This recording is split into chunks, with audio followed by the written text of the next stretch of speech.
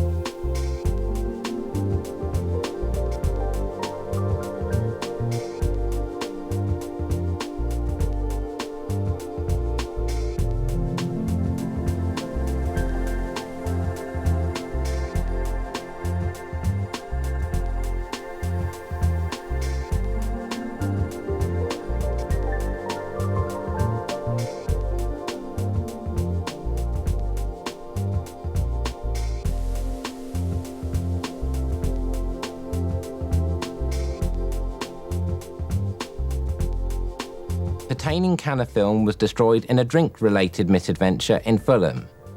It was an idiotic.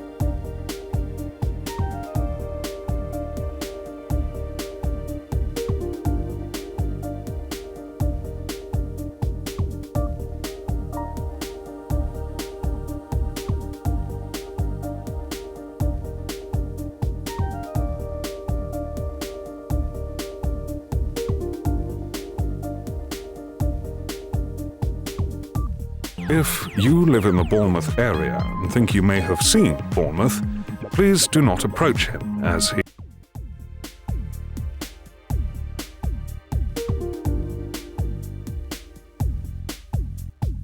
Wow, so him paying for that private clinic then was just because he's such a nice man? He is a nice man. What a...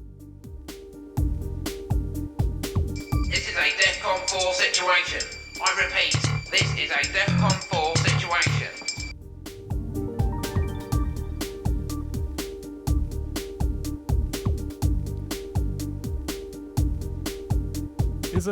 Is it a DEFCON 4 situation?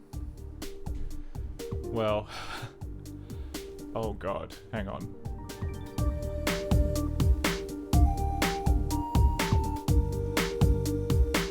I was doing so well last week, I was like ahead of time, I had everything lined up, and this week is the opposite. Left it till the last minute. Once again.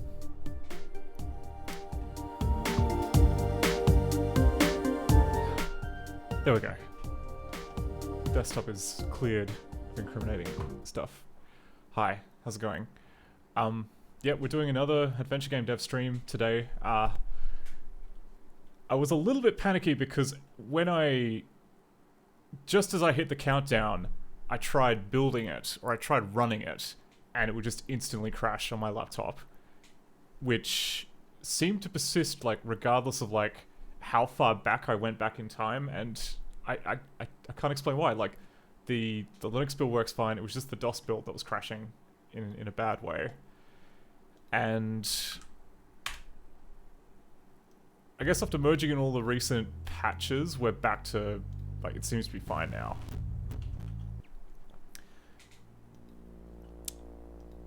And yeah, like, end of last week, we managed to add in a very important feature.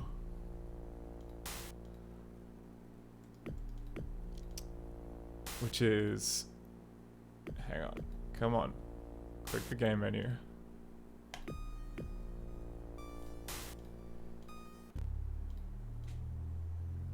The ability to load and save games. It's not entirely wired up yet. We don't, like, for instance, you can still hear that the introduction music is playing. We have not, I've not thought of a way of saving the music player state, which is kind of minor. The inventory items that we had are now missing because I have not moved the inventory system to use the variable storage that we have, but you know, it's switching to the correct room and it's not playing the introductory scene. So I think we're pretty good on that front. In fact, like, there is only one kind of, like, big stinker of a problem left with the engine, which is that if I run it on real DOS, so not Windows 95 and not DOSBox, it will lock up in a matter of, you know, in less than a second. As far as I can tell, that is because of something to do with the real mode timer driver. Yeah, to kind of go into a little bit of detail with that, in DOS you have to kind of set up your own timer. You know, you get one interrupt which you can set to be like, for the timer, which you can set to run at whatever frequency you want. Default runs at 12.2 hertz. That's nowhere near enough. So my engine, by default, will change that to 1000 hertz, which is like 1 millisecond. But it can also increase it to 16,000. And then the extra resolution can be used to hack the PC speaker to play back wave audio. Now, originally, this was just a problem with the PC, you know, turning it to 16,000, but it appears to be showing up, albeit less often, with 1000 hertz as well, and that is that as soon as, I don't know, you have one timer that you can set to whatever interval you wish. The old timer code, which is part of DOS and part of the C library, etc., expects to be called at exactly 12.2 times a second. So, in order for compatibility, you need to run your timer at 1000, but then have like a fake sub-timer which fires off the old handler at 12.2 hertz. And that's all fine, we've done that. Like, it works pretty well. But the other kind of difficult part about it is that this game is running in protected mode, so 32-bit extended environment with virtual memory and all that other good stuff. DOS proper still runs in 16-bit real mode, which means that in order to access various bits of DOS, like the file system on original hardware, the game needs to cede control to the 16-bit layer. And from what I can tell, what's happening is that, yeah, like, and yeah, like the way the interrupts work with that is that you have one interrupt which only is protected mode, which like runs whenever the game is running, and then another interrupt which is just when it's real mode. So if for whatever reason the timer fires off during like an access to the file system, that will be in real mode and we'll use the real mode handler. The real mode handler uses 3 times as much code as the protected mode handler because it has to like, I guess, jump through 3 times as many hoops and put up 3 times as much boilerplate in order to get back to a normal situation there. But, and I think that's kind of part of it, but yeah, from what I can tell, like I ran a trace in MAME, and with that the game would mostly start up, it would get through the scripting part, it would then get all the way up to starting up Lua. Then there would be one bit where like it would ask Lua what the current date and time is, and then there'd be another bit inside that which checks what the current time zone is, and there'd be a bit inside that which, because you know it's DJGPP, it's pretending to be like a Unix system, it's searching for the file on the hard disk which has all the time zones in it, which is bizarre. I do not know why you would ever want to do that, but apparently that causes like a lot of, you know, a fair amount of disk access. And then if you're running, you know, especially if you're running like a high frequency timer, if the interrupt fires during that, that's apparently enough to crash it. I don't know why, but we obviously got to fix it because that's going to be a massive pain. I can hardly go around saying just be sure to run this DOS game in Windows 95 for best performance. Even though that's true, you should probably run it in... Well, actually, no. You know what? Like, normally I'd say yes. Run it in Windows 95 because at least then most of the back-end code, like file system stuff, like that's all running in 32-bit. It's not using the old 16-bit layer, and so it's actually more stable, for one thing. But the downside of that is...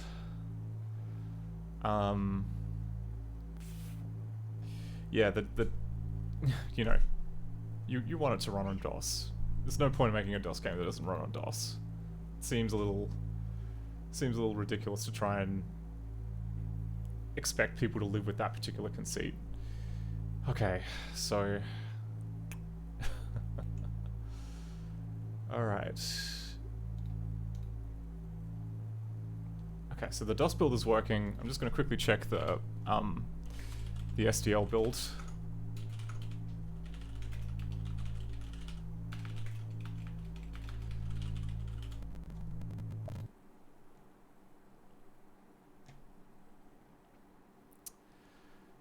Still need to figure out like why audio on my system is just so tied to free CPUs. Because like that should only have been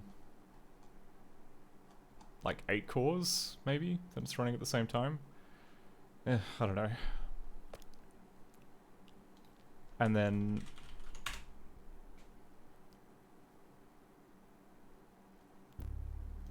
here we go. Yeah, STL version seems to be working fine. Actually, I wonder if I resize the window. Okay, no, the window resizing code is busted. Like that should snap to the nearest integer, but it is not doing that.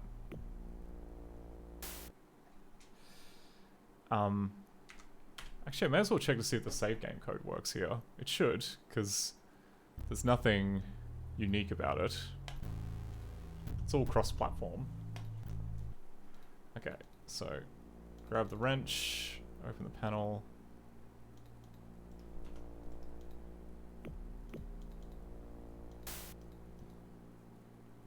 Walk over here.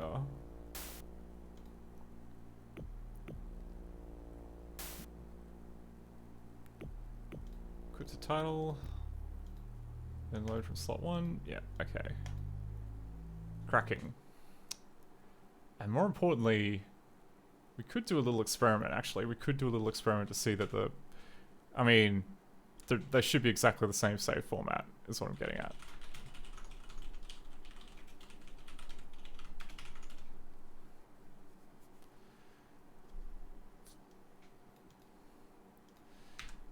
So we got that, and then we go config au net. Oh, is it local share?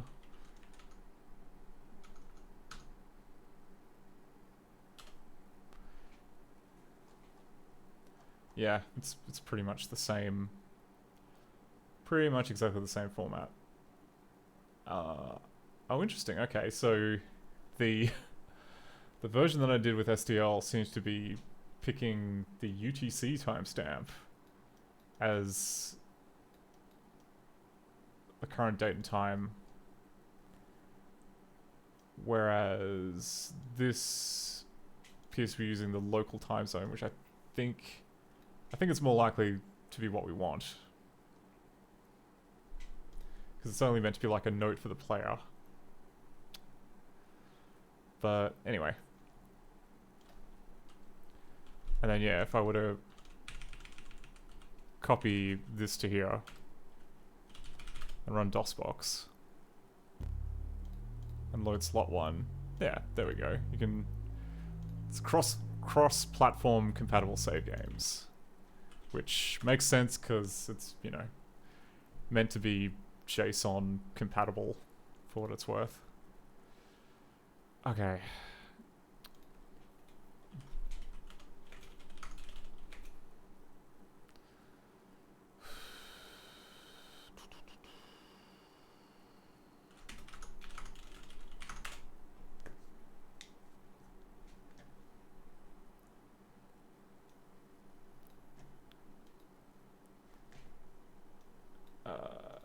Yep.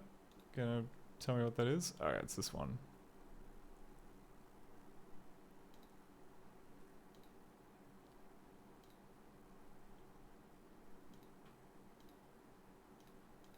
Looks exactly the same.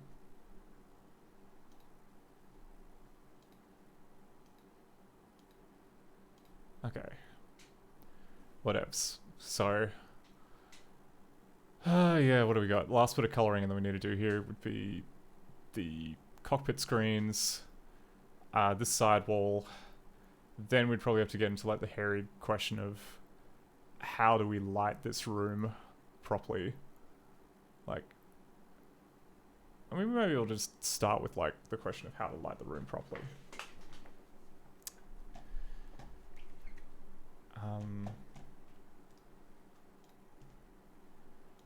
Right, let's go to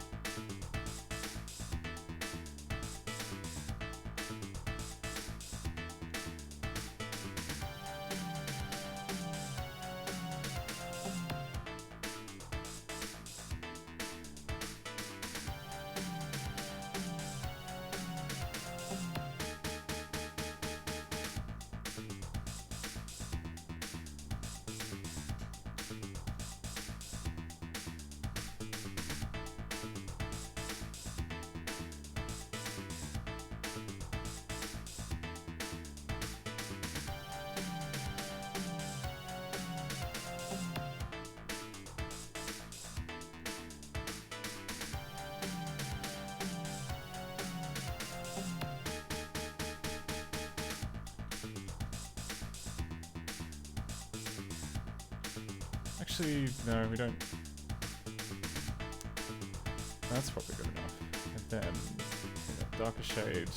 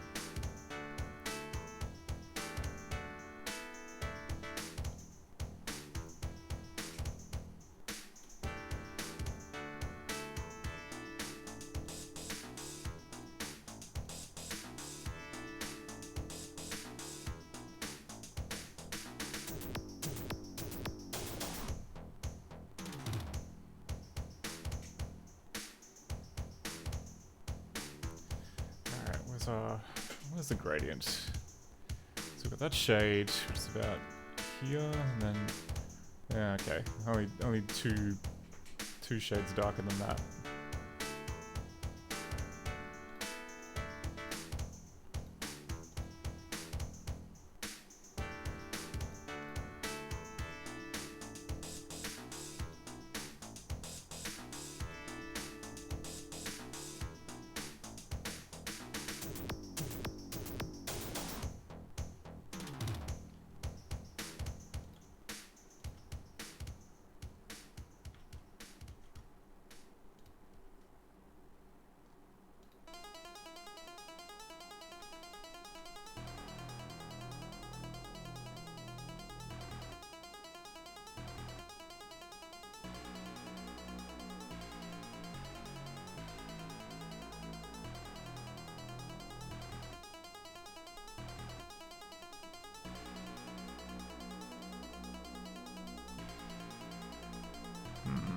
Alright.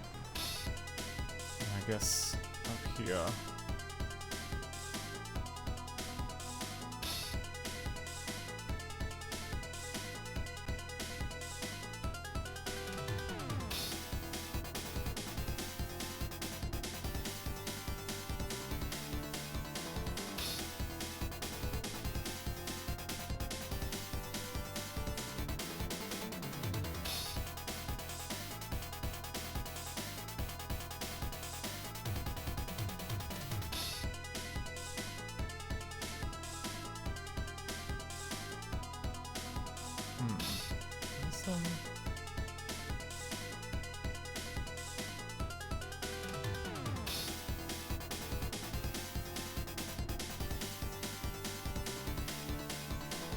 Okay, so this is on some other layer. Partition front.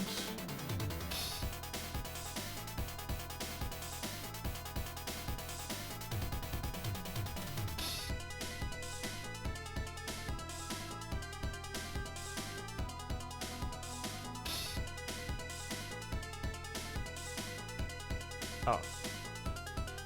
Okay, yeah.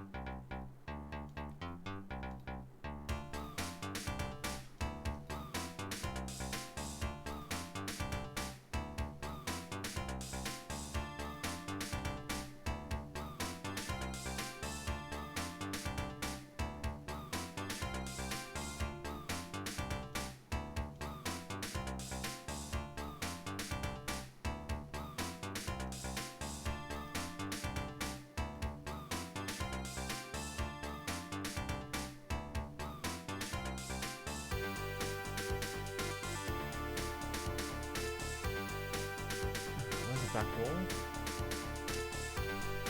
Partition, cockpit, flooring. Back wall.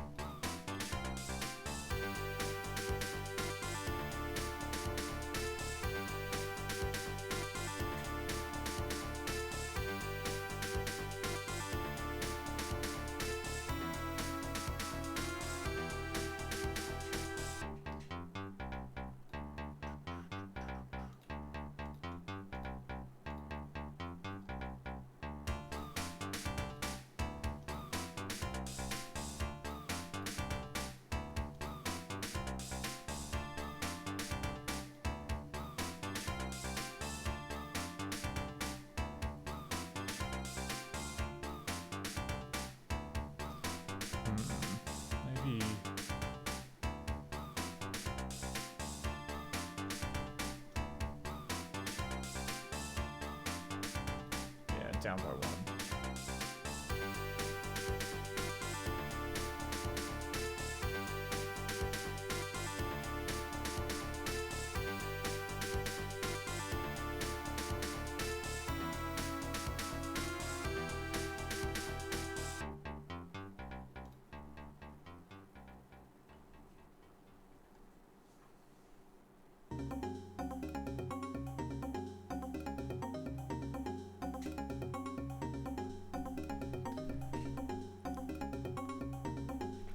Okay.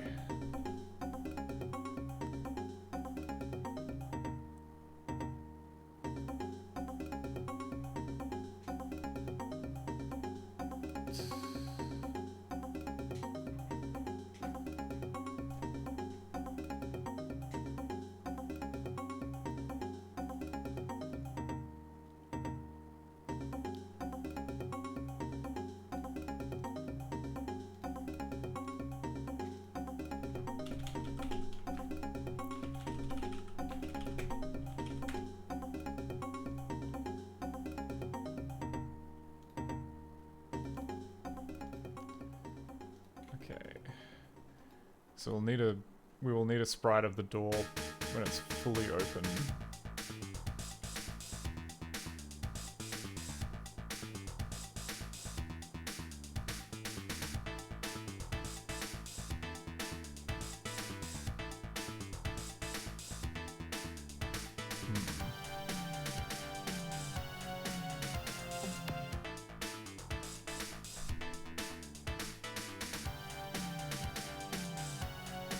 Guess it'll be about here.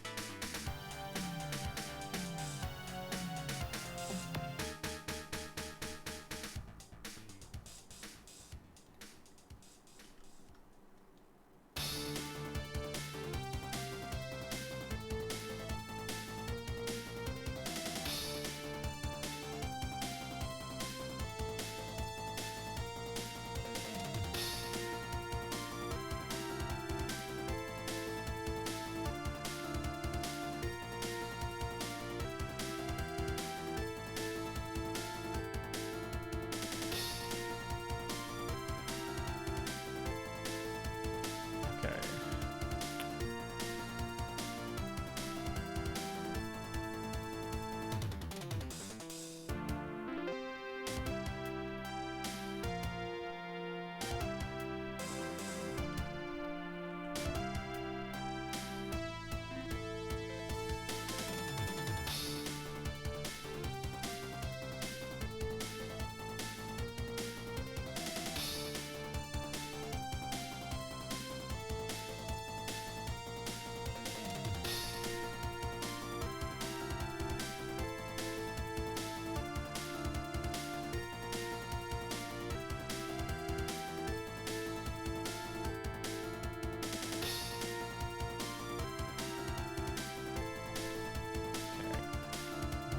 So that's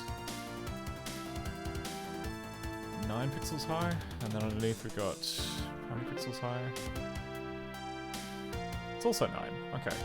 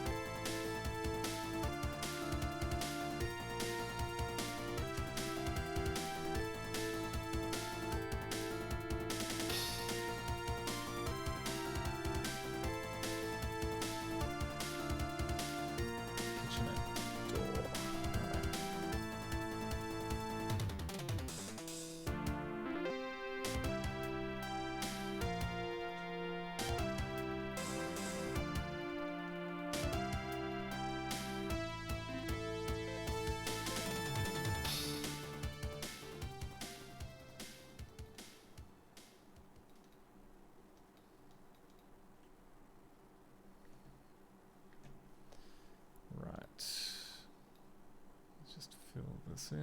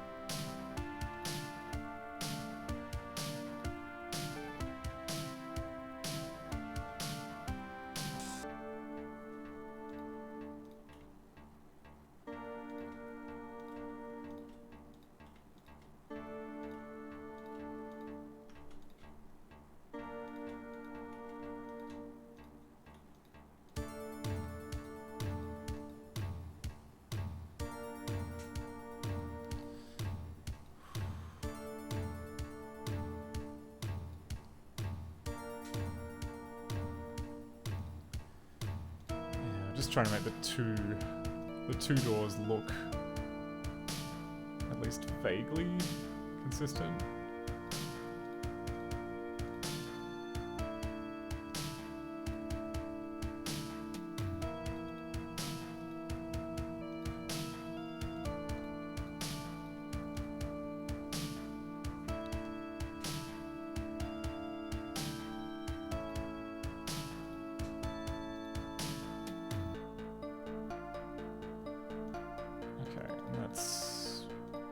How many pixels?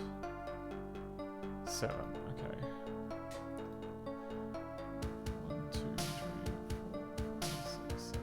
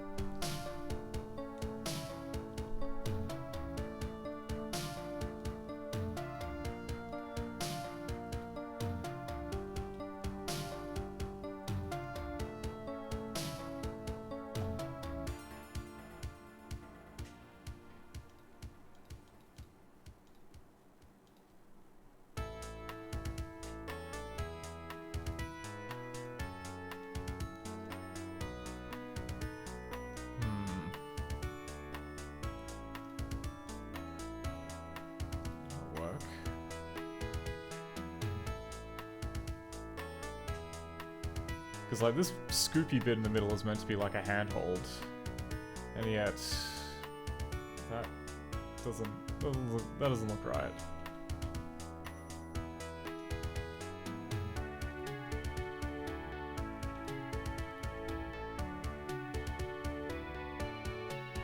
I should kind of do that.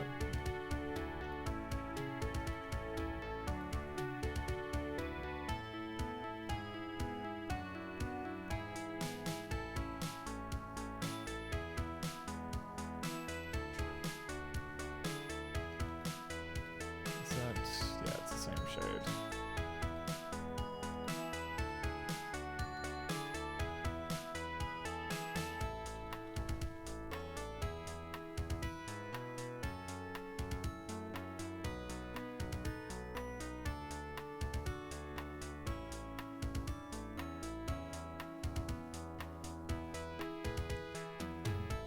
Okay, so we take this,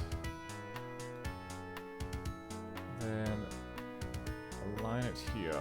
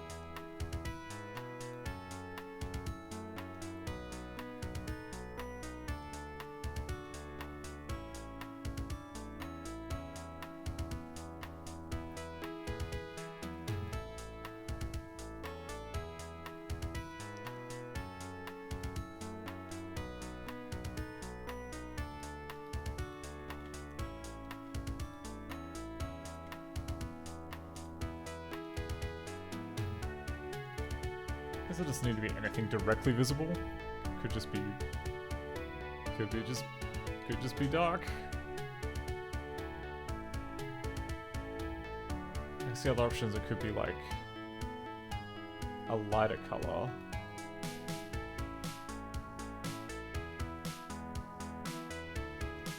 But I'm not sure how that would that look okay?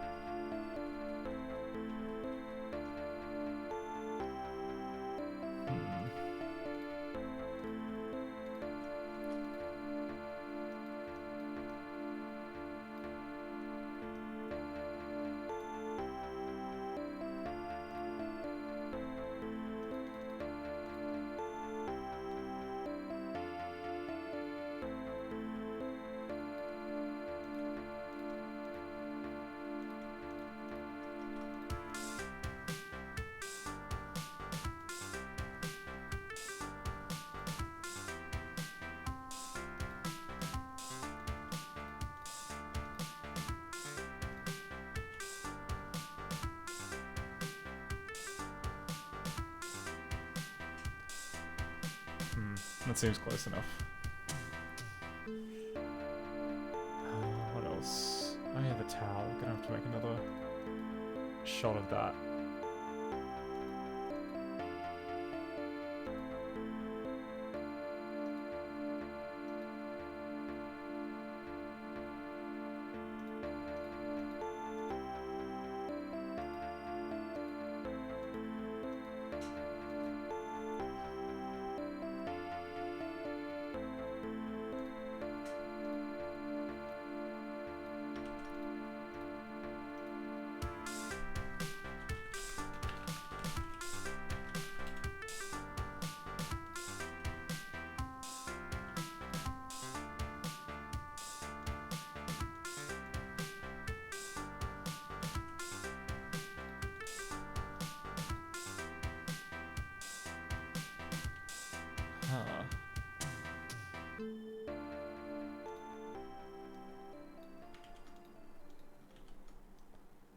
Okay.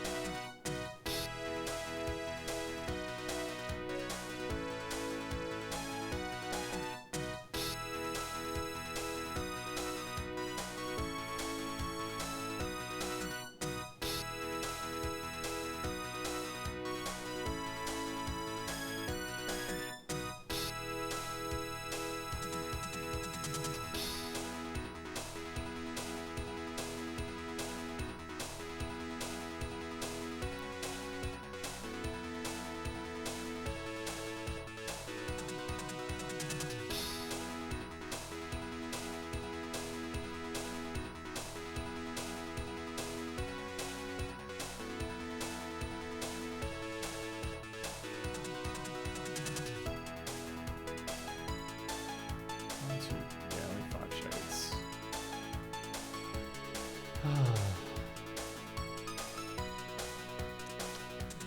I slightly regret not being more consistent about how many shades each thing gets, but yeah. I'm sure it'll be okay.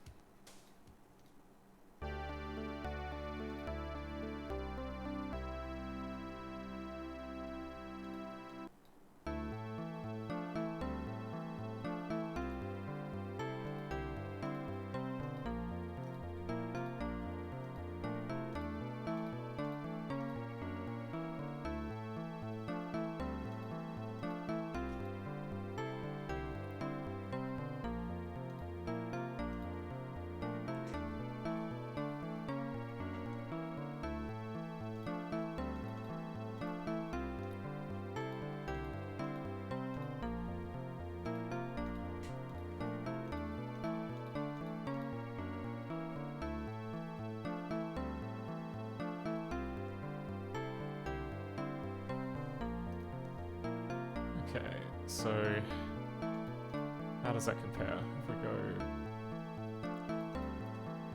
turn off the door and we turn off the towel.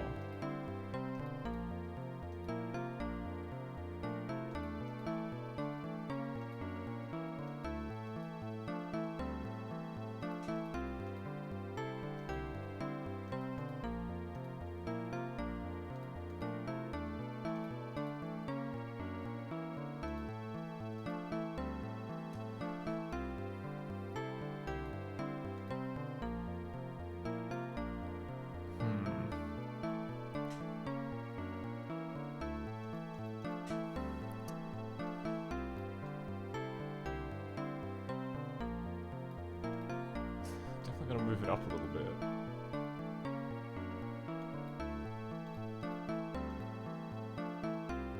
Yeah, okay. That's now in the correct spot.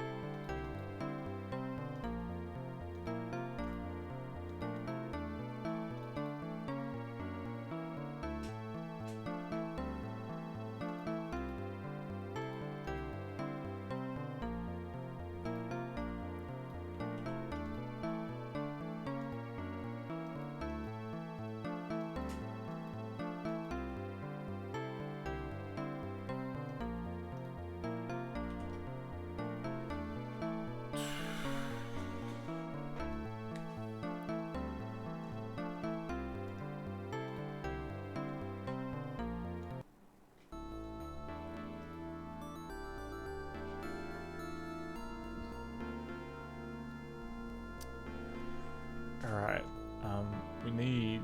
So we've got that door done. We need a pile of crap in the sink. Yes, I am putting off doing this.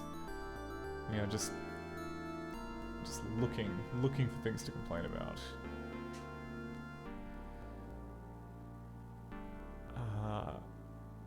Sink.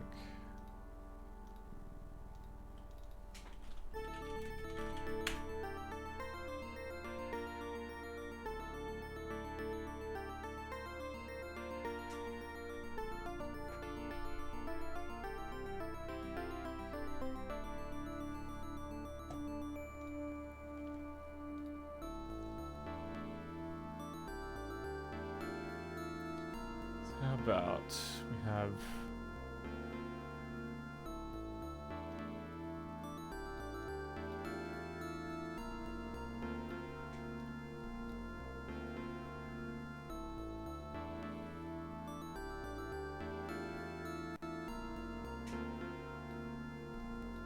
maybe like dishes there.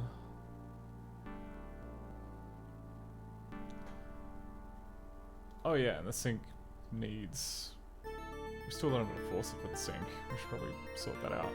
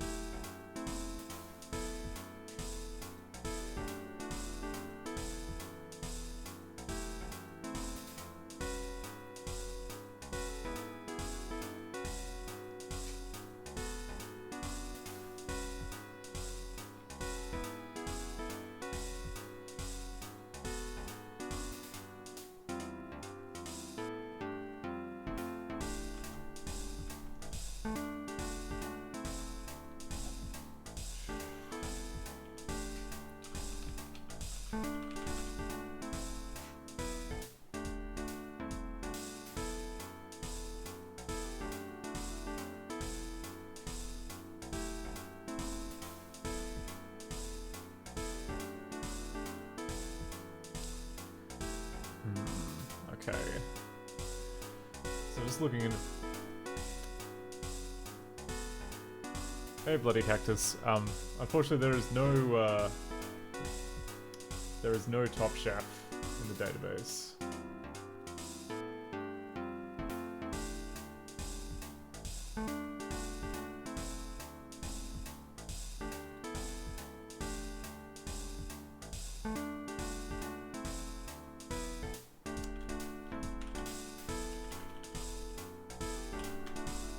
There are two different types here. One is called Magai, or red abalone, which is kind of brownish in... Brownish in what? We'll never know. History does not record what the abalone was brownish in. Yeah, so I want just like a... Not a fancy sink. It would be...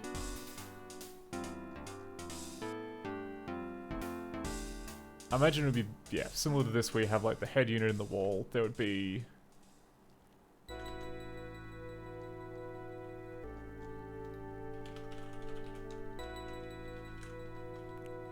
Airbus, kitchen sink.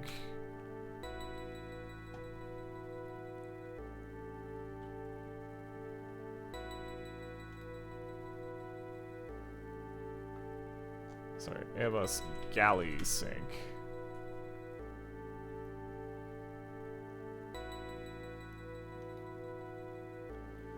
That is assuming that they actually have a sink. Yeah, they must have a sink.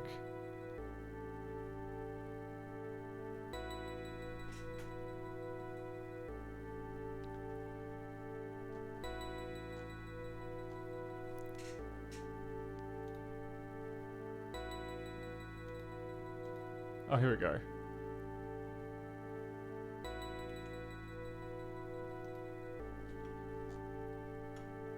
Oh, okay.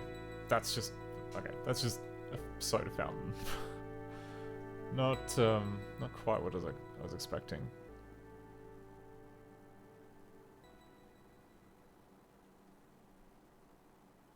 I guess most of the time it's just it's about meal prep rather than, like, they don't do dishes or anything. That's all just left in the cart. Alright, we'll just do $1,000. That's too much. And that's why they are called black pearls, but... And that's why they aren't called black pearls.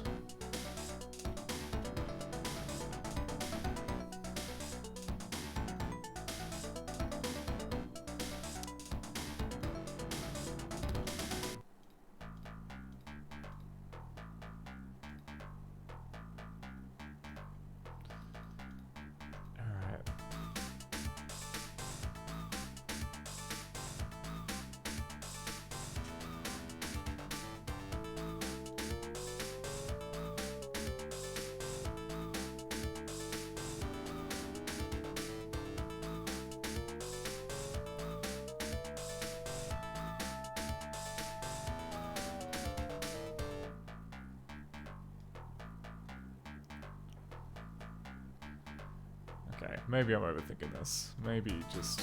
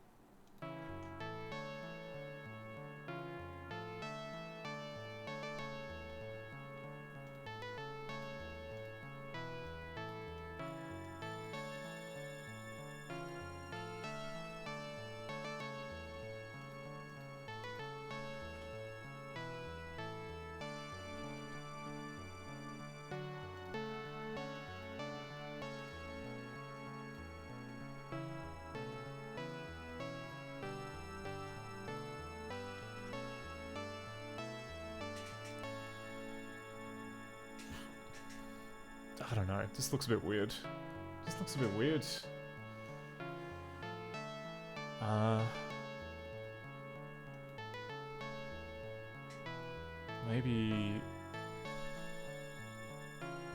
Maybe one of these guys on the top. Maybe that's what we need.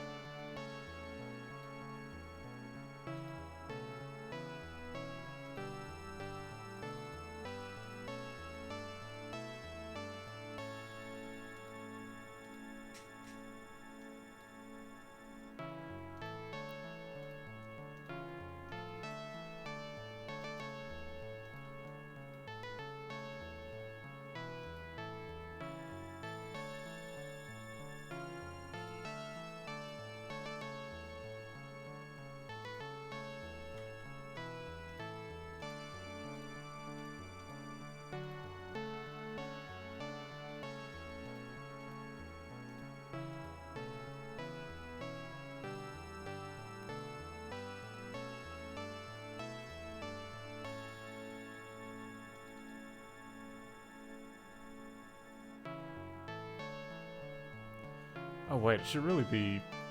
Maybe it should be similar shades to the actual sink. Maybe I'm off by one.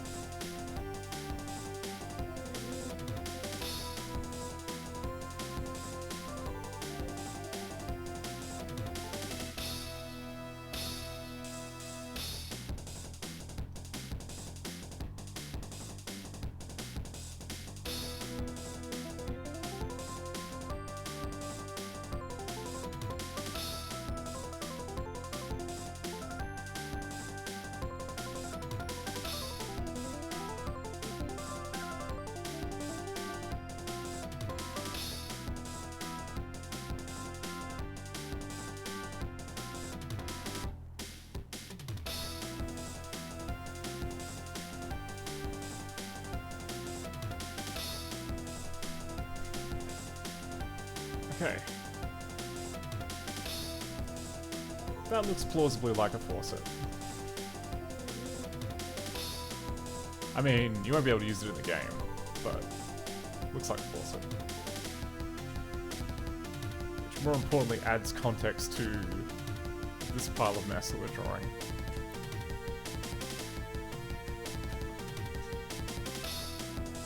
Something like a plate here.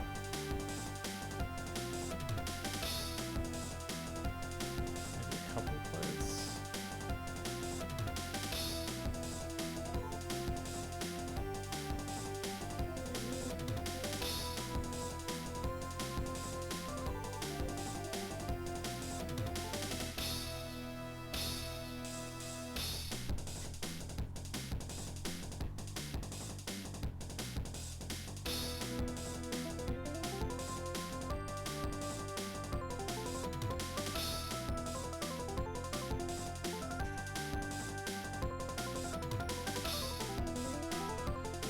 I guess we should use, so it doesn't blend in with the sink, we should use this white palette here.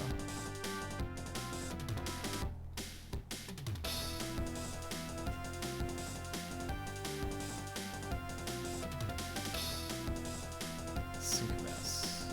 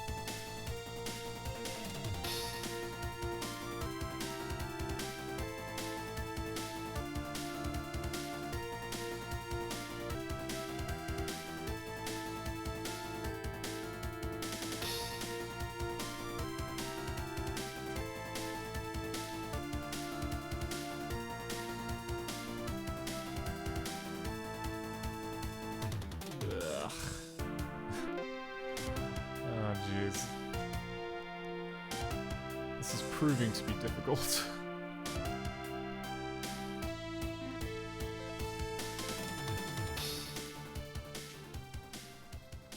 Alright, maybe the trick is to draw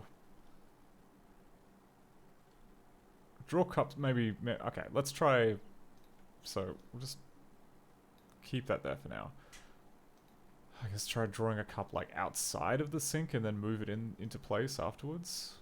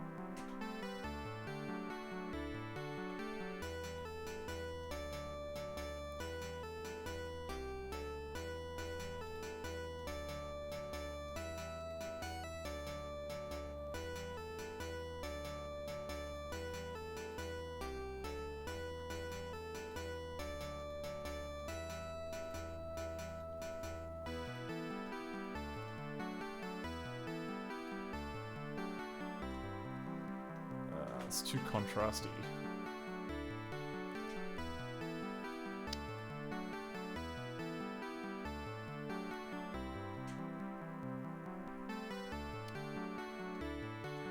Alright, maybe...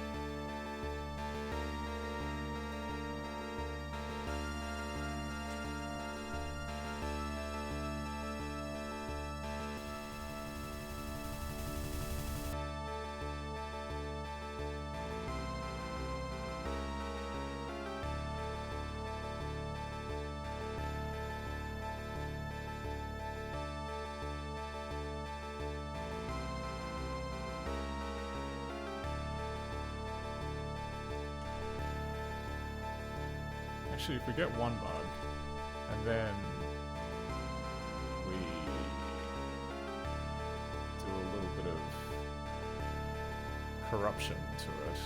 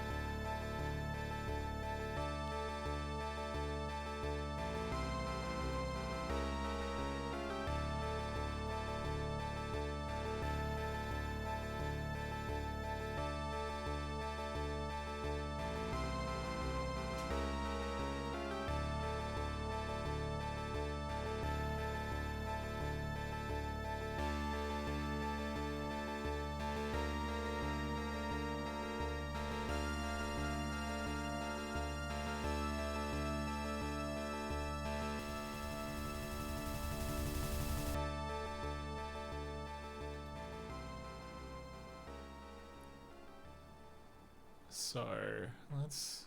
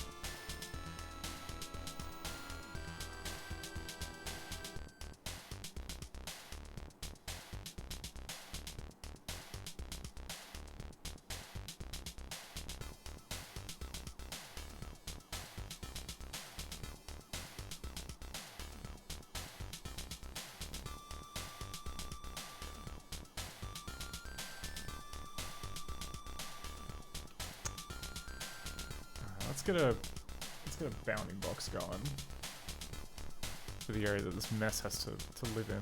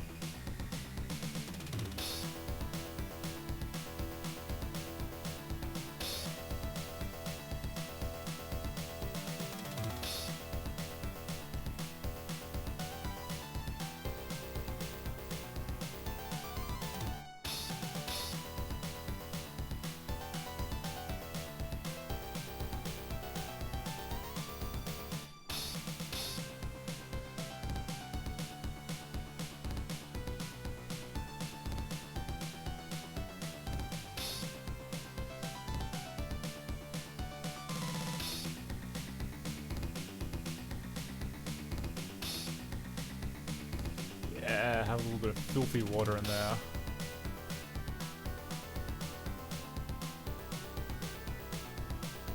Oh, maybe it's too filthy. Just dial down the filter pad.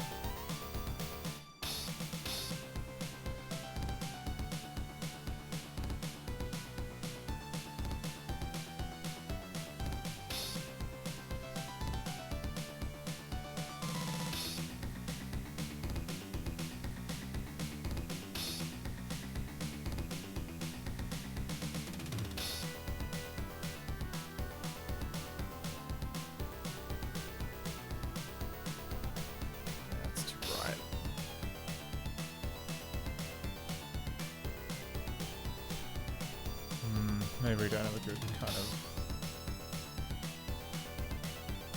I guess, yeah, that dirty kind of grey. It's probably the best blending colour that we have between like clean porcelain and yeah, everything else.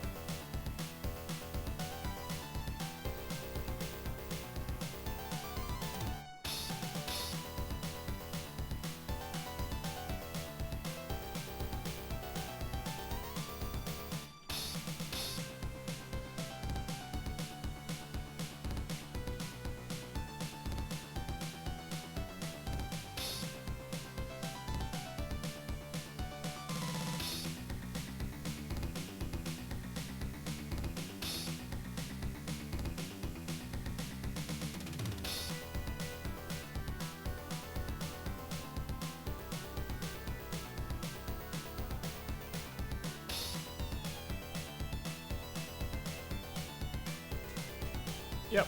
Okay. Good. Sync mess done.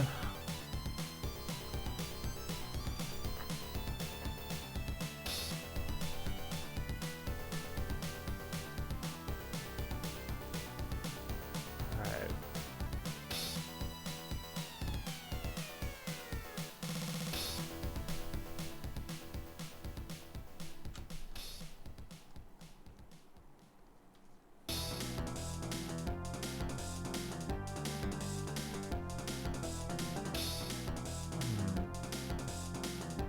Okay, what's behind these doors?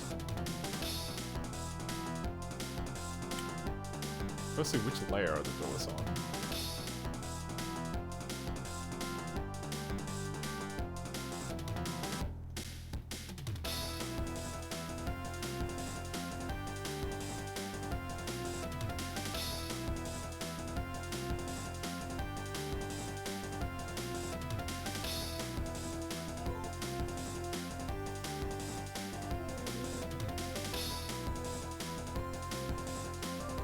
It's not back wall. It's not the wire layer. Service panels? Yeah, okay, it's the service panels.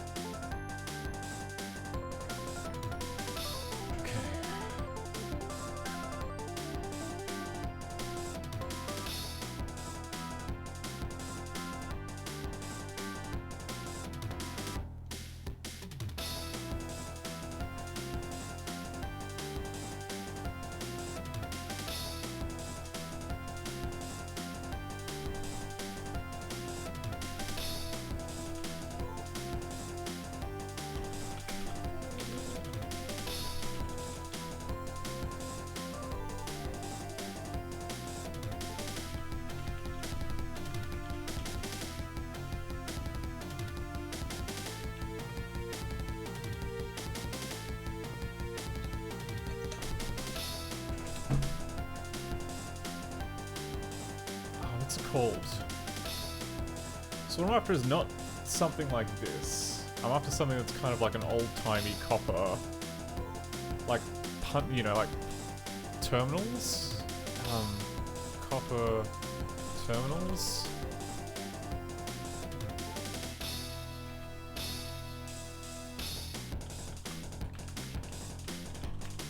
Like a terminal punch panel.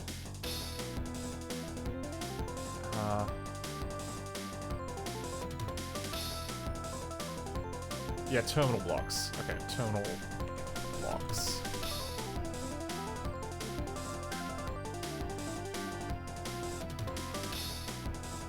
Punch down. Okay, that's what I'm after. Okay, topper terminal punch down. Because yeah, back in the olden days, before RJ45 and fiber optic, etc. This was buildings would just have like a massive one of these, like just one of these giant kind of punch blocks, each with a single pair of copper wire in it, and then that'll be attached to your PBX.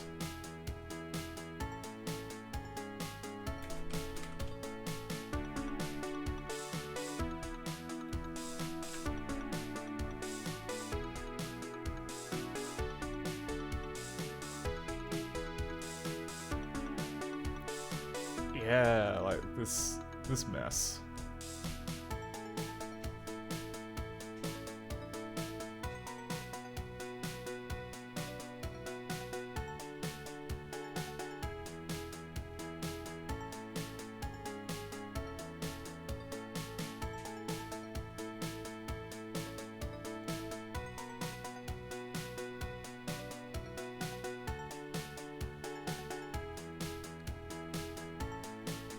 Yeah, might be difficult to represent though at the site at pixel art sizes. How about wiring looms?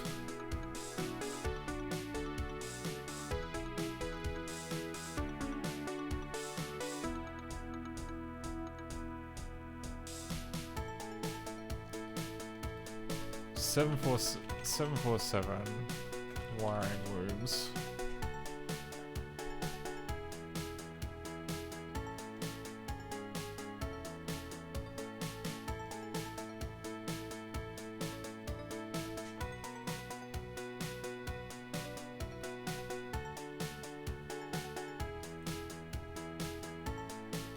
Yeah, this is oh, what? Okay.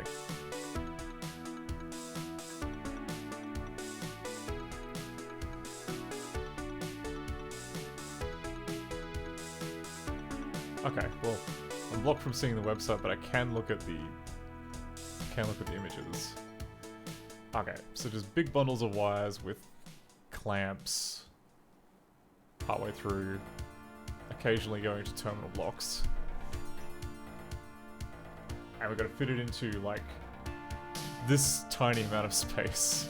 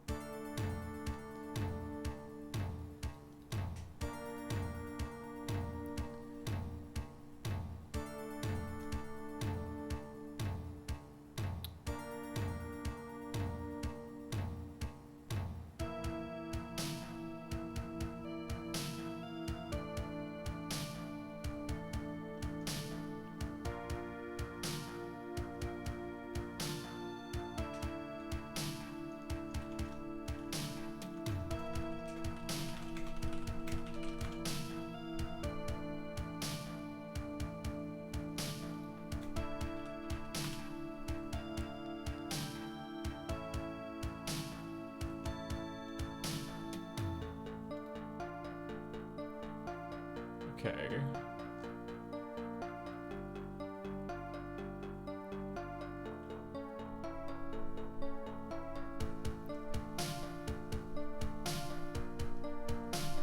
Okay, these are apparently all the many picks and crimps that you need for each of the various connectors. It's not really wiring though.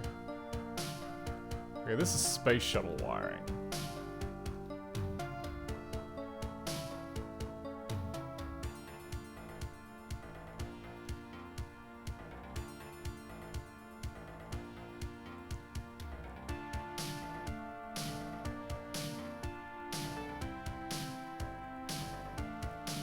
Okay.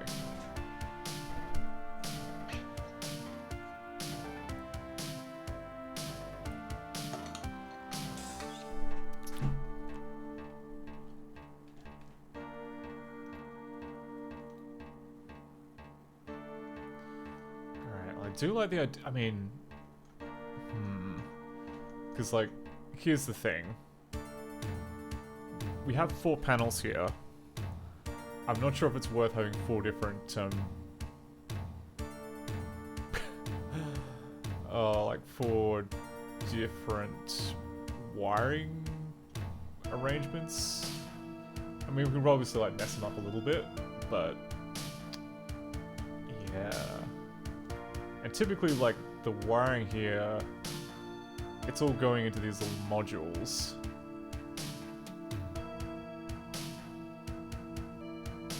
And then they just go into some other part of the ship. And yeah, like some of them are.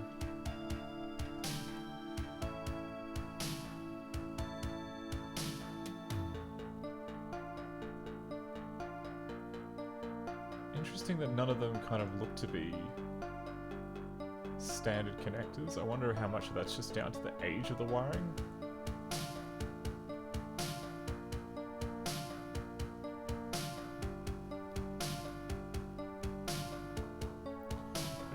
Definitely like a lot of complicated shielding. Yeah, Bloody Heck just hits the nail on the head. Gonna be hard to draw and give it details so people know what it is. So I think that maybe we should just kind of assume that it's gonna be like a network rack. Similar to like what we have here. We just have a big snake that's going into some patch panels, which you can then kind of just make out at the pixel level.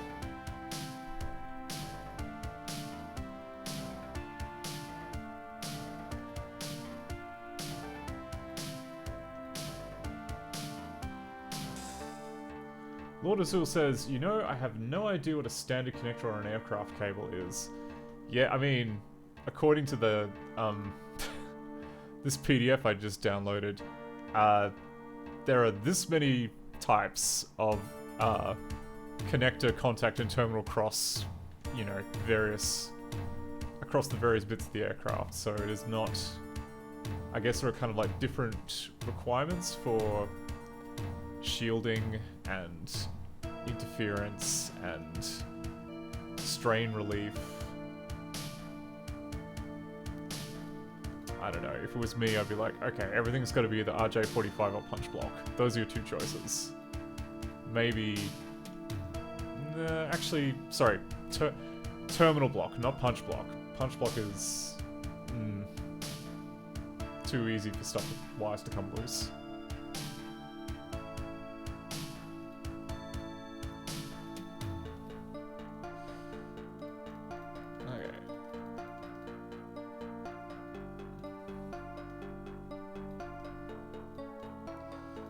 Let's just see how this looks.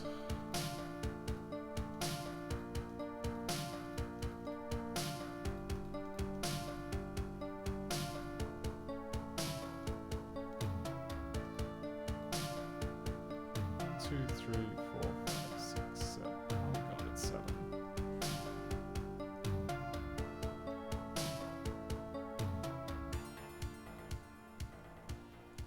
Oh, Bloody Cactus says, I run screw terminal bus bars in my pinball machine. So handy. Bus bars are great. Yeah, we could have a bus bar. I mean, we had a bus bar... Did we have a bus bar set up in the reactor room? No, I was threatening to put a bus bar in there, but I never got around to it. We just have...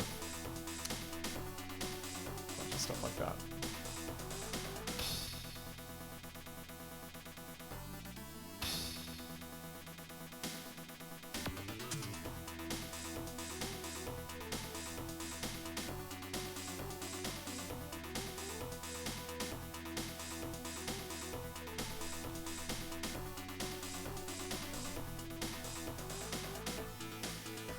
Oh, Lord Azul says, I don't know if RJ45 comes with a more sturdy connector than the standard plastic ones. You can get, I think, metal RJ45 heads. They're not super common, but...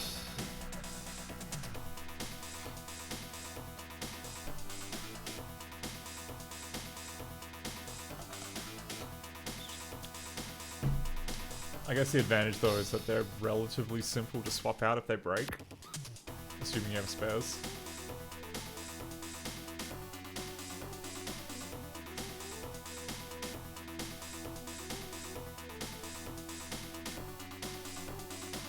But I mean, like, who doesn't love those, what do you call it? The RJ45 connectors, which have like that extra locking mechanism, so that when you pull them out of the socket too hardly, you just break the pin off, and then they just become like a little nub.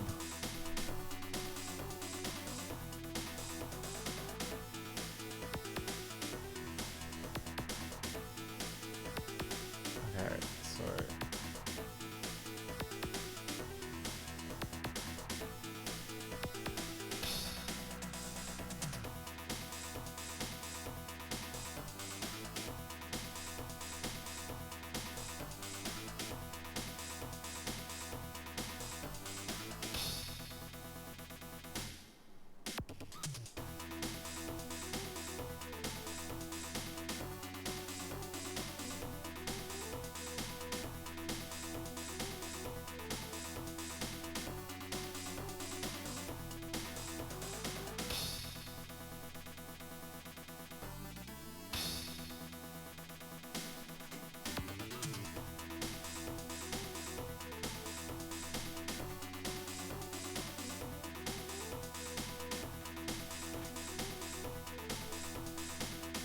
oh, Lord Azul says, I have broken an RJ45 cable at home.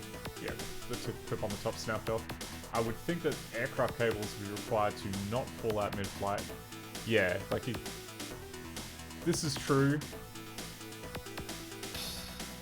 I mean, you know, this is like a spaceship connector, but like these look kind of more like DIN sockets, I think. I mean, they look close to DIN sockets, like just the round plugs with like multiple pins crimped around them.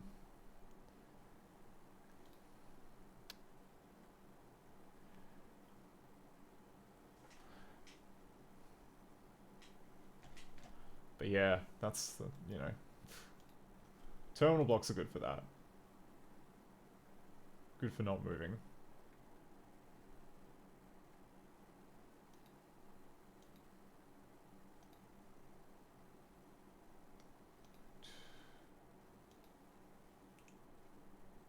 Hang on.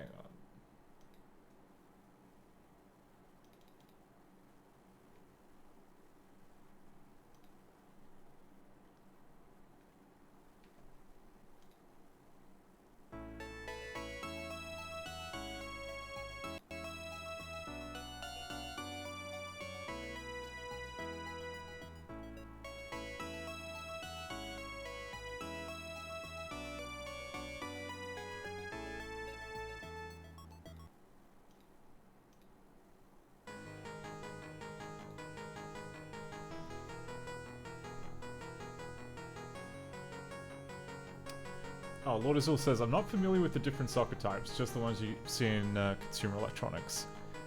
I don't have an example within reach, but no, I don't. But yeah, like the MIDI plug, for instance, like the round MIDI plug, that's a DIN 5, I think.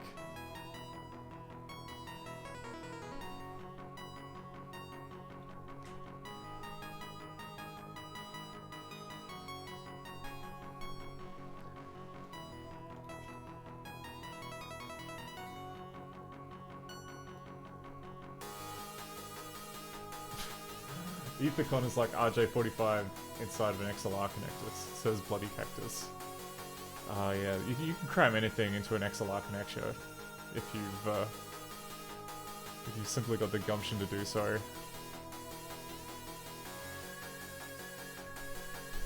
But yeah, plenty of like ruggedized versions of the connector, which is just literally XLR, you know, which again I think is another type of DIN connector, but just hollowed out and containing like USB or whatever other flimsier type of connection is in there.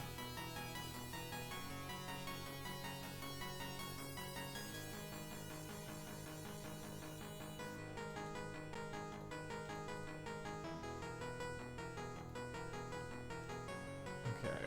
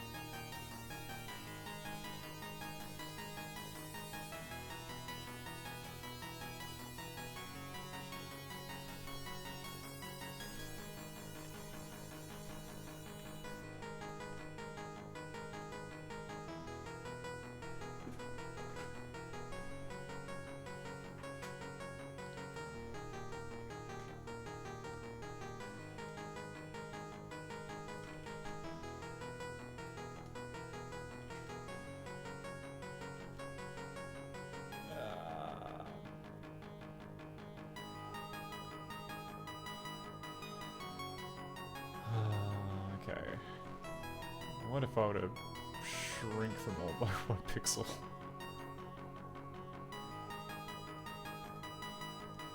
Will that be enough to cram one more row in?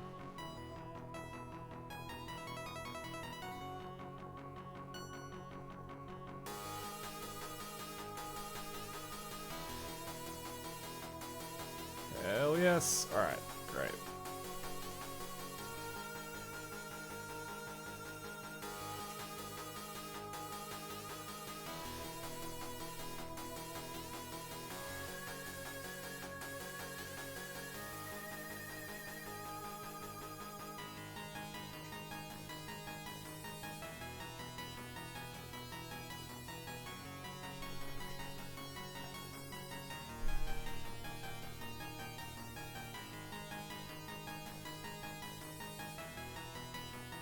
I guess for a bit of variety...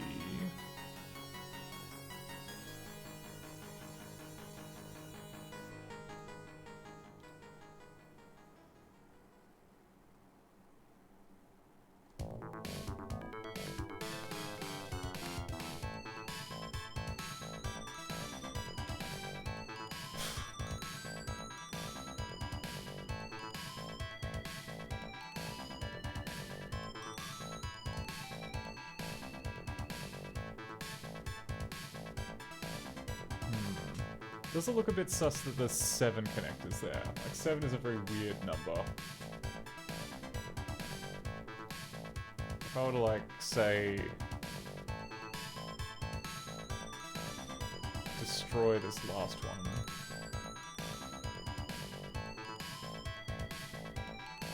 and then just replace with, like...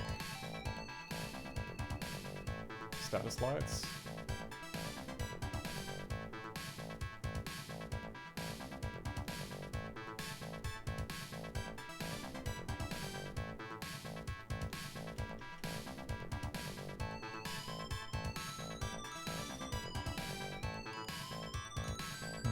Yeah, I might do that. Yeah, the 7th one just... once you count them, then it just looks a bit odd.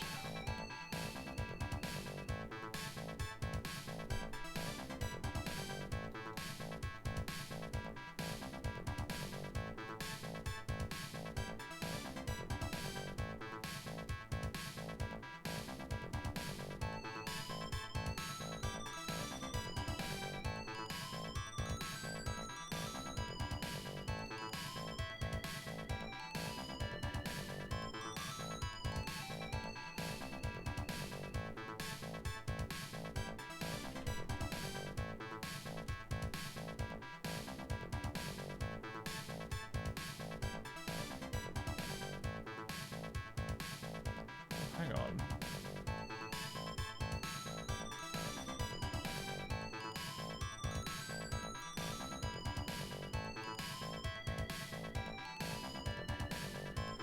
Ah, dang it. Alright, so we did have like 1 extra pixel.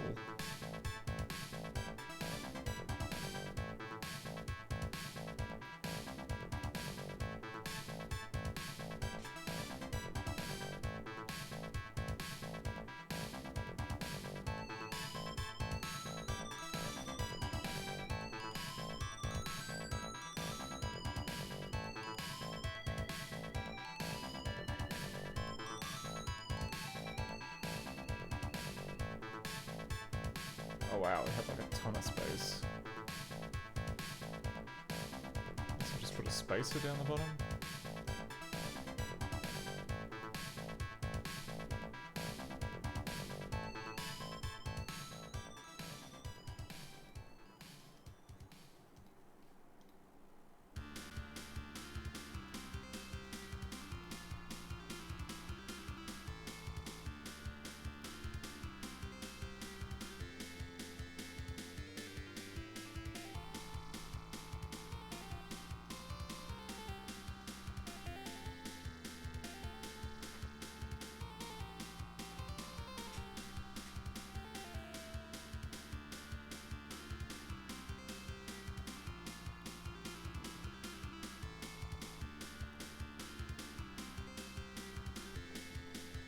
Alright, and then...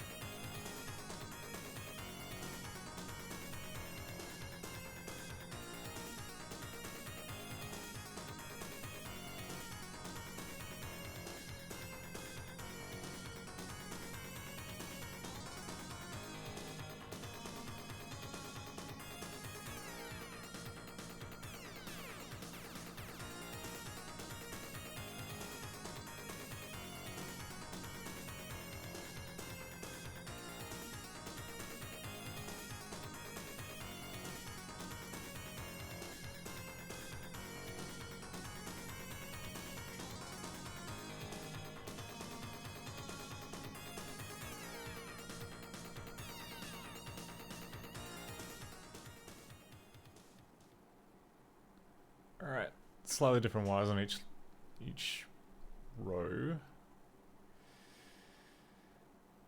Okay, that's good. And I have one of those. We can go through, just distribute that among each of these boards.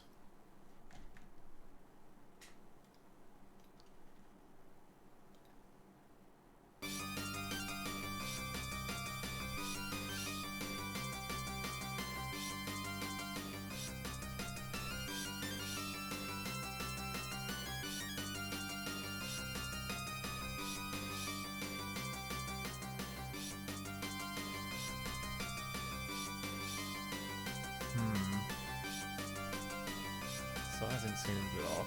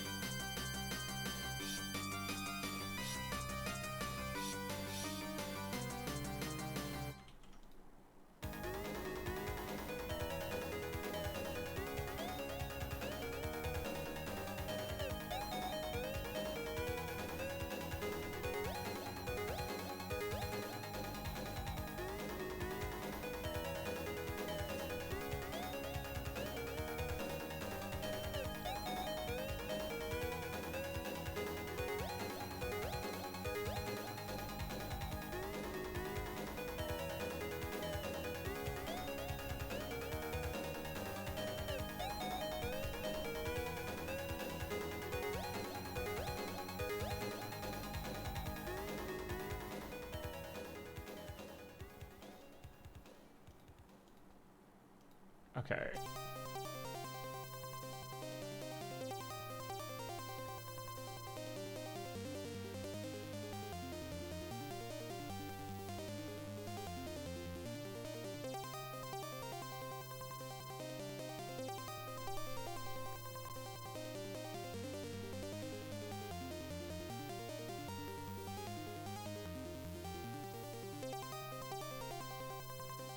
Yeah, it's, I don't know.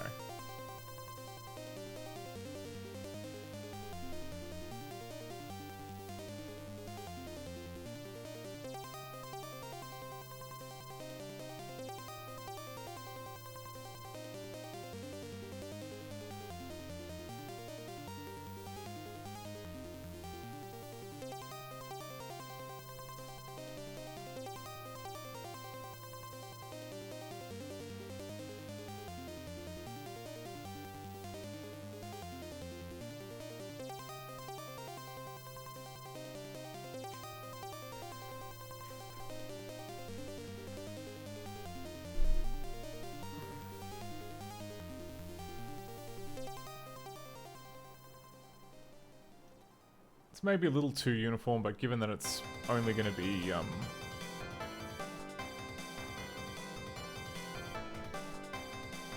given that we're not really investigating in that much detail, it should be okay. How about if we...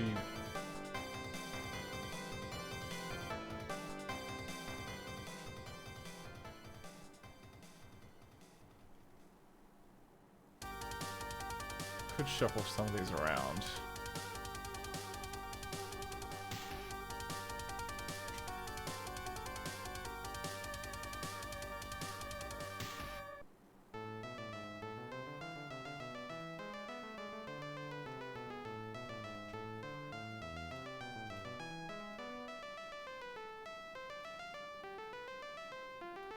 Oh, god damn it, I forgot about that.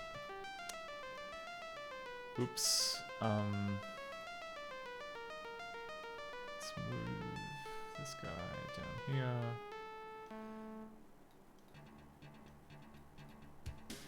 Shunt all these ones up a bit.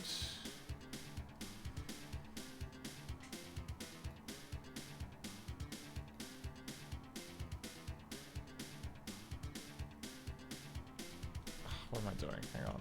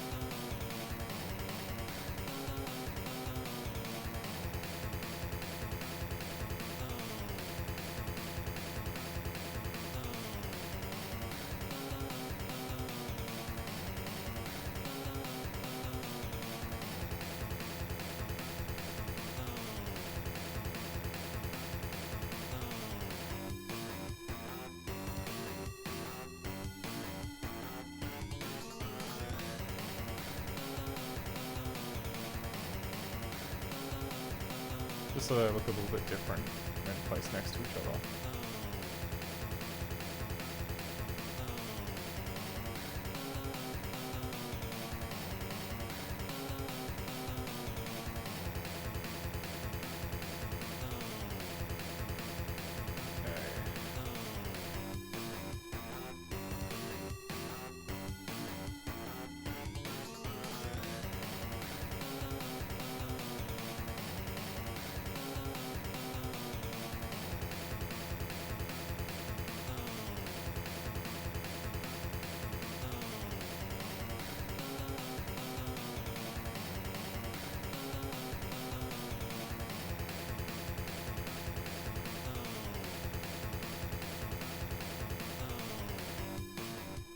And then the final one, we're gonna have to,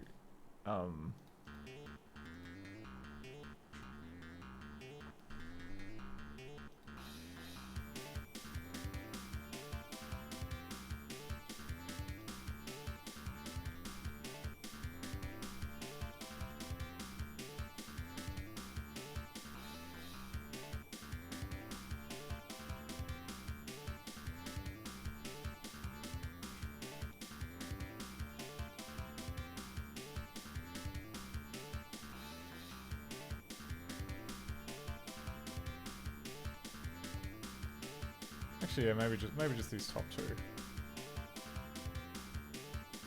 And then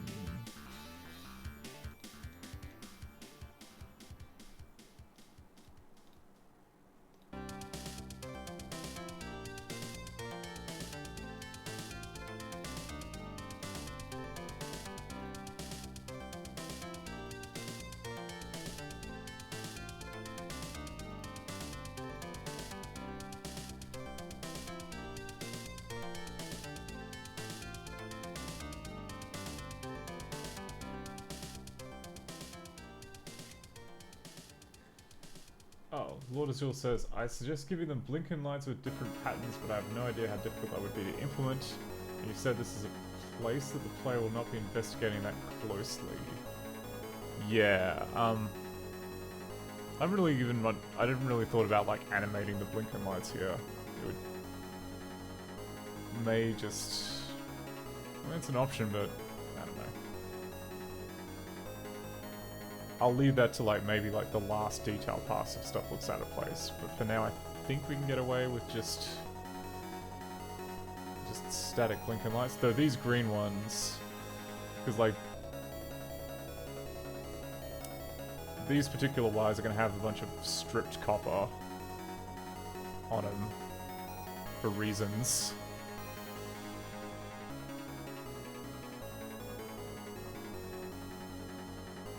Or not stripped copper, but like kind of degraded copper. So maybe these lights are going to be a different color.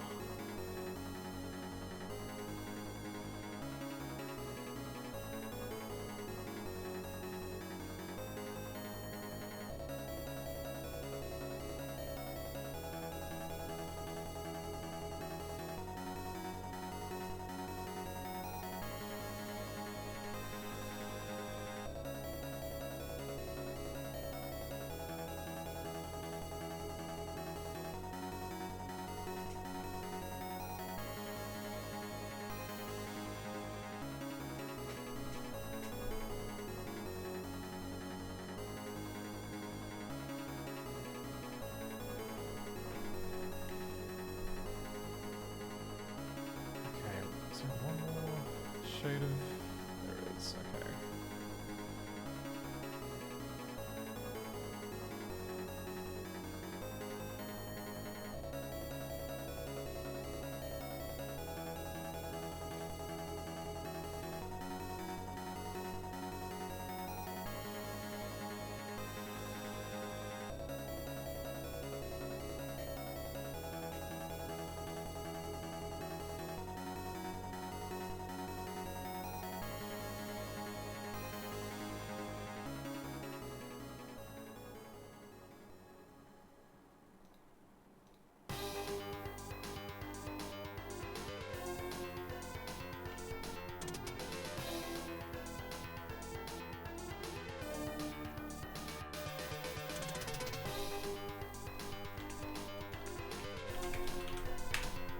Okay, and then we'd have to do like an open shot of the panel.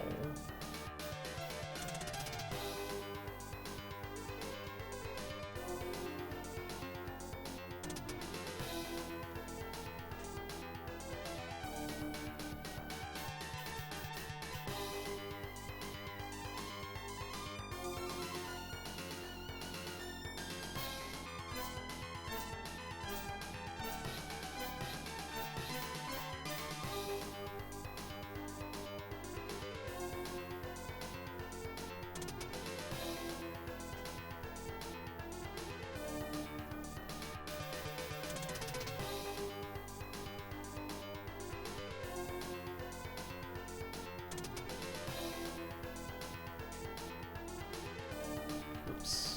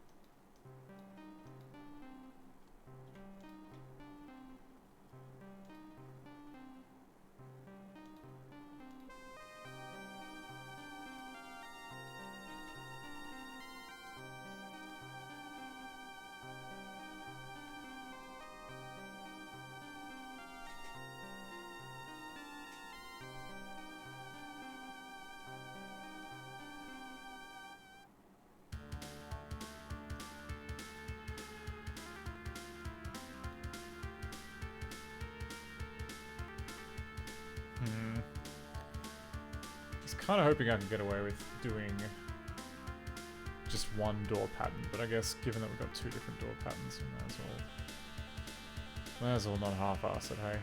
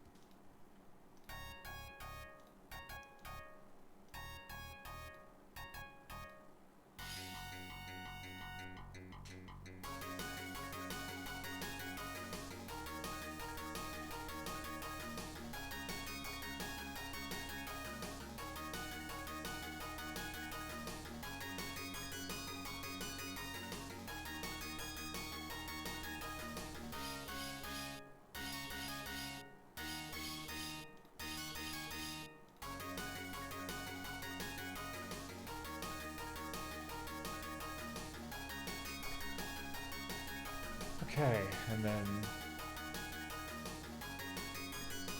Yeah, alright. Oh, it's good, and that hides kind of like the mysterious tail.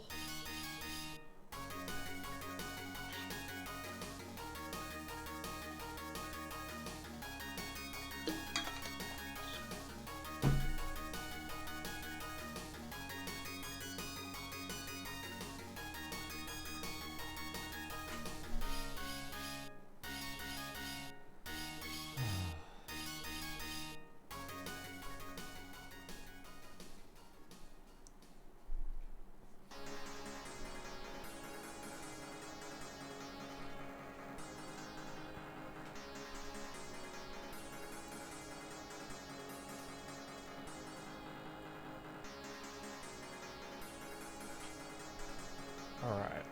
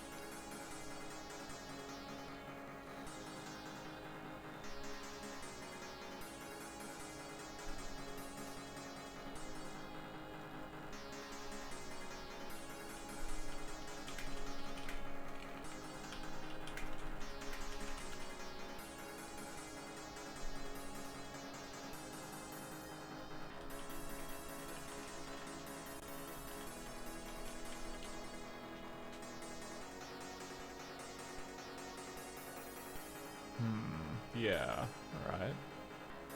I was thinking just have like an opaque panel, but like when you think about circuit breakers, they have like this kind of transparent plastic like lucite, almost.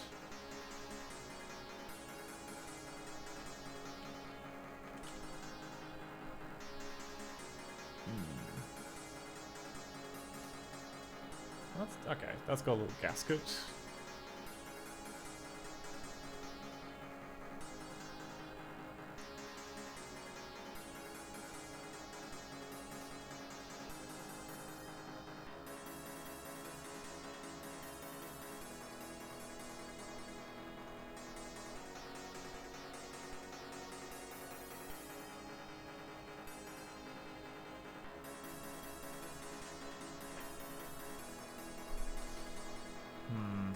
I'm not sure.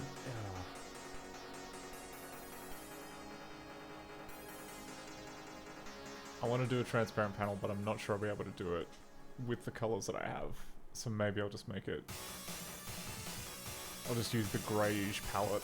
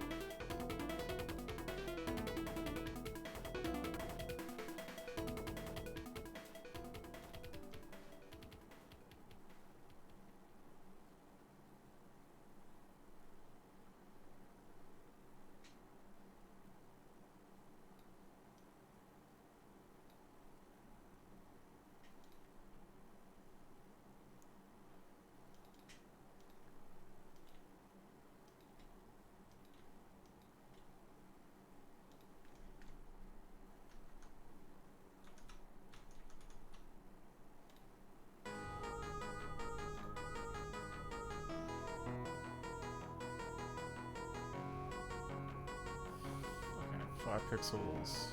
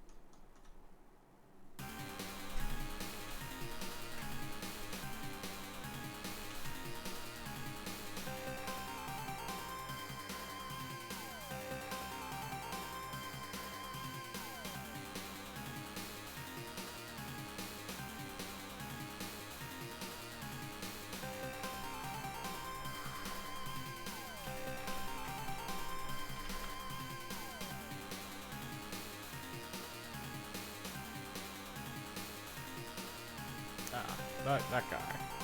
That's what I was thinking of. Danger.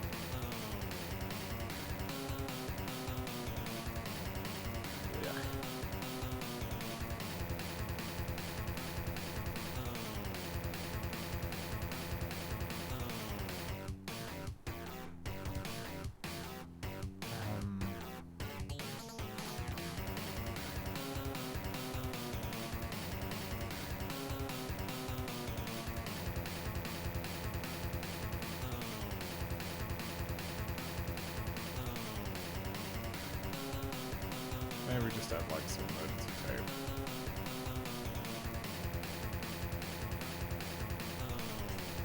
Or some caution markings.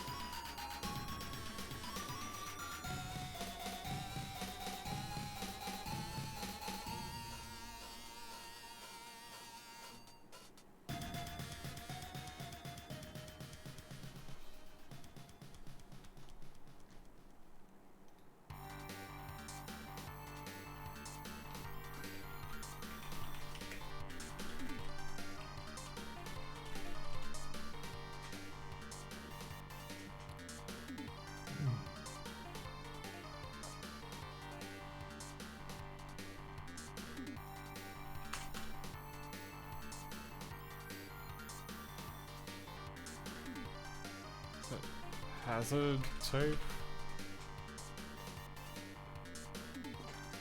Okay, it's hazard tape. Okay, hazard tape on box.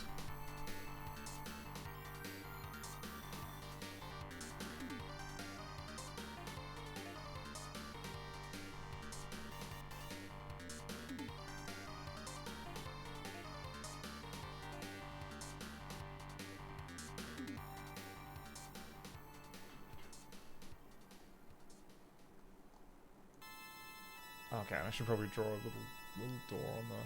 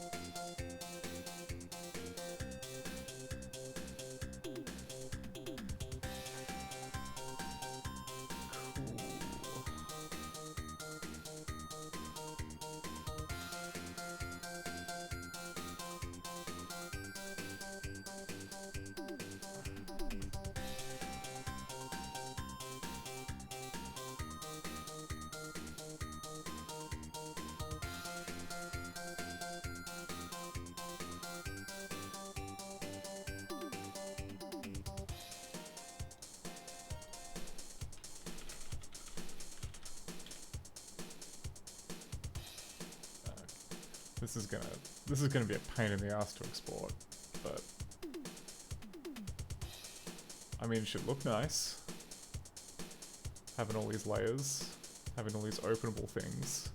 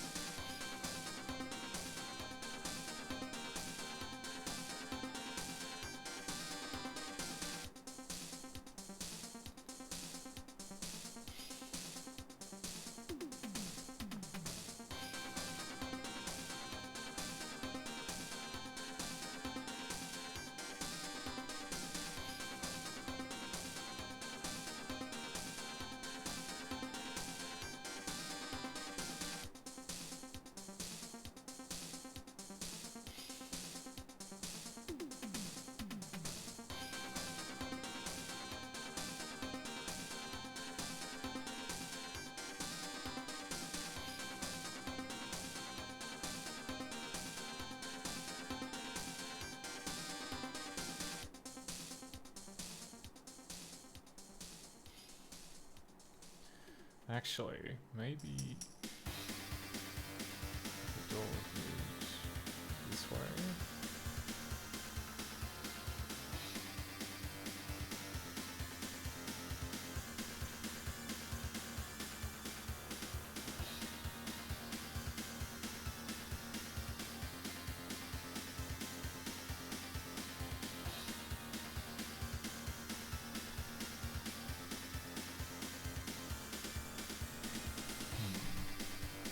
So I think I'm...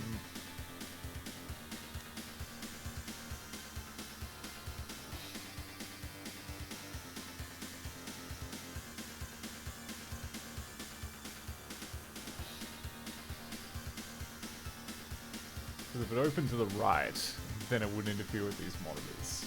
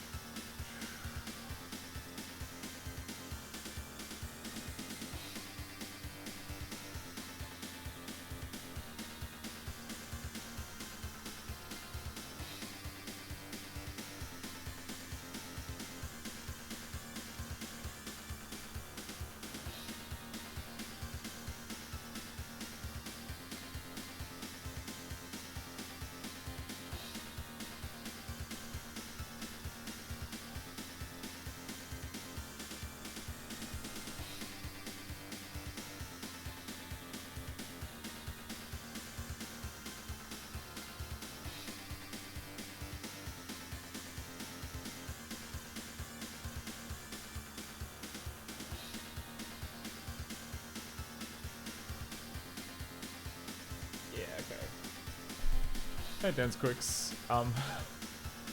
It's going alright. We're on to screen 3 out of 3. So the first 2 screens are basically in the game engine. So I can start this up. So we've got screen 1 in here, and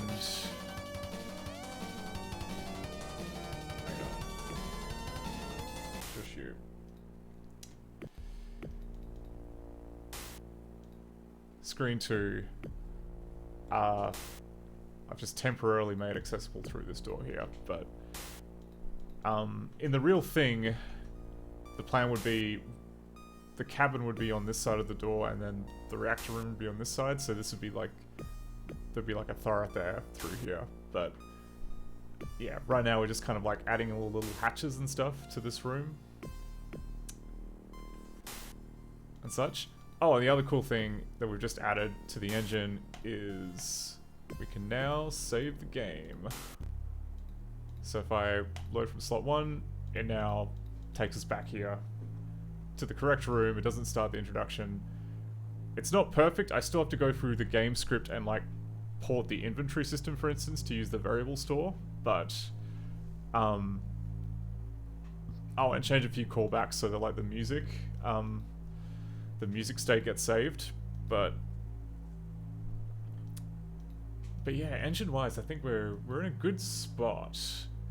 The one thing which is kind of still a problem from the engine perspective is that when you run this in pure DOS, and I'm talking like not in DOSBox and not in Windows 95, that causes one of the timer callbacks to choke.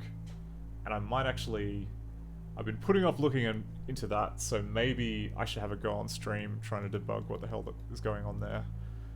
But yeah, it's extra frustrating because... yeah, you know...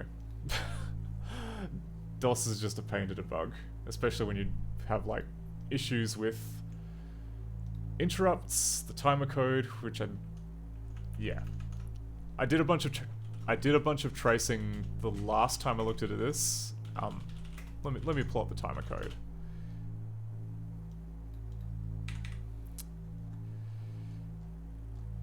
So, yeah, anyway, this is like the main, you know, where do I start? Yeah, DOS, you have one hardware timer that you're allowed to set up. Normally it's set to run at 12.2 hertz, but typically, like the normal situation I've set it up is to run at like 1,000 times a second, which gives you like 1 millisecond ticks. There is a new mode that I added which runs it at 16,000 times a second, and that is so that you can play back audio with the PC speaker. But yeah, but because it's divisible by 1,000, the normal millisecond timer runs at 1,000 hertz, and just the PC speaker update routine runs at 16,000 hertz. The issue with all of that, though, is that this is attached, obviously, to the timer interrupt, and you still need to run the DOS code, the DOS and libc code, which would normally be the thing that's attached to this, and that's got to still run at 12.2 times a second. Is it 12.2? 12.8? What's the default frequency? Timer default frequency. Oh, sorry, it's 18.2, not 12.2. God, what have I been saying? Just mouthing off the wrong refresh rate. Yeah, so the default DOS refresh rate is 18.2 times per second. And yeah, as mentioned, you got to run the original. You got to run the original code at that rate, even if you're running your timer code at a faster rate. And yeah, we do have to like make some allowances. Like for instance, this PC speaker sample playback thing absolutely won't work in Windows. Windows, if you try and increase the timer beyond like a few thousand hertz, it'll pop up a DOS, it'll pop up a little window saying this program is not designed, is designed to run only in MS-DOS mode. Are you sure you want to continue? And essentially that just basically means it detected you trying to do something stupid with the timer and correctly figured out that because you were, sharing the context with Windows, that the thing that you want to do is not going to work. Which is why when we're installing the timer down here, we detect if Windows is available, or rather we check to see if the dpmi yield command actually does anything, and if it does do something, it's going to be Windows. Like, maybe OS2 warp, but let's be honest, it's going to be Windows. So yeah, if we detect Windows, then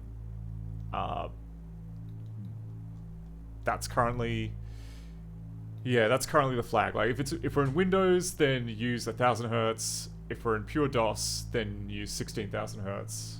At least for now. I may change it so that it only uses 16,000 hertz when we need to play back stuff on the PC speaker.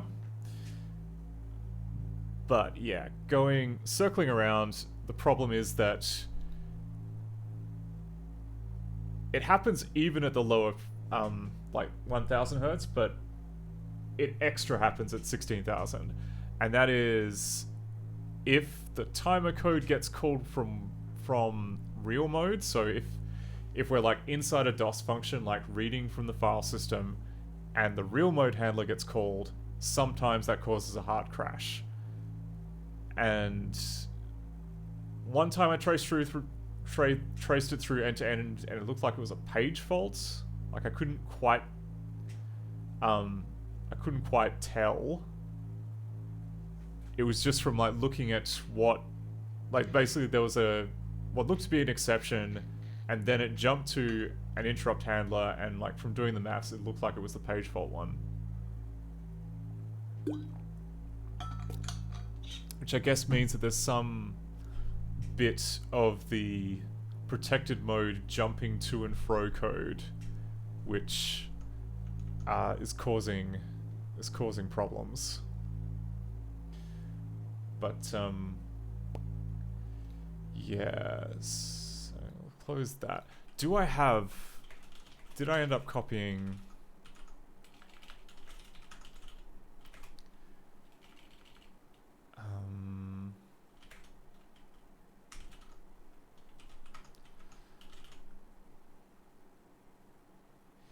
yeah, like my memory is not that great. I know that my other computer has got a copy of a MAME disk image with the game engine in it, but it doesn't matter. It wouldn't even be the latest version, so it wouldn't be really worth testing. So yeah, I'm gonna try and run it in MAME because the debugger in MAME is nicer. But the downside is you can't. It's not like DOSBox where you just get you get direct access to your file system. You have to create a disk image and then use that for things.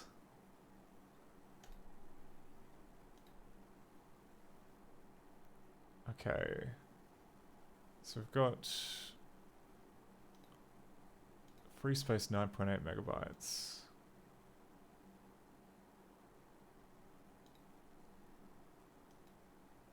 I think that should be enough.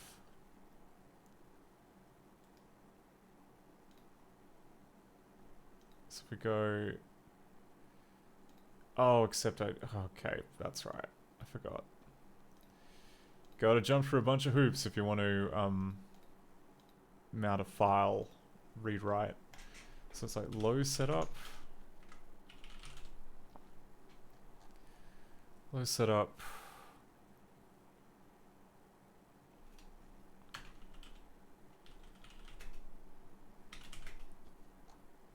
P for part scan. And F for first unused device.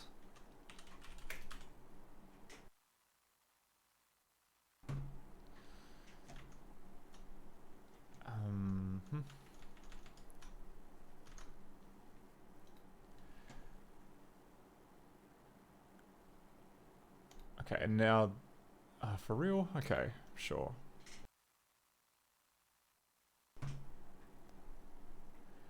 Okay, there we go. Now that's writable.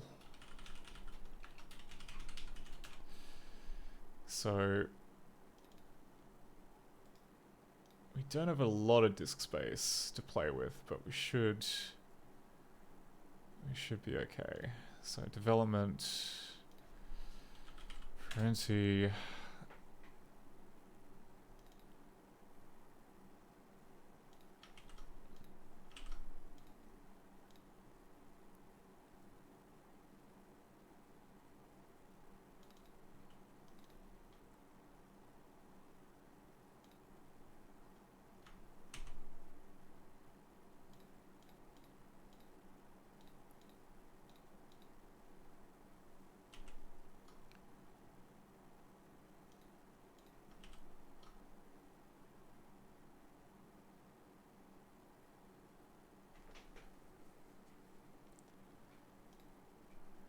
I keep forgetting how tiny the game is by comparison. I guess, you know, the EXE is like 2.5 meg, which is not nothing, but game assets, even with not that much compression, they're just PNG files. They're PNG and text files. They're kind of tiny. Okay, so that should all be good. Let's eject this.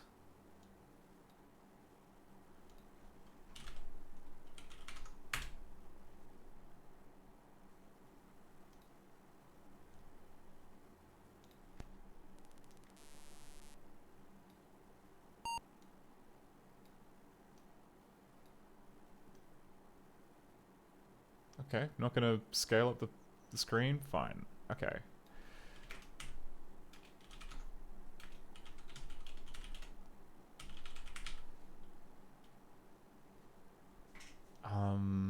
Right.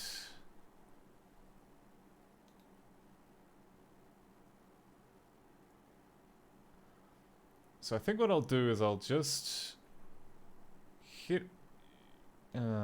what's the key to like immediately run to next step into? Okay, so F11. So if I hit enter and then immediately F11...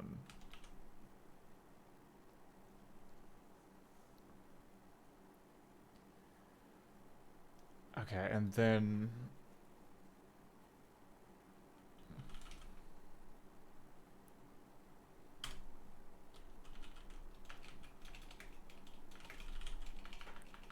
General? Because now I have to just... I can't remember what the logging command is.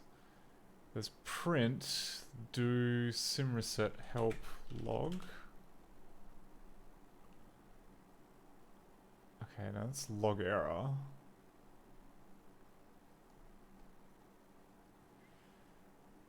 Oh, trace log. Okay, help trace log. Trace log plan was a C-style printf and routes the output to the open trace. Okay, help trace. Maybe I just want trace. Starts or stops tracing the execution of the specified CPU or the currently visible CPU if no CPU is specified. To enable tracing, specify the trace log file name and the file name parameter. To disable tracing, use the keyword off. Okay. So if we go trace...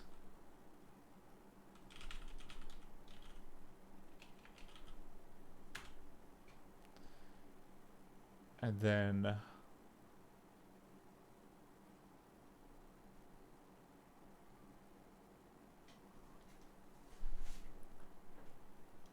next we run to the next interrupt.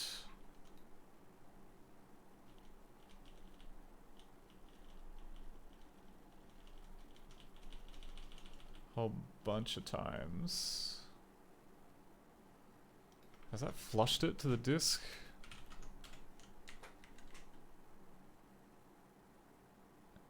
Oh, okay. We may be in a hung state. Maybe I was not quick enough off the draw.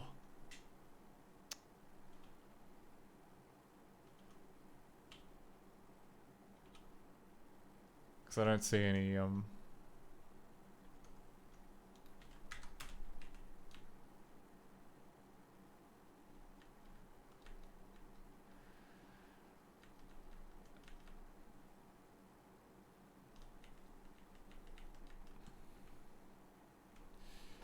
okay, I see the... yeah, I see the... like this thing here, IRQ0, that's the timer handler. Which then... does a bunch of this...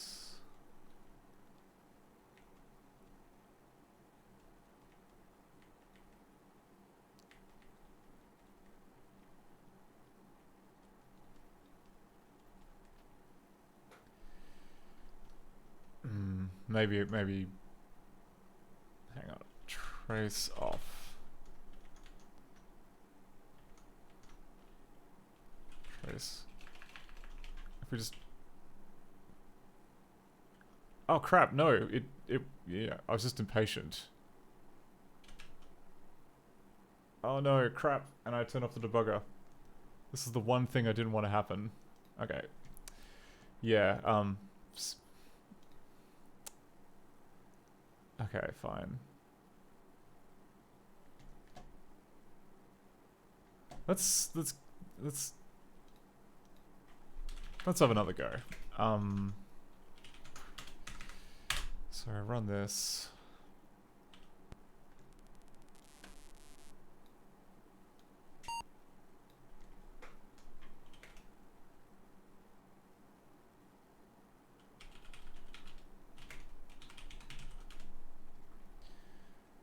Okay, so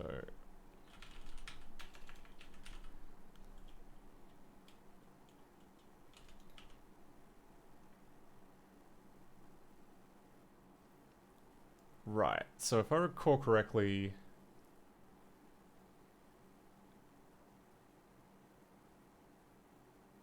like I think that the memory space starts at 400,000 in hex. Or at least like the program space starts at that. But we can... how about if we just run this until we start seeing 32-bit code. Then we pause it again. There. Okay. This crap here. Alright. And now we go trace, print to trace.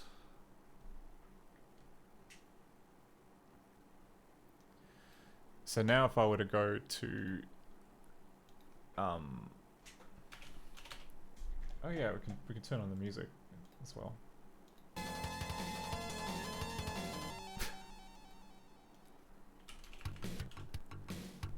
That makes debugging more exciting.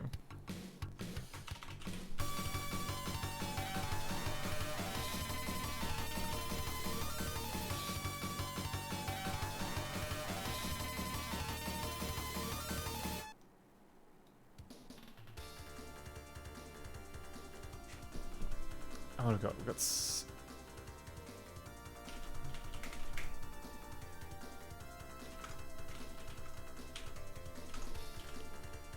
well. Okay, so here's the complete disassembly. Yeah, it's offset by 400,000 in hex. So 74E5C.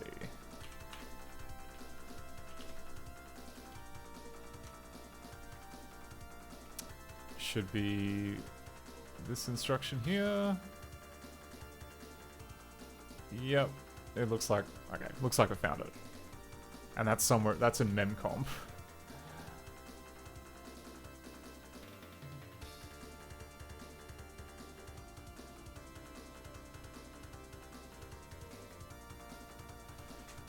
Alright, so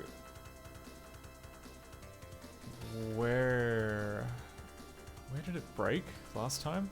I think it broke like when it was initializing Lua, so I think that's probably a good place as any to put a breakpoint.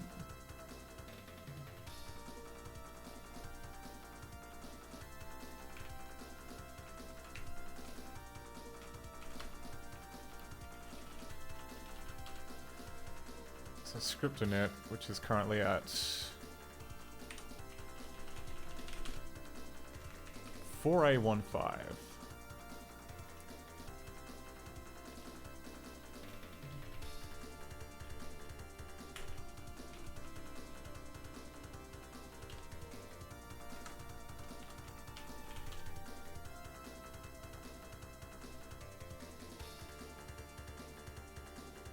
Okay, and we're running the trace log.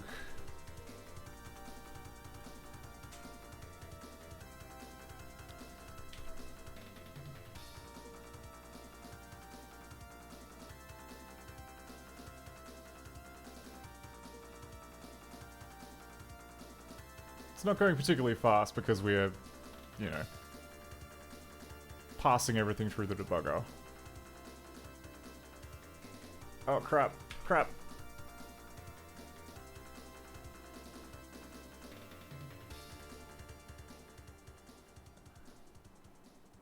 Oh wait, no. Did that stop it? Yes it did, okay.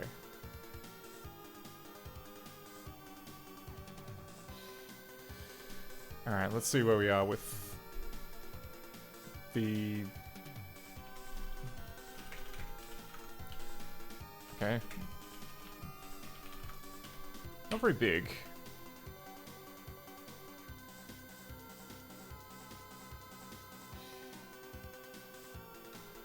That's still in 32-bit code most of the time.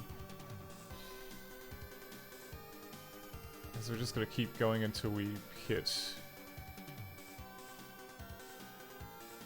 something problematic.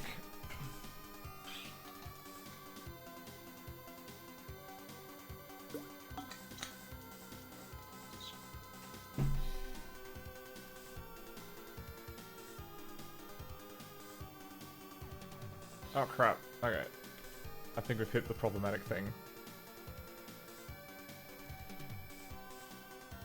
Because this is now... That's just DOS code.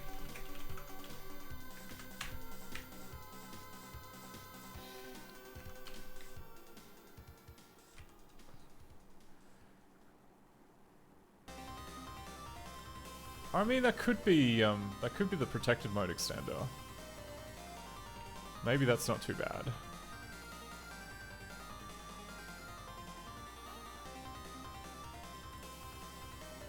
Let's just find like the last mention of our engine code. and see what happened to push it off the edge.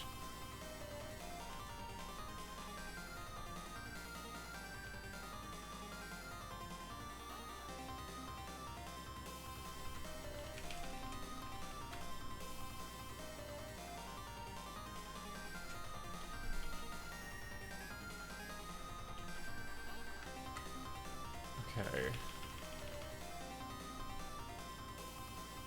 What's the syntax of doing a reverse search in Vim? I can't remember.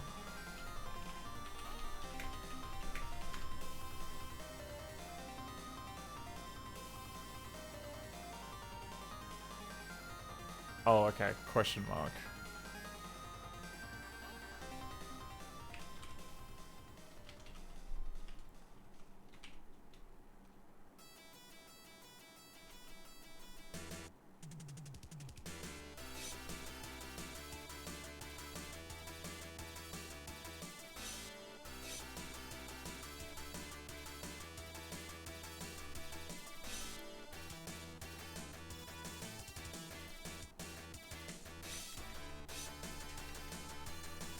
Okay. So this seems to be... Okay. This is the last mention.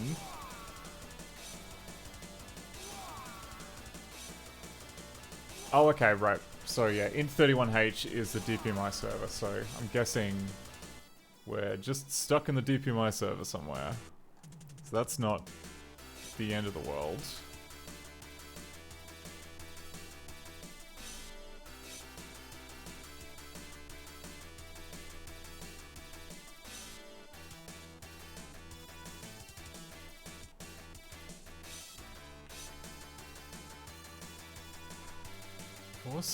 C34.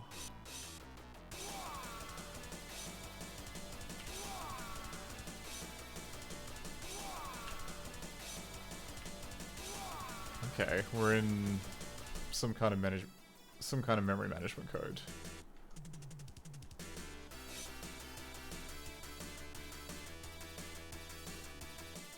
Okay, but it's not dead yet, so let's just keep running it.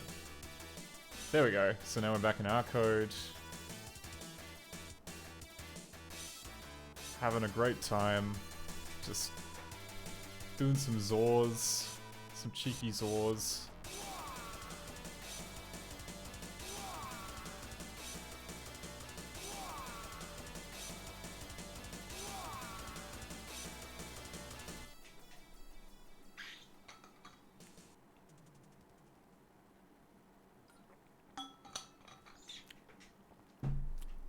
Okay, little trip into the DPMI server, now we're back out.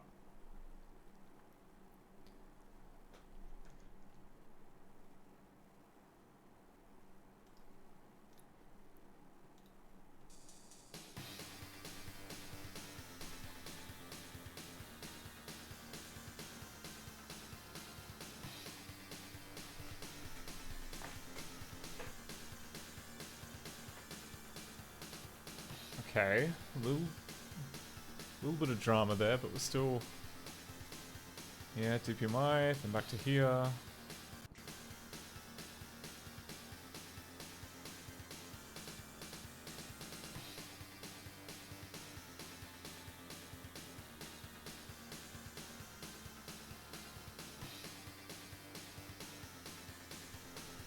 Come on.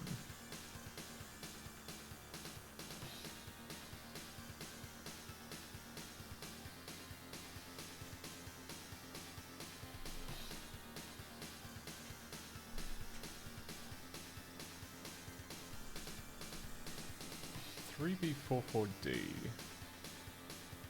Where in the code is that, I wonder?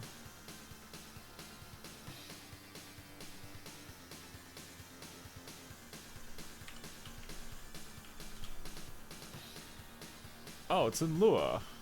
Okay. So we're doing Lua stuff now. In between hitting up the DPMI server. Oh, Lord Azil says, for a moment I thought you said we're back in our code and we're having a good time. No one is having a good time in our code. I've seen I don't know. I've known some sciencey people in my time who have learned to genuinely enjoy R code, and that's, you know, takes all kinds. I mean, anything's better than VB, right?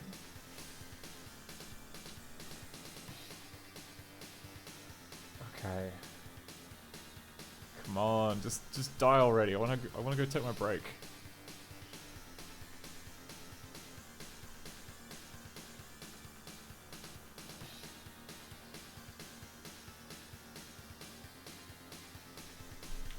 FF4, 20FF. Okay.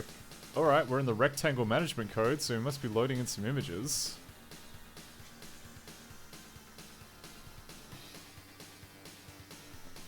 Lord Azul says, when R has an error, it doesn't print the line number. Do you want to know how to get R to print line numbers on errors? Oh, does it involve making like a macro where you kind of like get it to read its own source code and figure out what line it's on, and then you print it out using the print command? Is that the kind of deal we're talking?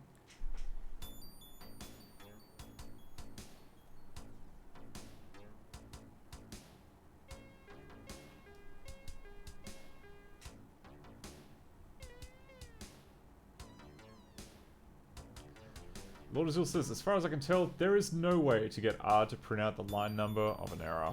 Beautiful. Okay. Does it give you any kind of hint as to what the error is? Like, which instruction failed?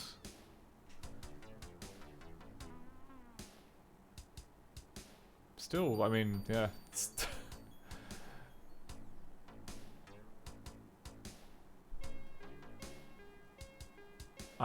I'm amazed by that, because I would have thought that... Is R interpreted? Is it a bytecode type deal where it compiles it ahead of time and then runs it in a VM? Or does it compile straight to God's own C or assembler or something? Oh, Lord Azul says it tells you the snippet of code. It tells you the parent functions. That can be something like try catch anonymous. Oh, it sounds like closure then. Just, yeah, oh my god, like, love nothing more than just, you know, a contextless, like, anonymous inside of anonymous. Actually, JavaScript too. JavaScript's also very guilty of that, when you have reactive frameworks which have just many, you know, if you introduce, like, something cooked like Redux, it's just, you know what? It's throw it on the, yeah. Throw it into the event loop and let God sort it out. Just good luck finding what's meant to kick that off.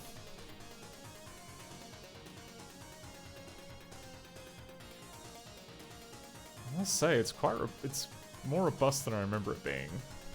It could be that it's just running extra slow on this machine for some reason. How are we doing in terms of size? Okay, well it's crashed a Vim, so that's good news. Oh, 98 megabytes. Okay, that's not too bad.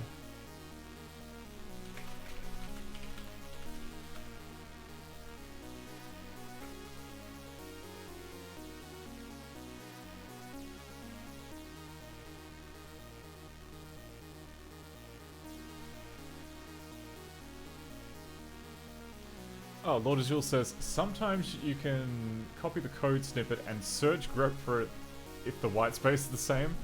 I know I can compile to C++. I'm honestly not sure if the regular code is interpreted VM bytecode or compiled under the hood. I'm assuming it wouldn't be interpreted because it's it's used for simulations and things that are expected to run slightly faster than walking. But yeah, that is, I do vaguely recall that like it supports something like Eiffel where you can like convert it to native code by transpiling it or something.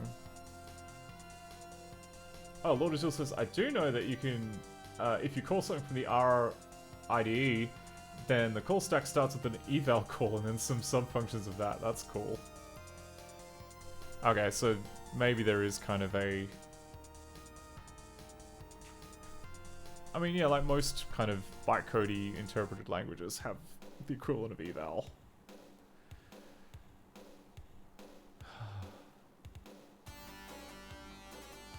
Good lord, alright. It's just...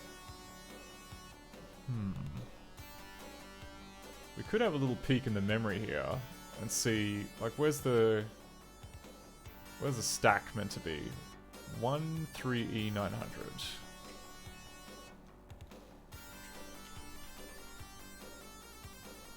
Actually, hang on.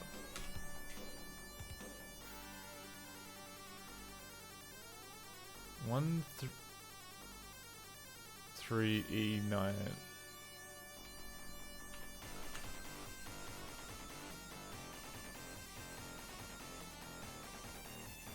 Okay. Oh, okay. Is this...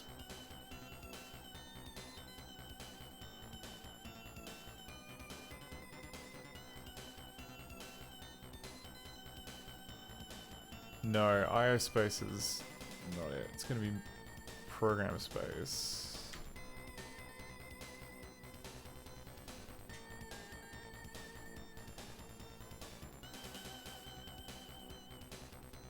Oh, is this gonna be like physical memory as opposed to...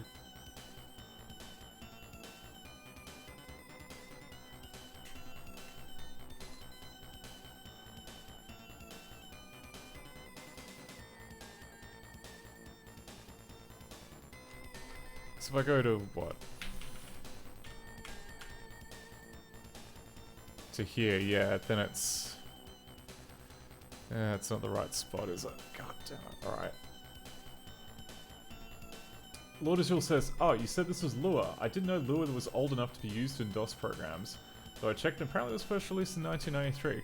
Well, yeah, this is the latest version of Lua. This is Lua 5.47. That has been compiled in DJGPP, or rather, yes, which currently, and yeah, which is based on GCC 12.2 cross compiler. So yeah, you can absolutely build, Lua for DOS. And yeah, because it only relies on like POSIX APIs, and DJGPP gives you a bunch of fake-ish POSIX APIs, then yeah, no stress. You can absolutely do that. Alright,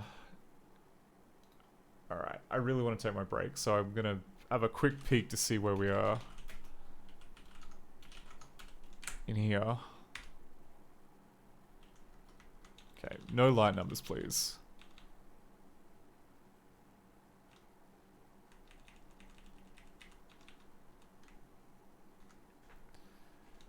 Okay. Ooh, here we go. Okay. Low numbers basically mean it's more likely to be not library code. So it's going to be kind of important. 3B1D. Okay, no, we are still in the middle of decoding images from... Yeah, okay, we're just decoding images.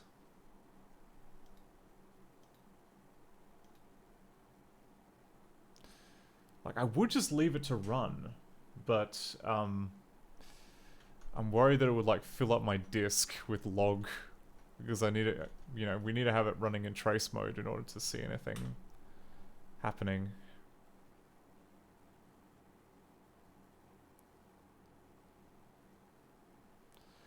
I guess I can put in a breakpoint.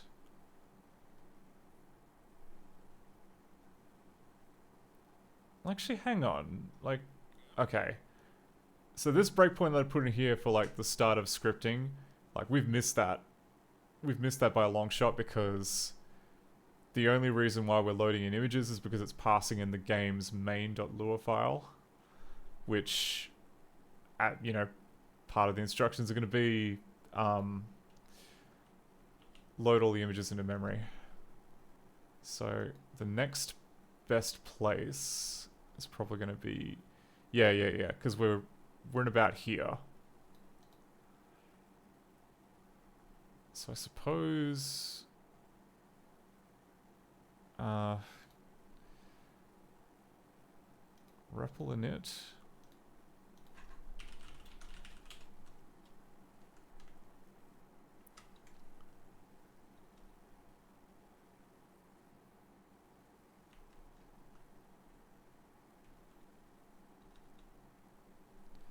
Okay, now that's message handler. I should put one at the end of script init.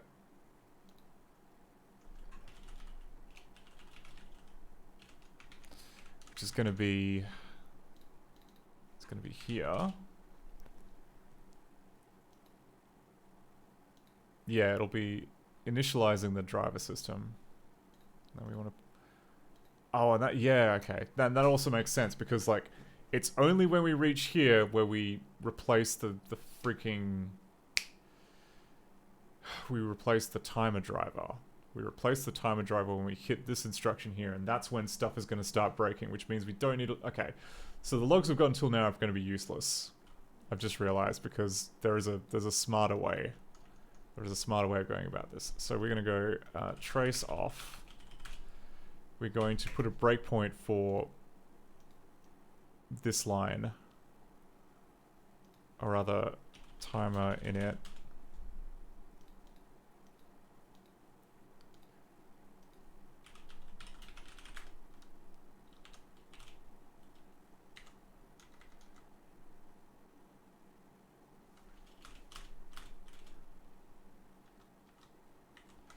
Okay, 228A0.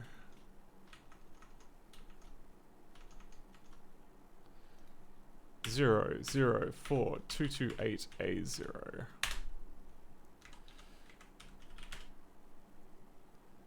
And then we're gonna just run it, just jog on ahead until we reach it. There we go. Okay, so now we're lined up right with the real problematic part of code, which I know causes the crash, or at least, you know, changes the timer input thing. Sorry, it changes the timer handler, which then causes the crash. But it's been like 3 hours and 25 minutes, so I'm gonna take a quick break. I will be, yeah, I'll be back in about 10 minutes. Just chill, just go get a beverage, stretch, all those things. I'll be back in a bit.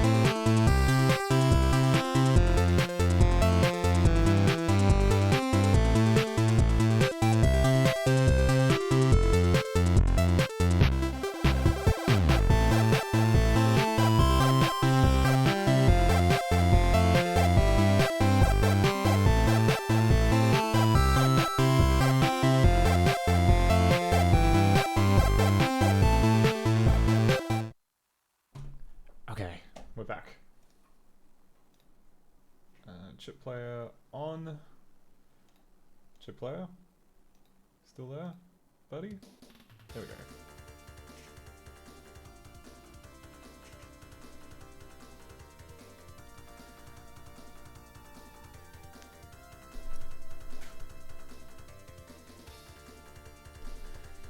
Alright. Debugging fun time. Okay, we've put in a breakpoint at the first place that the timer code gets inserted. So I guess what we have to do here is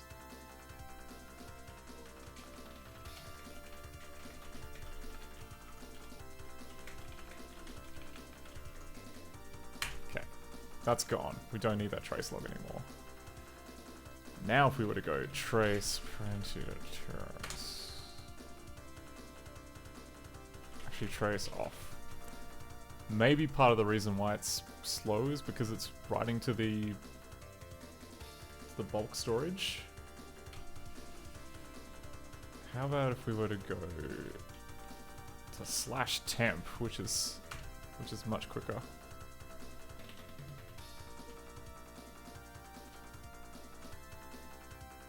Okay, so it switched.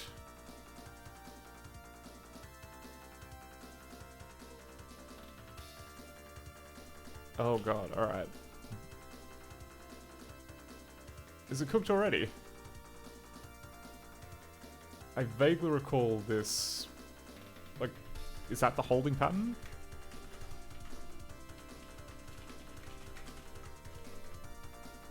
Oh wait, hang on.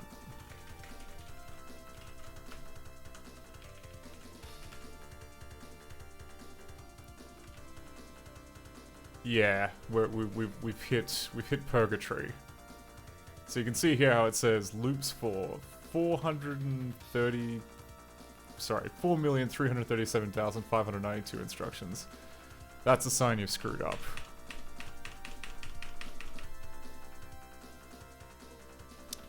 Okay, so that's actually like a nice and compact thing. Or what's it called? Nice and compact recording of the bug. So let's skip straight to 24290.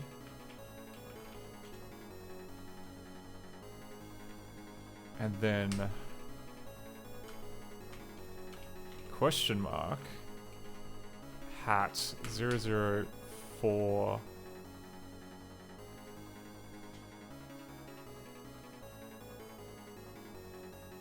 Okay. So this is the last piece of...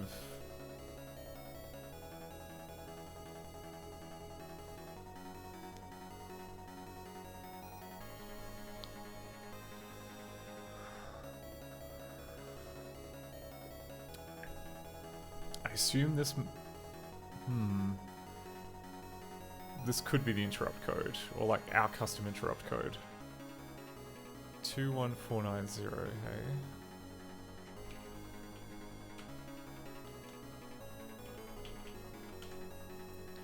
Yep, okay, so it's inside the real mode timer handler, which makes sense because we know that that's where the crash happens.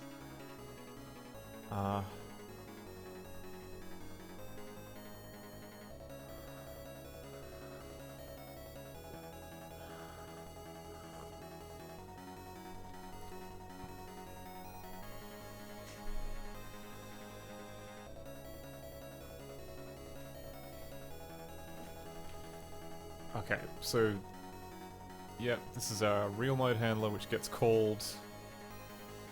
Then it goes through the boilerplate to get back out of into real mode. Then it finally hits IRET, then it gets back to what it was doing.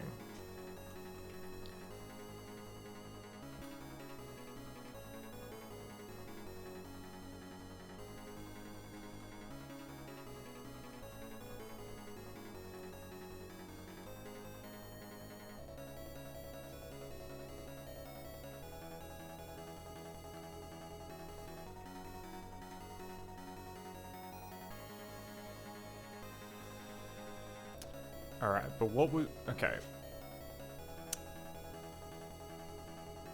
So before that... What was the last piece of... code... that wasn't... our interrupt handler gonna be?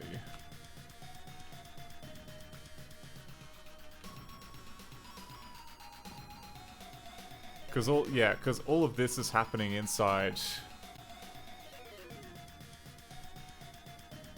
I guess basically just some DOS code, which then constantly is getting interrupted by the timer handler. And yeah, part of the problem is that on a slow PC, it's quite expensive to run this bootstrap code to take us all the way to... Because, like, look... Yeah, and the most ugliest, disgusting-looking people. Men and women. This... Ugh.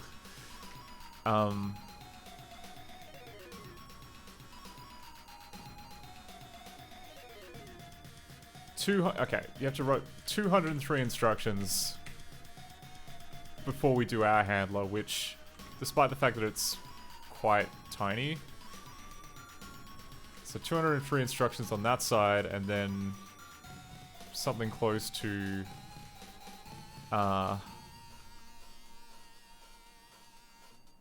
92 instructions on the other side. So it's pretty damn heavy jumping out of real mode.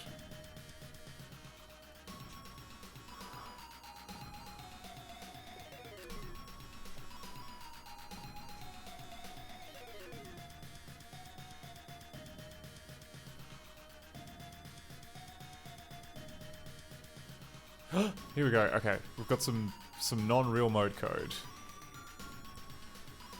47FCF1. This might be it, actually.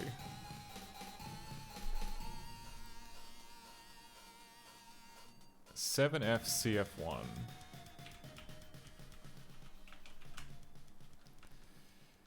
Okay, that's like... That's the DPMI stub. 89D4.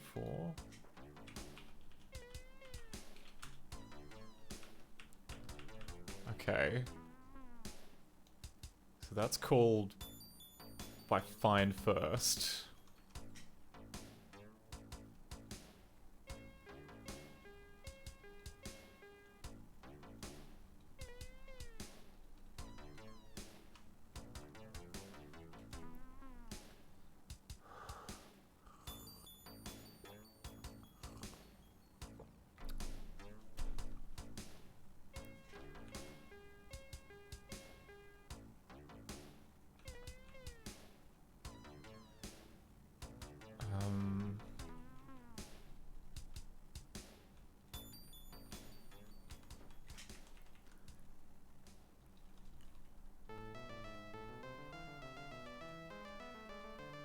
Oh, here we go. Okay.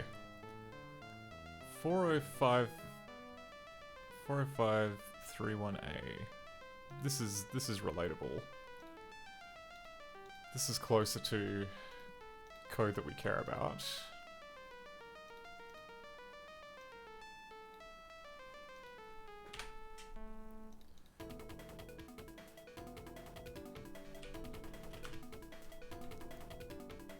Oh, we're okay. So we're in the code that's responsible for loading a file with rad player.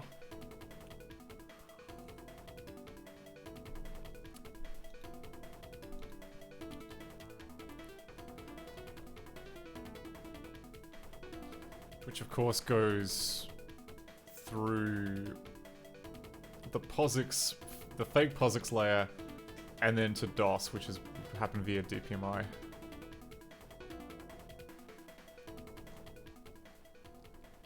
Okay, before I go too far away from here, I should actually look at the damn code.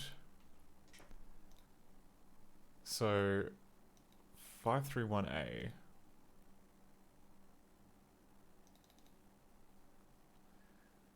So there is this code here which is checking to see if the OPL is correct, is ready.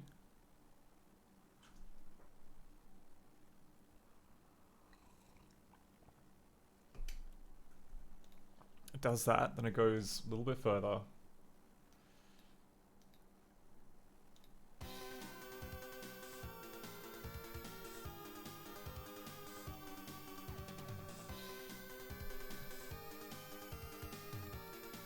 Okay, then we get to this dangerous bit here, fopen.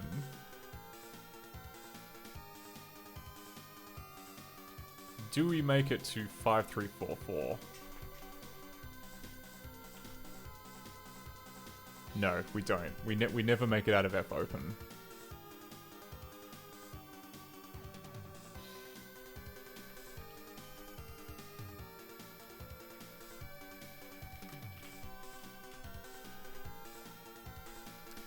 So this is the last part, you know, the last point before we lose sync.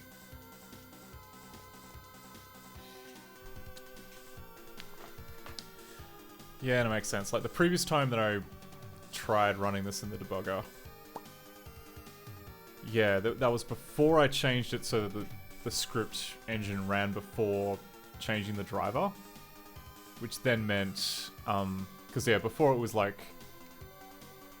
the code was set up so that it would set up all the drivers first, then it would run the scripting engine. And then it would fall over during a file call in the scripting engine.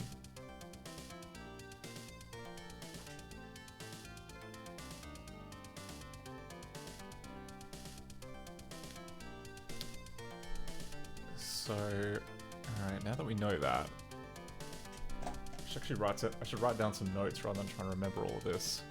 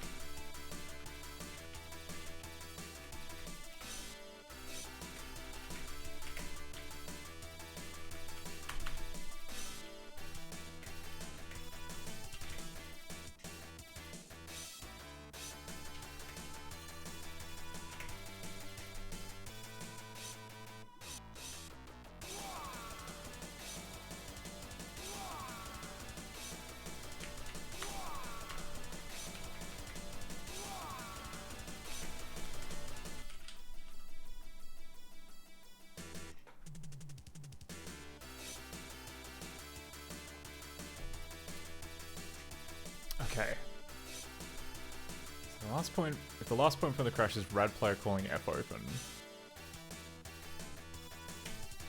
and we just jog all the way down to the point of no return.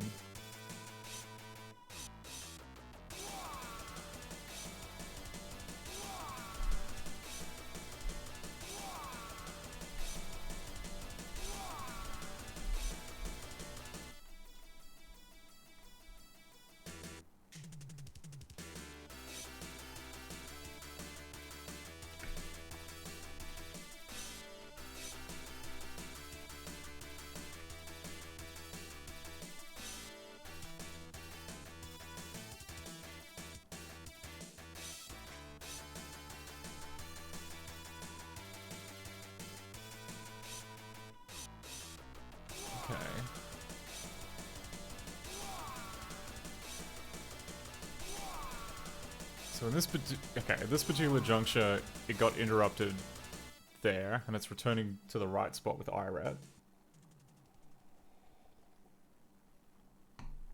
But some part of the state must not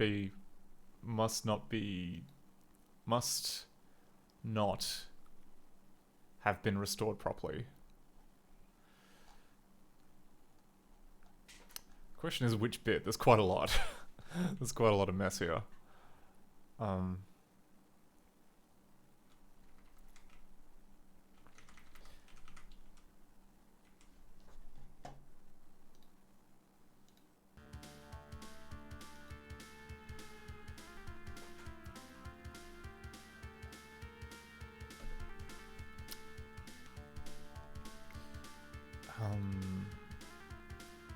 Okay, it IRATs, makes a call here. That all looks fine. This all looks fine. Okay.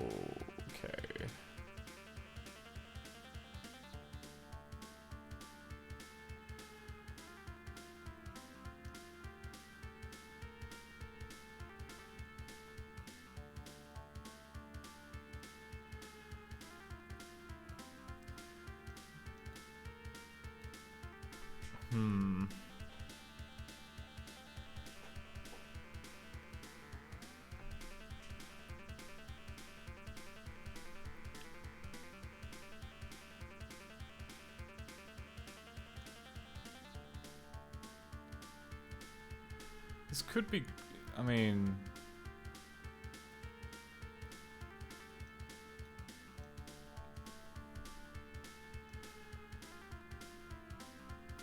Without knowing exactly what part of the DOS runtime that we're in here...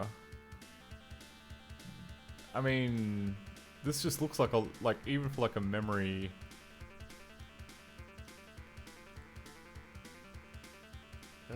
yeah. Like, all it's doing is just counting down. It's counting down a big number. Like, we look at CX now. CX is... reasonably big. So if I were to, like, continue... Yeah, we're just here. We're just here in purgatory. It's never gonna get,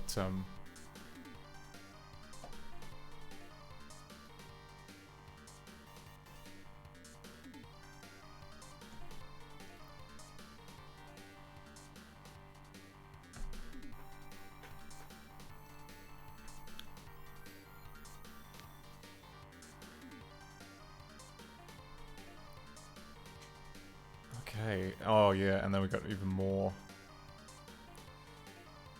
Even more, and then we get interrupted at...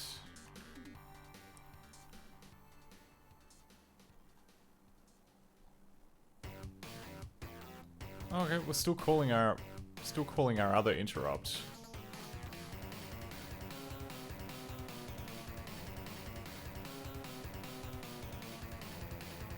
Like, our code is still being invoked here.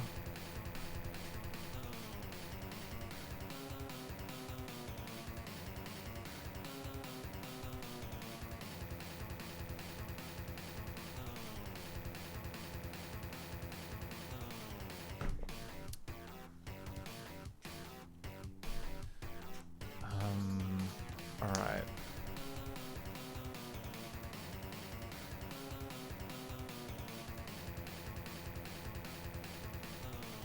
Okay.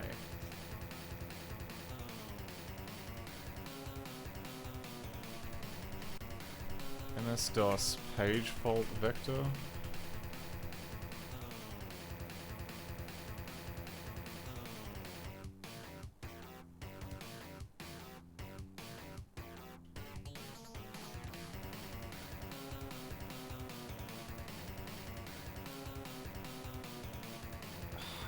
I figured this out on my other computer, then I completely forgot.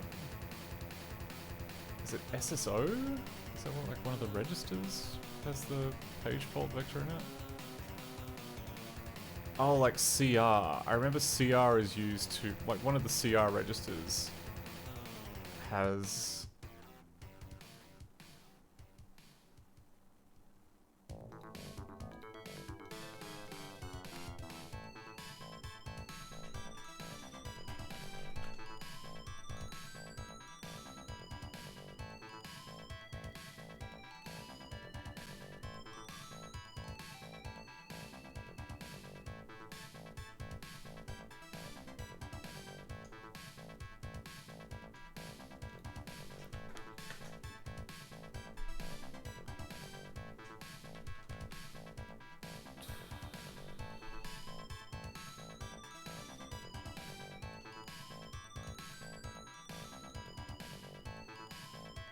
Okay, 405, 33F. Okay. So we've come to like the last invocation here, which is called fopen, which then calls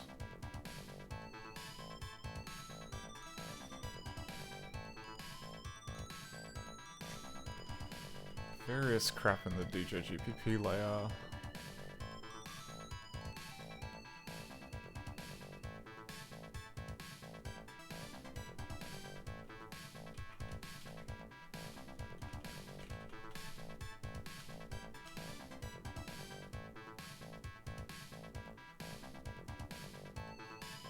Yep, DJGPP.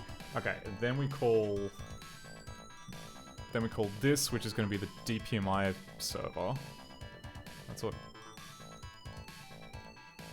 Let's see which function that's meant to happen in. 7FCF... 7FCF1? Okay, this is just the generic handler to call DPMI? Sure. 7FCF3.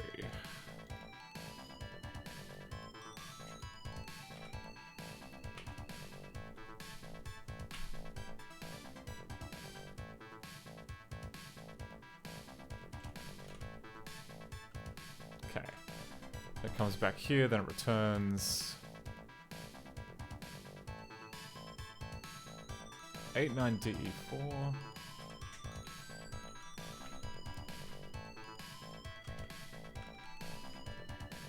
Okay, this is find first.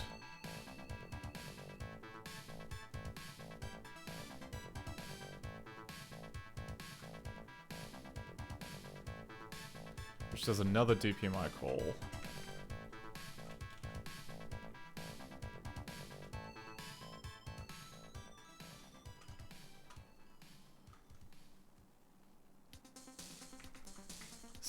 EBAA.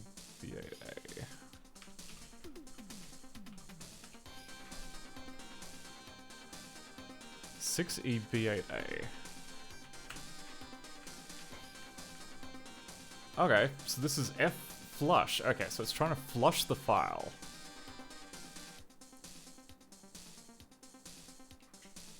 Oh god, no, we're all the way at the beginning. No, don't, bad.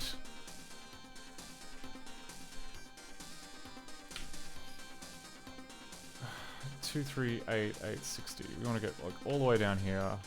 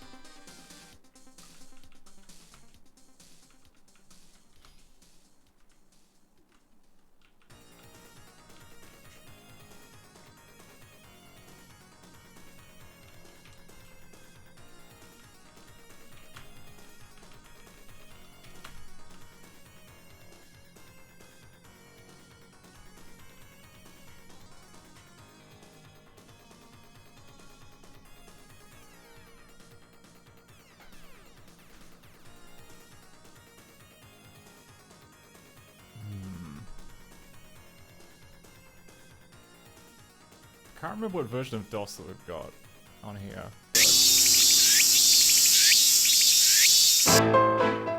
If my memory serves me correctly, the summer vacation period is now not so far away. And so you couldn't be more wrong. We're just about to leave summer, so. In fact, this is probably, yeah, maybe the furthest point in the Australian calendar away from summer. So, sorry, Chairman Cargo, you done goofed.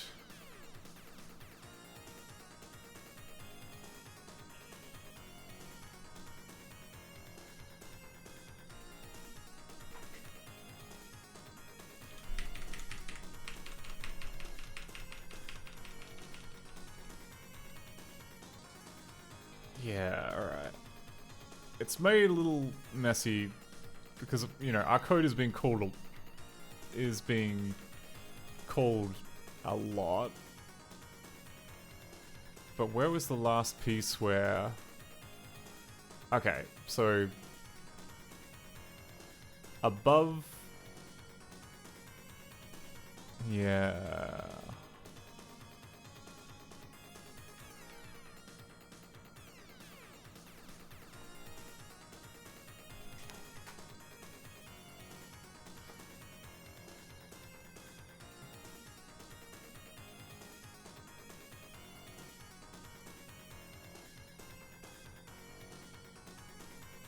So this is DPMI server code.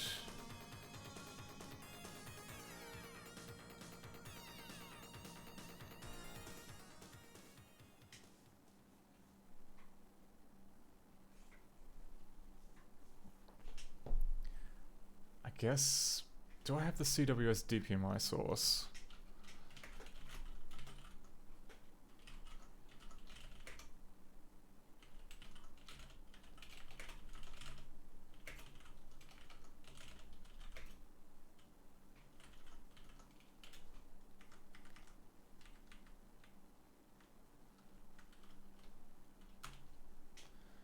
That's not really going to help. Yeah, Pivo debugging back into real mode. Yeah, this is my personal hell right here. The one, you know, a really good reason why you should never ever try and make something for DOS, because you will lose your mind trying to figure out, you know, the world's most brain-numbing game of, you know, 3-card Monty, where some little bit of state is getting switched out from underneath you, and you got to figure out, like, what's the normal, you know, what's the normal DPMI server stuff versus getting hung forever.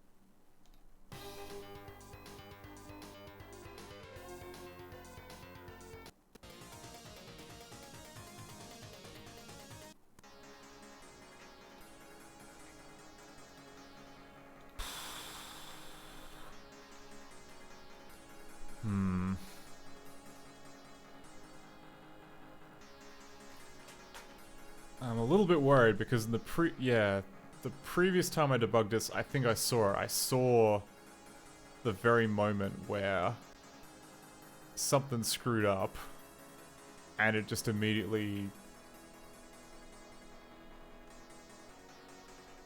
started going to a different bit of, what do you call it, like it jumped the tracks a bit.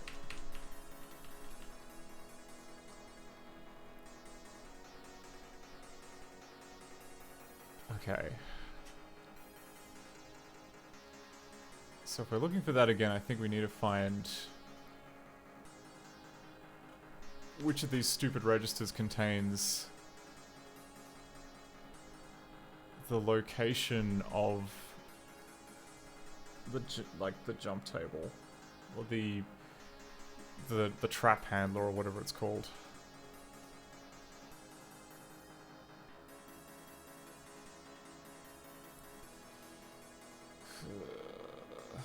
Okay.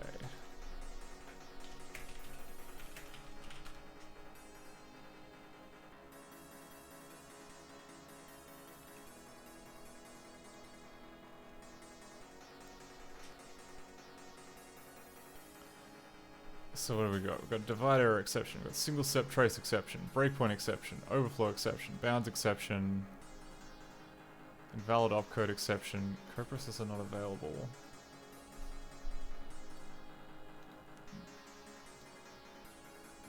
Trap page fault.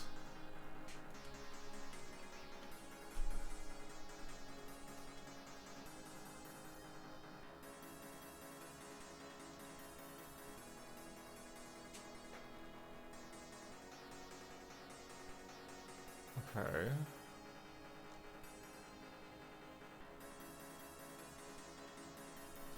Each description classifies the exception as a fault, a trap, or an abort. The classification provides information needed by systems.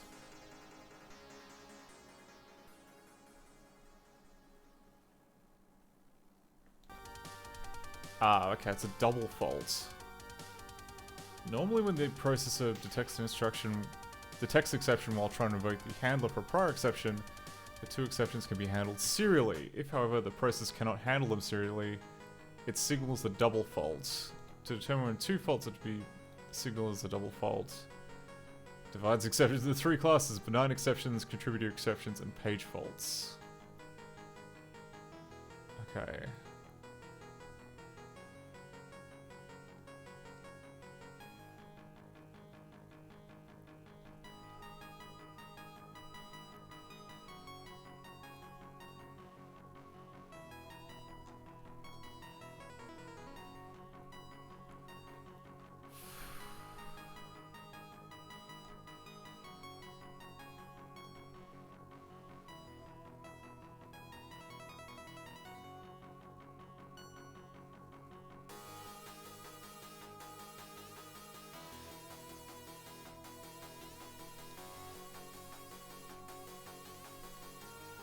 Okay.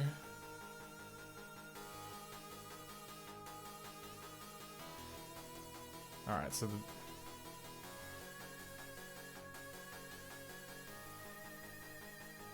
it's going to be interrupt type 14. That rings a bell.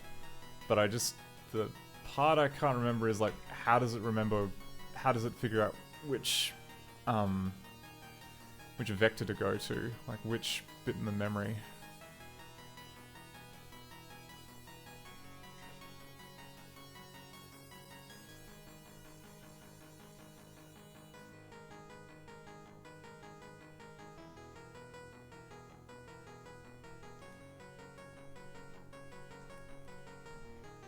Exceptions and okay, let's go to the top. Okay, there are interrupts and then there are exceptions. Interrupt descriptor table. Yes. Yes, please. Tell me where to look. The IDT is there. May reside anywhere in physical memory. It's in the IDTR. Okay, great. Cool.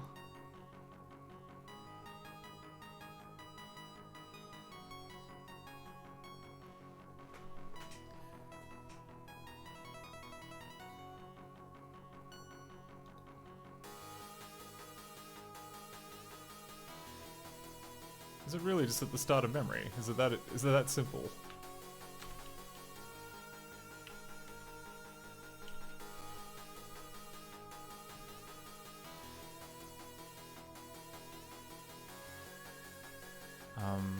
New disassembly window.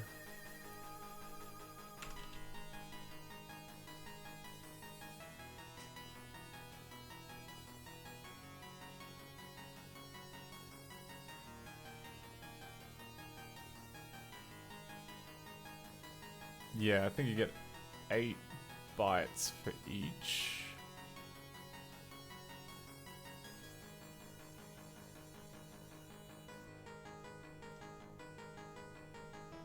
I mean, actually, no. Like, the interrupt description table is going to be this because we're in real mode now. But if we were in... what's it called? I get the feeling it would be something different if we were in protected mode, and something different further still if we were in DJGPP's managed real mode. But we're getting closer. We're getting closer. Okay, so let's reset the machine. And give this another stab. Oh crap! No. Trace off.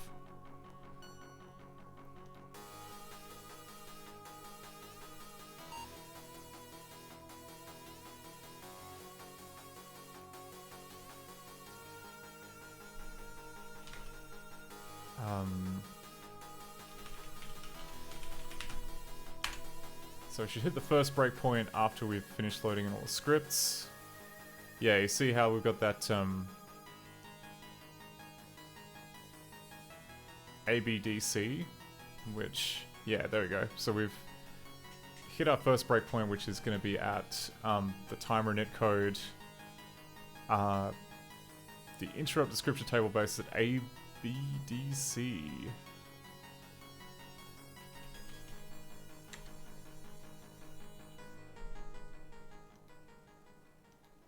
And then we just got to kind of add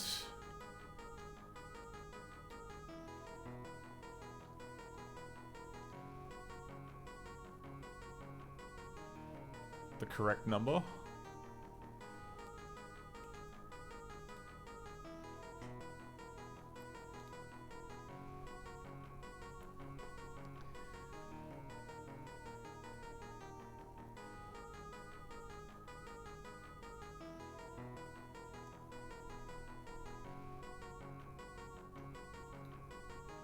Exception summary.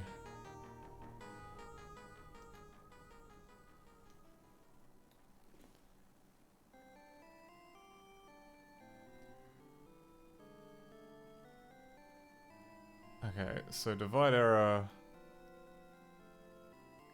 goes to a halt.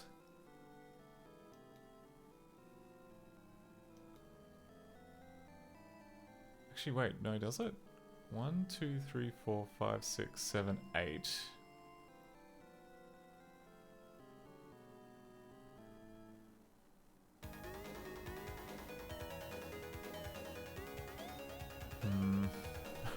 It doesn't help that I can't remember how big each interrupt's gonna be.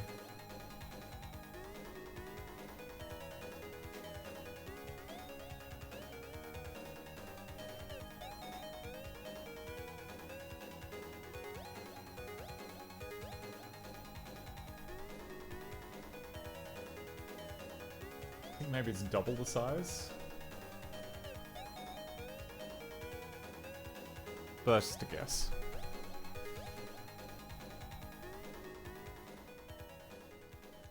Okay, so we're calling this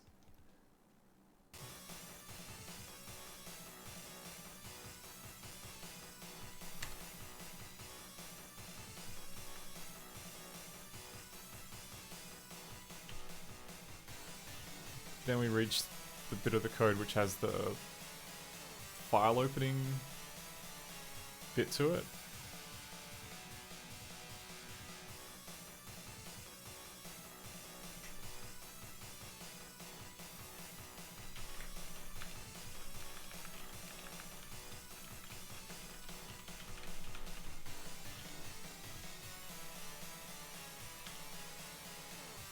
Okay. I'm just going to hold down F11 until we reach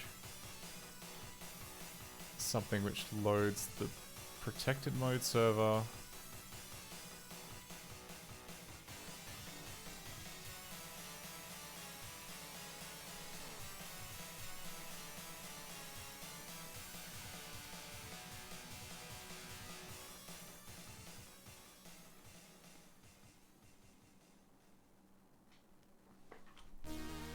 Actually, easy way is just to run till next interrupt.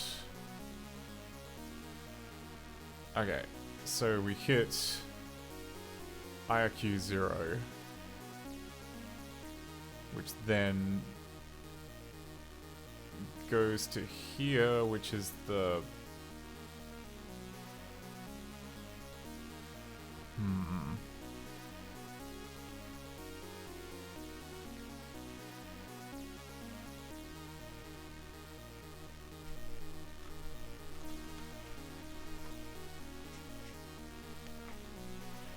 Okay, no, that happened in,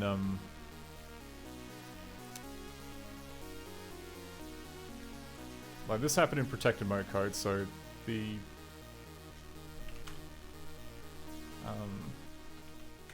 PM...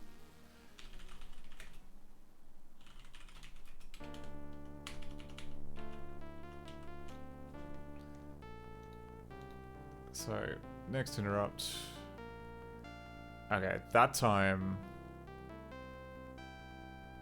it happened in CWS DPMI.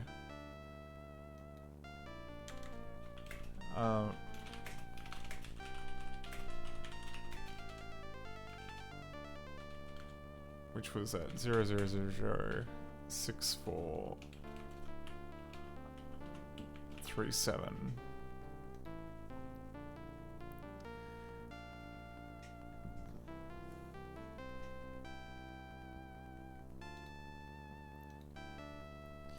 Okay, and then next interrupt, real mode, protected mode.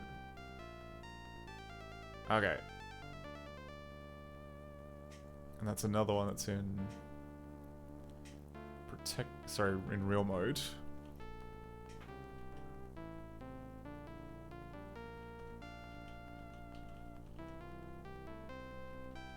Right, and then yeah, at that point we no longer get an interrupt called.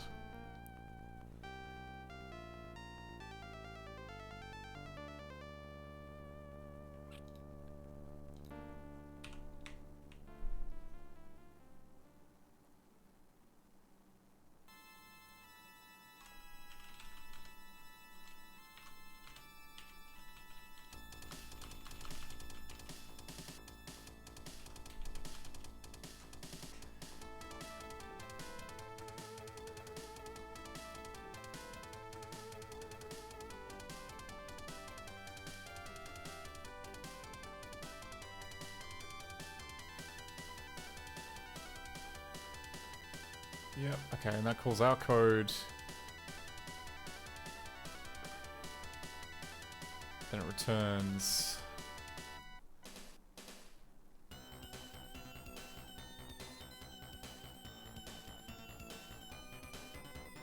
Then it hits here.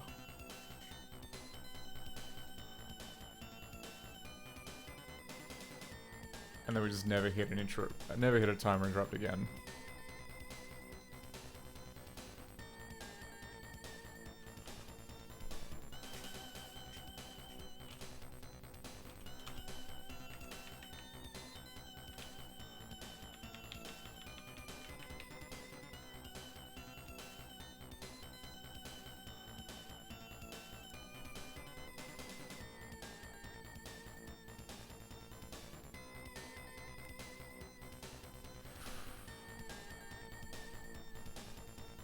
Okay. Just to check, like, it's not doing anything stupid inside here. It's not doing an IRET inside there.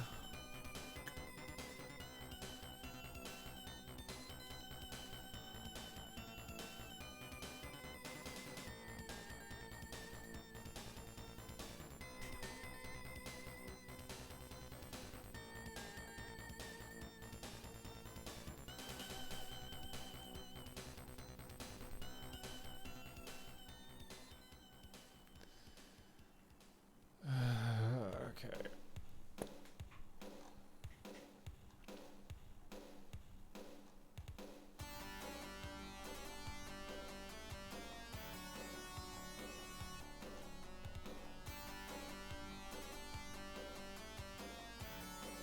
But, like, something must happen to break it out, like, to get rid of the...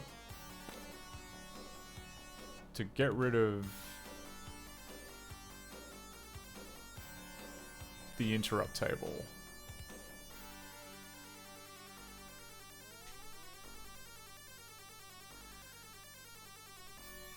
Because otherwise it'll be calling our handler over and over again, but it's not doing that.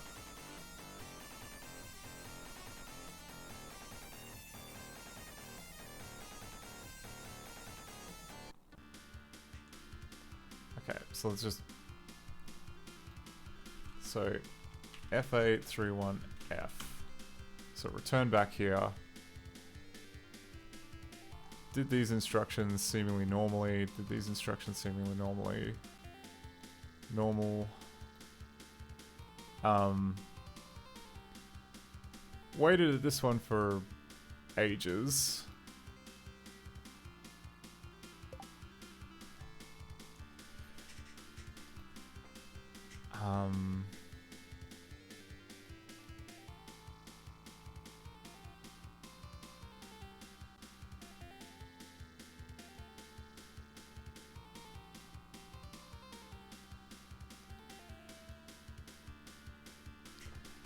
FE91D.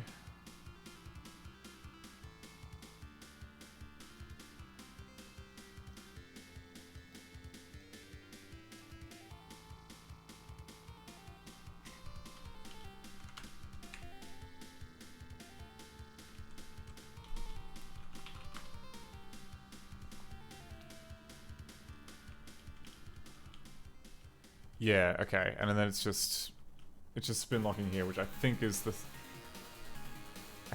command prompt.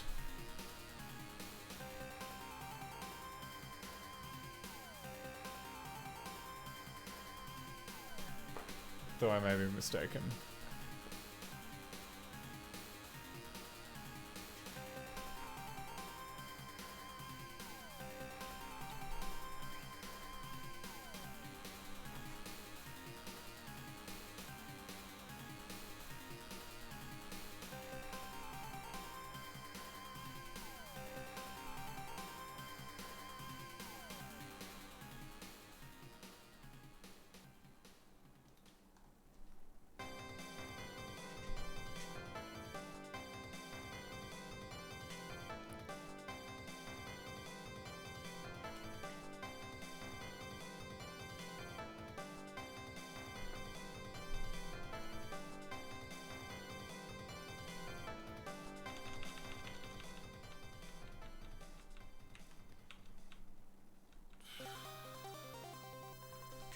The thing that makes it really hard is that, like, it's happening in the blob of code, which is just MS-DOS doing its thing, and we don't have debug symbols for that. I mean, I say that though, like, a lot of the code is happening inside CWS DPMI.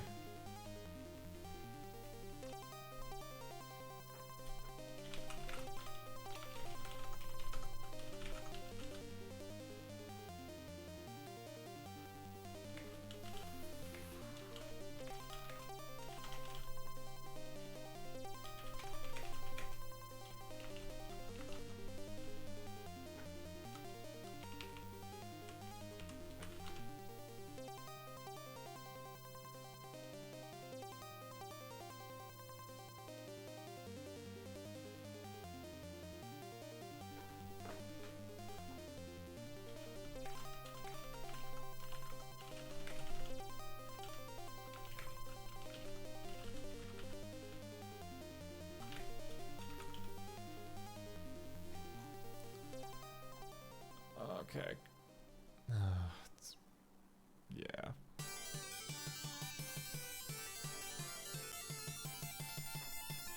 That's not going to be any help to anybody.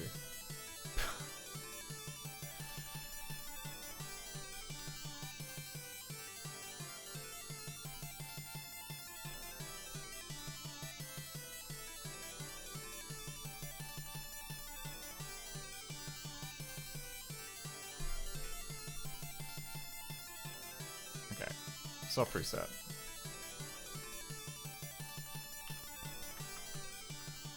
Oh, and trace off.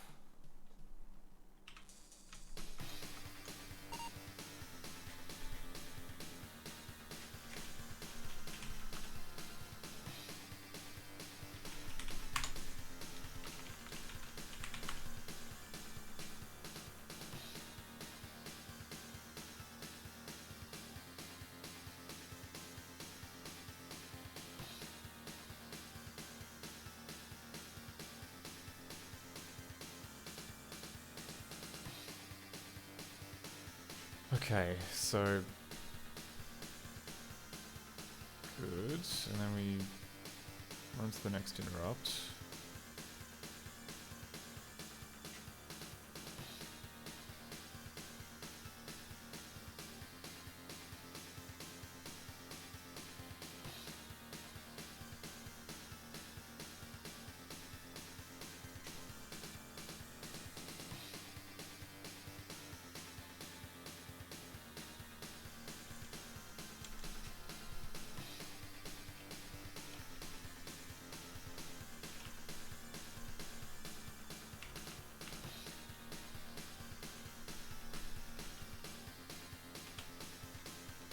Really? Okay. We didn't get any...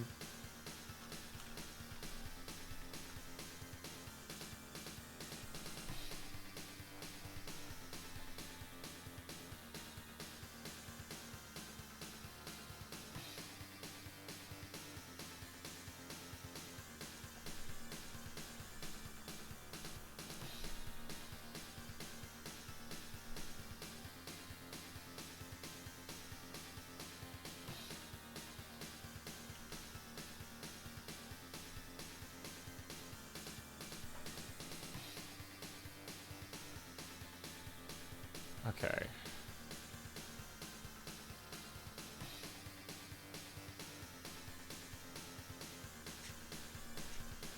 Right, we gotta interrupt the script table here. Some other table here. And if I were to go to next interrupt. Okay, then that goes to 938C.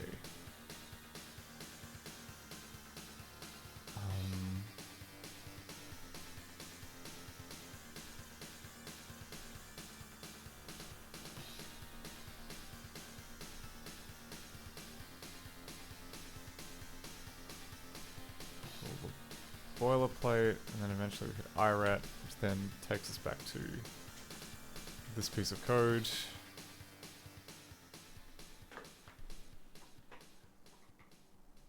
God, alright,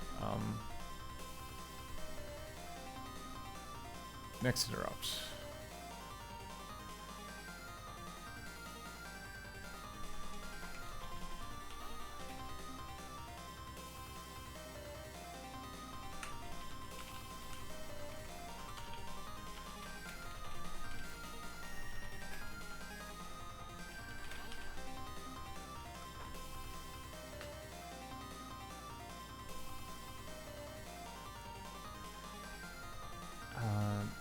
Okay.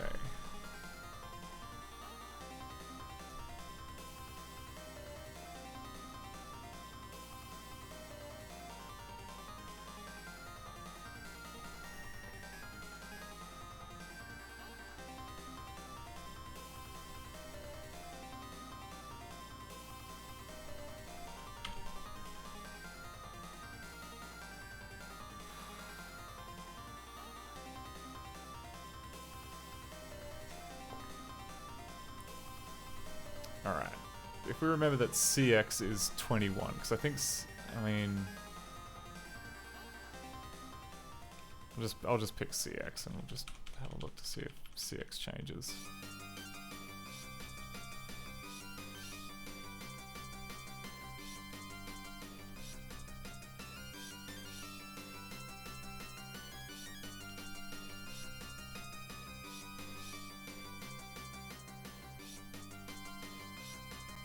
Yeah, okay.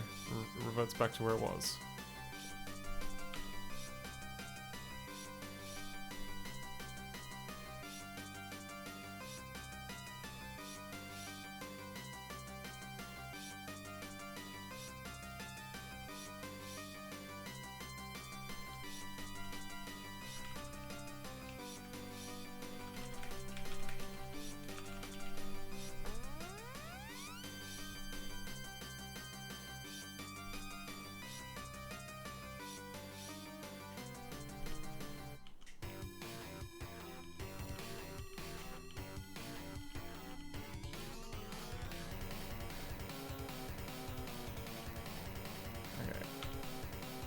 Back to here.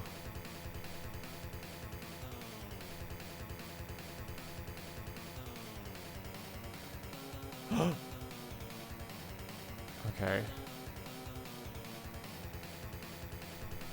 This here, this... Why do we just jump to like 2226?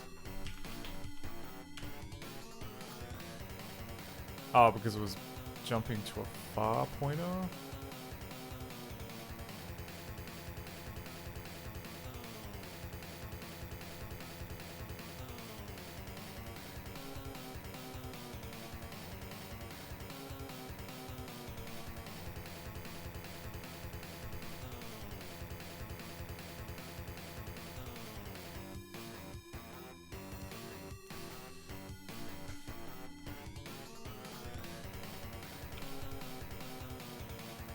Okay.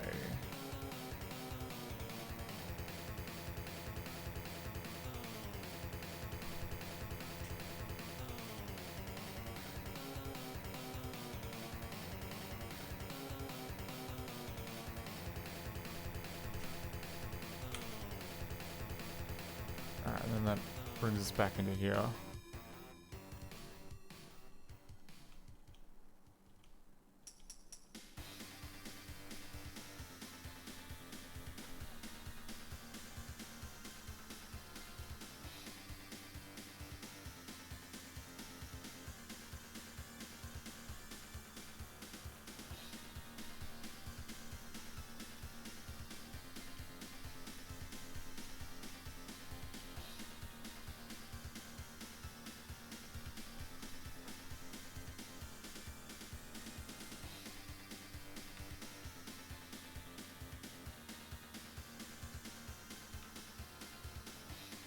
What's the okay. What's the last bit of CWS DPMI code that we reach before it throws it? Okay. 1062CF. It's a little bit before.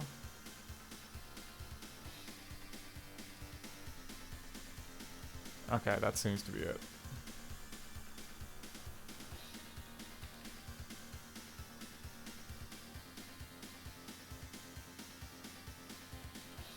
Yeah, okay.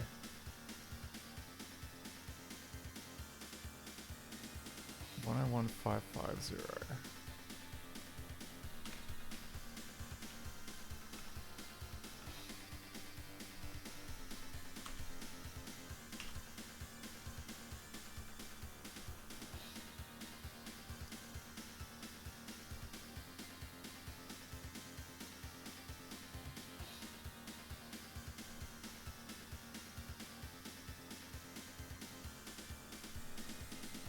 And then after this, if I were to hit the next one, it'll just never, it'll never land again.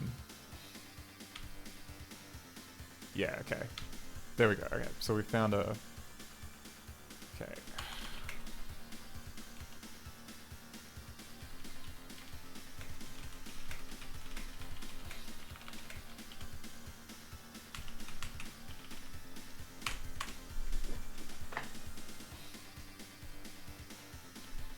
So whatever the hell this is,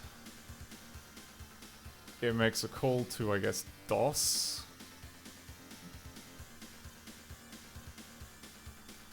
It's either DOS or like a handler that it's installed in high memory.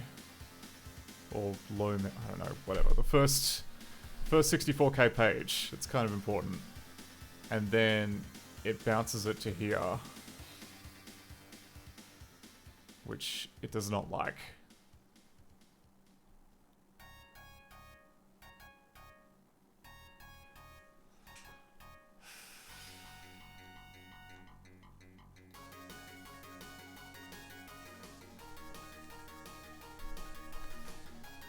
What is going on? Alright, so...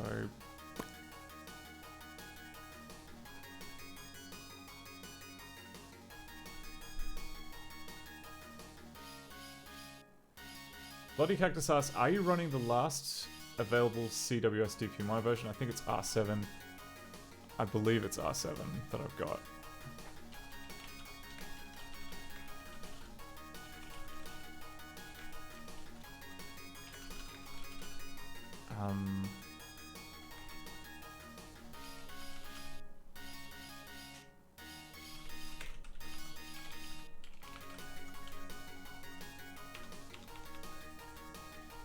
Yes, CWS DPMI R7.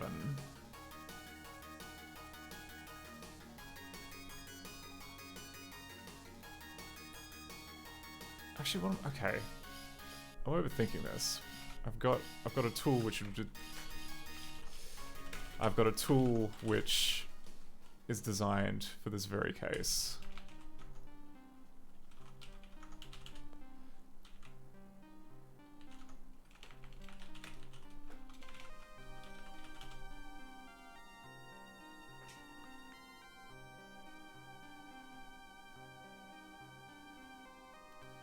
Okay. Disassemble. Oh, I've already thought about disassembling it, but okay, we can just.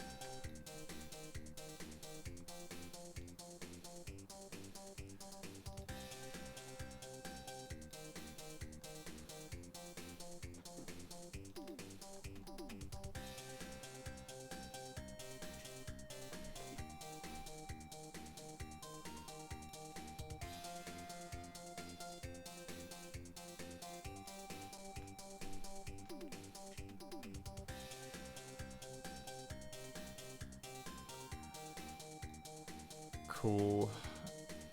Loads of crap that it doesn't understand.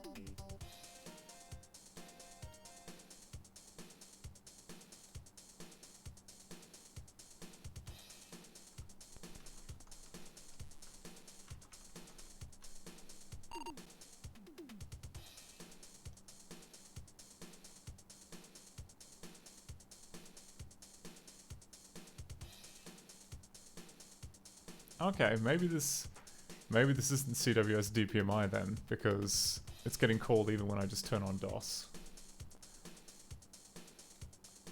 I may be making an assumption. Maybe this is just actually DOS?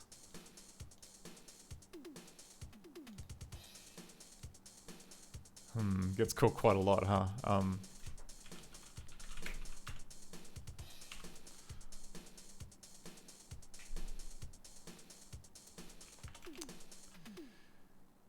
Yeah, alright. So we're in the DOS layer, but it's...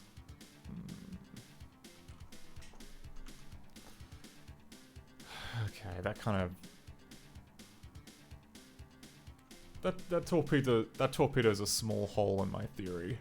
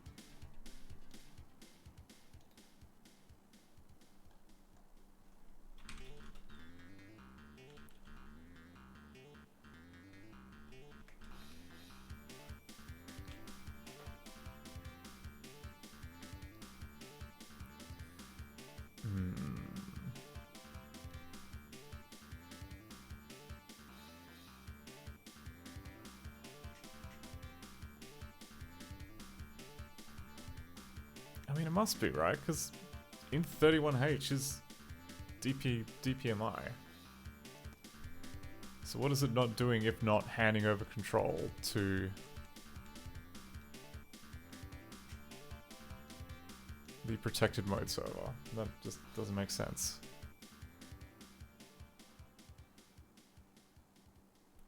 Oh, Bloody Cactus says, are you booting DOS in DOSBox or just using the DOSBox layer? DOSBox takes a lot of shortcuts for speed. We are not using DOSBox, we are using MAME, which emulates the original PC 486 chipset running DOS version 6. We got to do that because, you know, DOSBox for its faults, where I think it, like, it's pretending to be DOS version 5, obviously, rather than using... Oh, 31 is for simulating a real mode interrupt. Okay. I should look at R-Bill.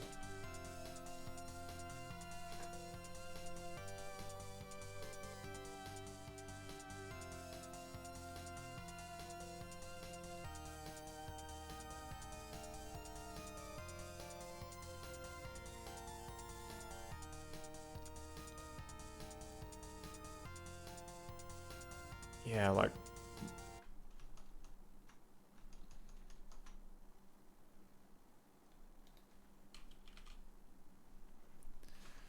So, in 31H with 300 is gonna be... Okay, simulate real mode interrupt. Yeah.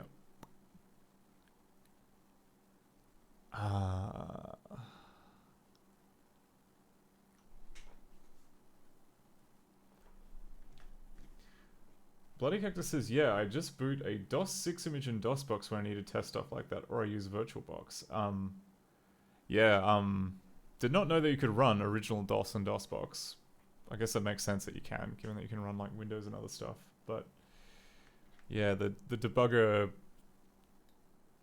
the MAME debugger is a lot nicer. So I'm willing to put up with like the extra vagaries of that.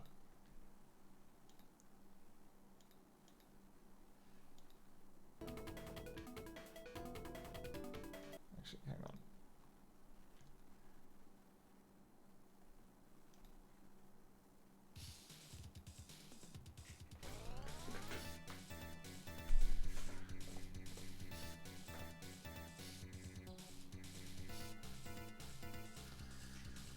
Oh, God. All right.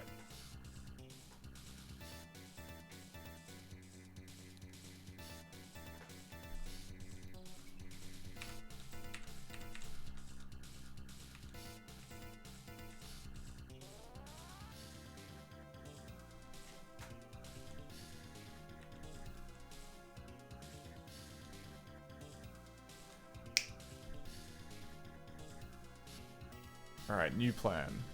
Figure out where in memory CWS DPMI is. It's gotta be in there somewhere. So if I were to look up the text go32 stub.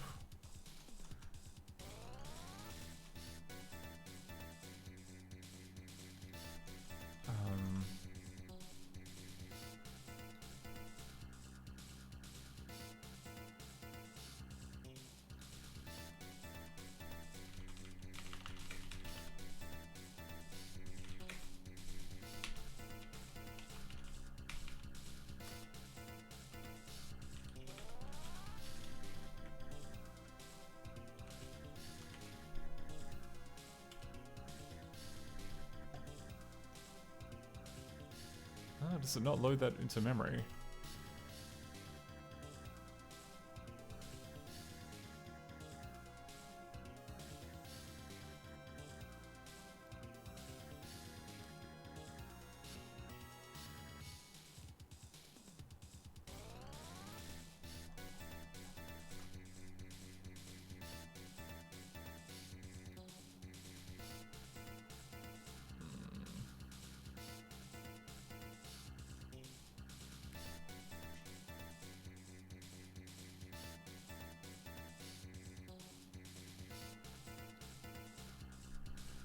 Find 0.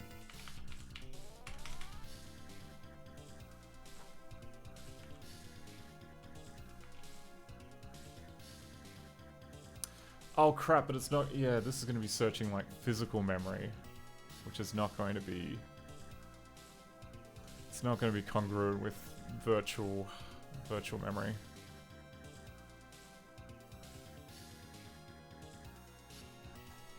Yeah, great. That's the stuff.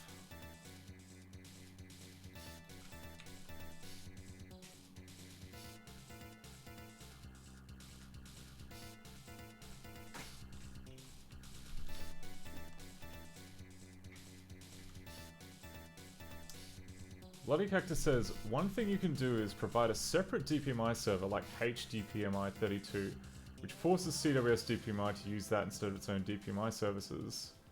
If you need to rule out CWS DPMI.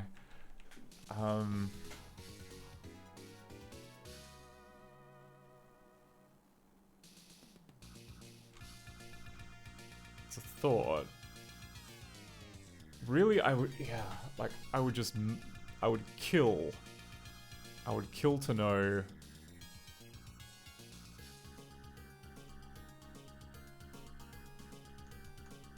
Actually, hang on. Maybe...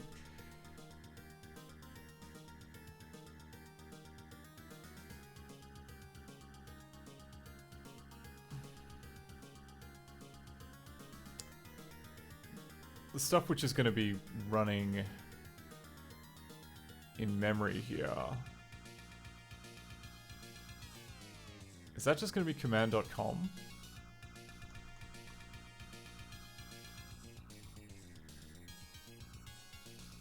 So if I were to like jump to, where was the cursed piece of code?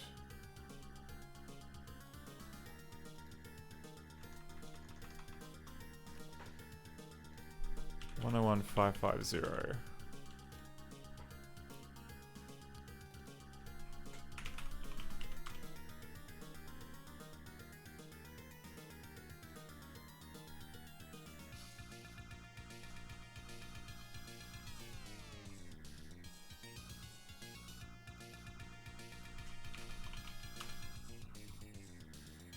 Okay, so at least this bit of code matches physical memory, I guess, which makes sense because it's real mode. So that address would be unchanging.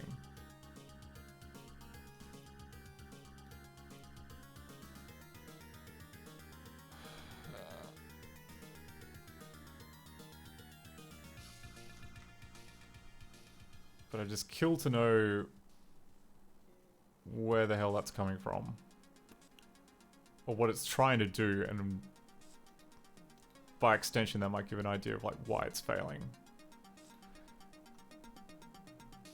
I mean, before that we get this call to int13, which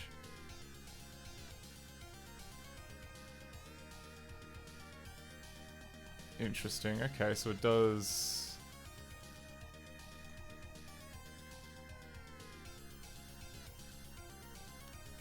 Got a bunch of hard disk interrupts.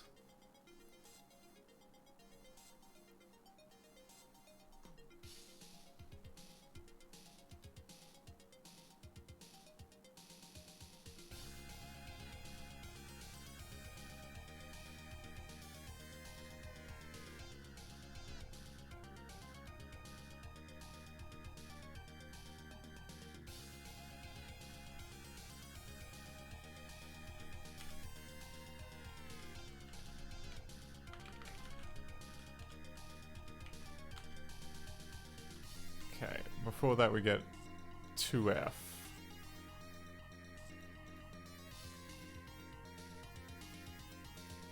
Which is going to be 1123.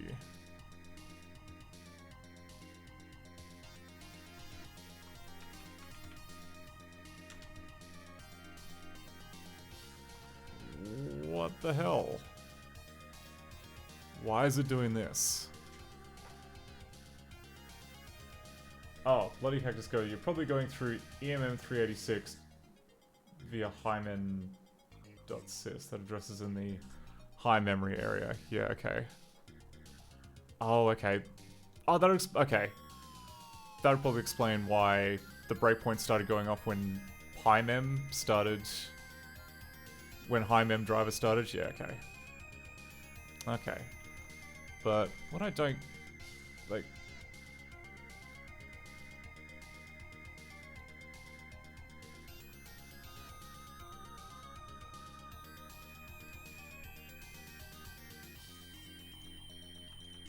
So we have like one call here to qualify remote file name, which is strange because we don't have anything of the sort going on.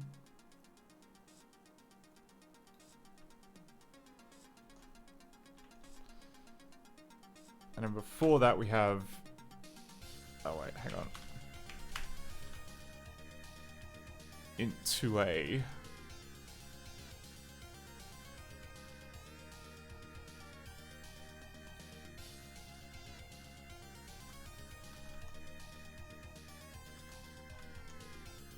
Two.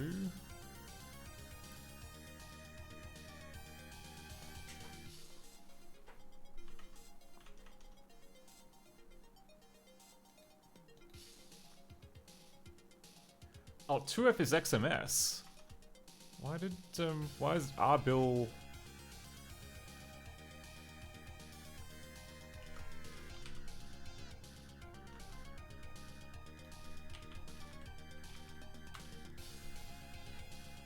Yeah, like we've got...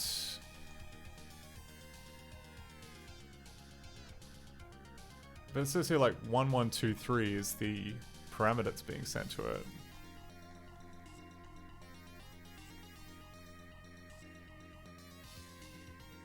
And like the only mention of it here is like qualify remote file name.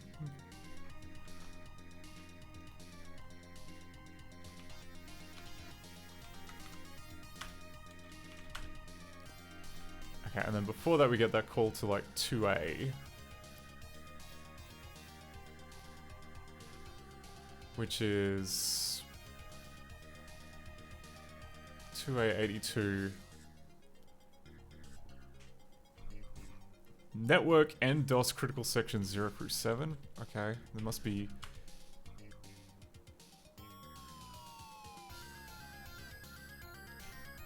Okay, and then after that we have our simulate real mode interrupt.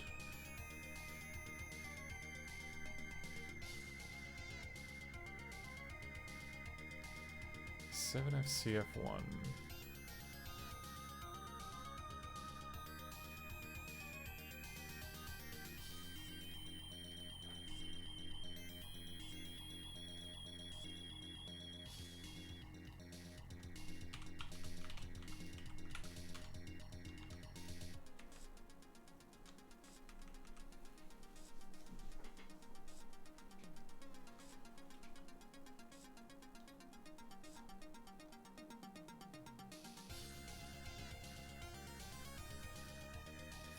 Okay, 489 DBB.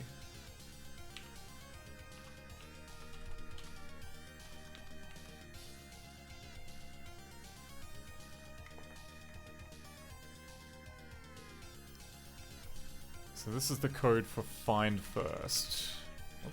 Okay, man, find first.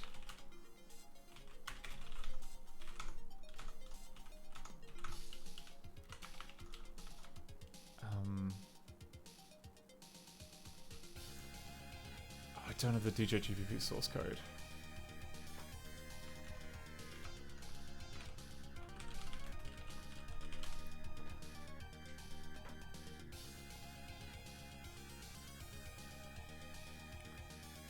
Okay, oh, it's a DOS. Oh, right, okay. So it's the DOS kernel.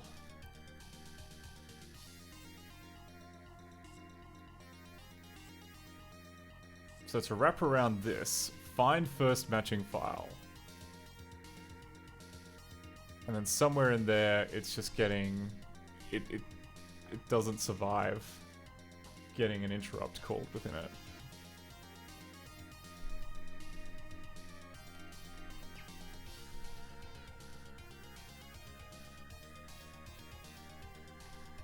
This transfer with find first data block. What the hell's a disk transfer error? Is that a piece of shared memory?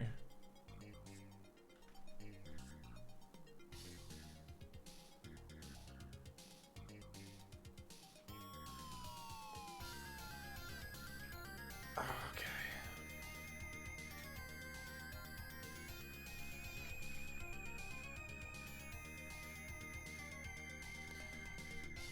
Okay, under DOS 3x and 4x, the second and subsequent calls to this function with the character device name, okay, which we're not doing, including the volume label bit, will fail unless there is an intervening DOS call which explicitly or explicitly performs a directory search without the volume. Okay, fine, whatever. That shouldn't affect us. We're doing none of these things.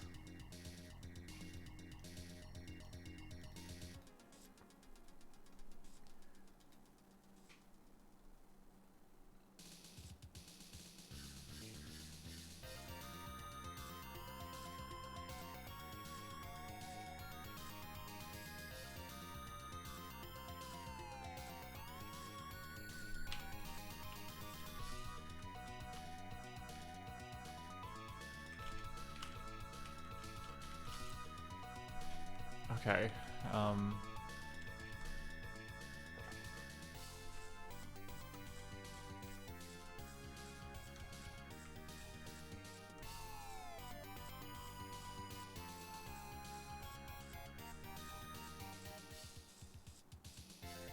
80190.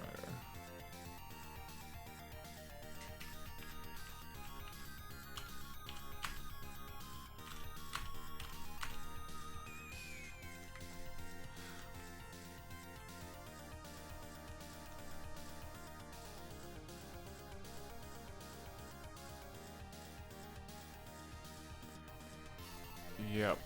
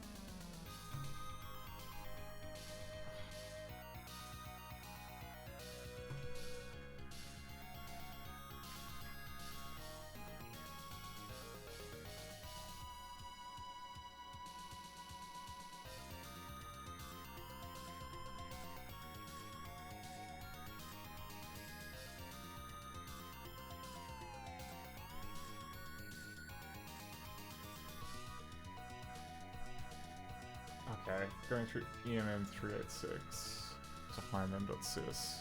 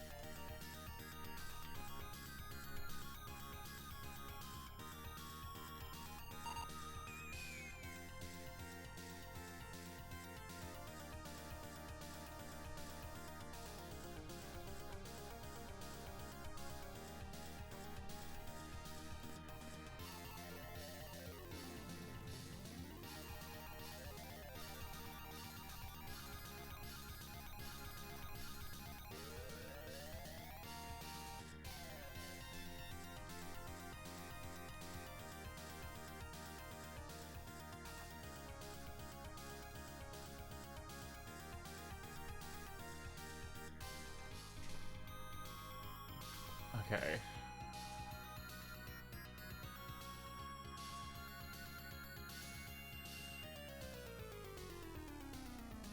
Oh, I see, alright, so this is just a...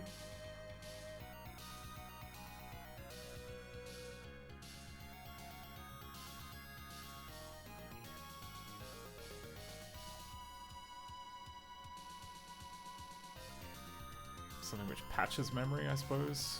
So we close, don't save the database.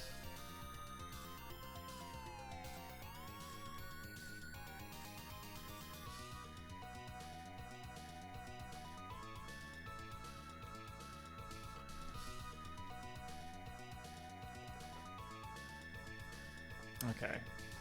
Inside HiMem.sys we have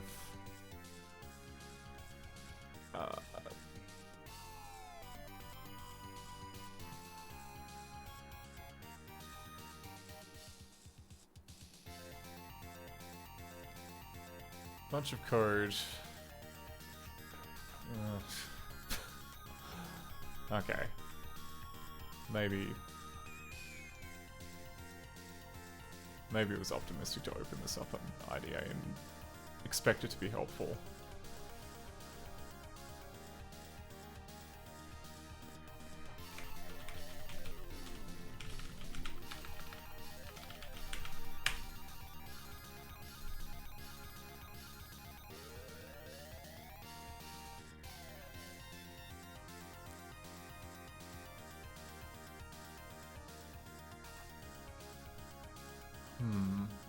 What we could do... Alright. What I want to do... I want to set a register breakpoint. And I want to set it for whichever one of these stupid CR registers gets triggered whenever you have a an exception. I'd at least like to rule that out. I can't remember if it's like CRO or CR2. Okay. No, don't care about the...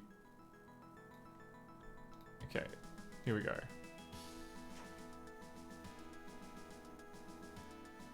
So that check... Okay. So CRO has... this stuff. Not right through... Contains a value called page fault linear address. When a page fault occurs, the address that the program is attempting to access is stored in the CR2 register. Okay.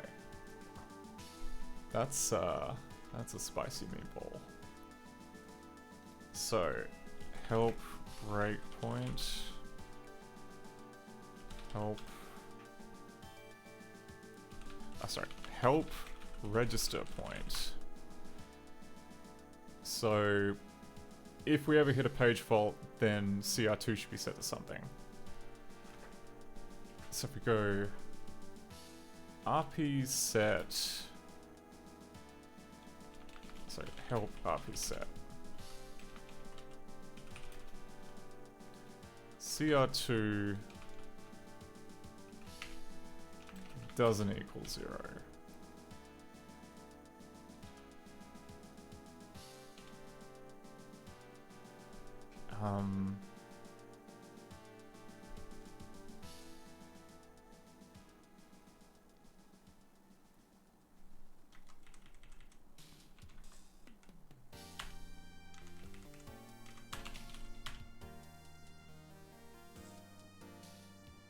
I think that might do it.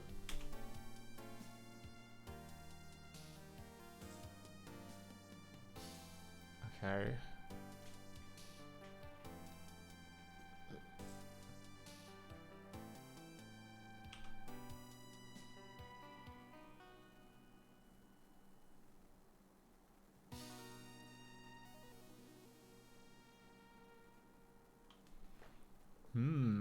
Alright. Maybe my theory is not correct. Maybe it's not a page fault.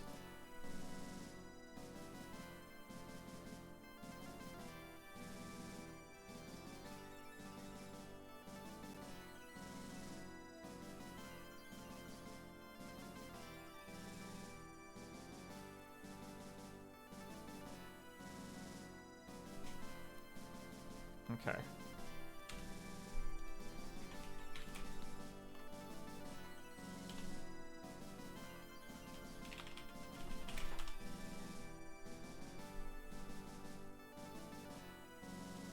What else we got? We've got CR3, used when virtual addressing is enabled, hence when the PG bit is set in CR0, enables the process to translate linear addresses into physical addresses by locating the page directory and page right, I forgot about the page tables. So we could use that to figure out where in physical memory our code is. Okay, we may as well do that. So, soft reset, start again.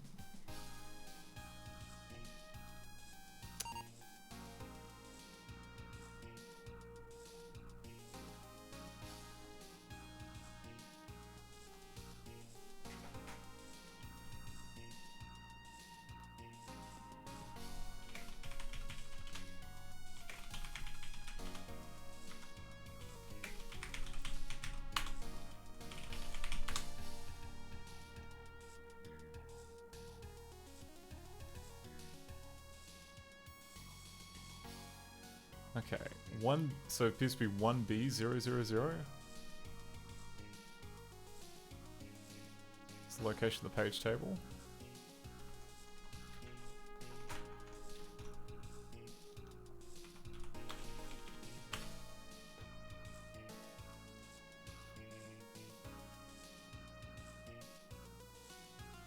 Okay, well I see 2 pages. I see, I gotta write this down.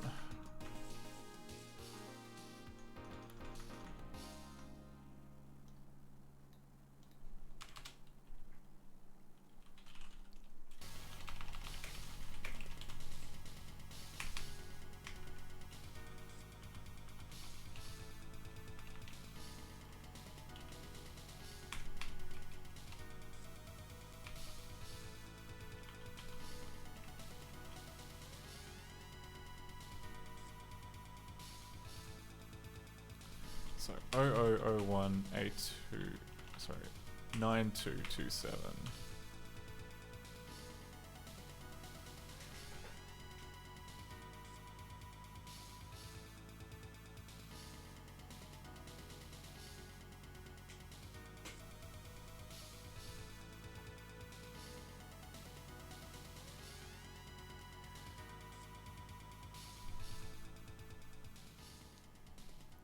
Okay, and then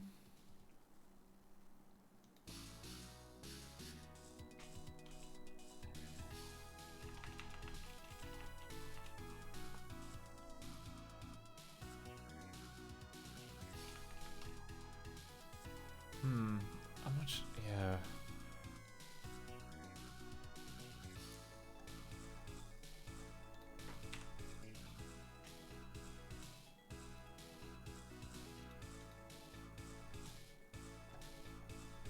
Okay. Oh crap! I should have just read this stupid. Okay. So in virtual memory, it's address 42288A0. In physical memory, it's just a 228A0. Okay. Yeah, okay. So that's so forget all that.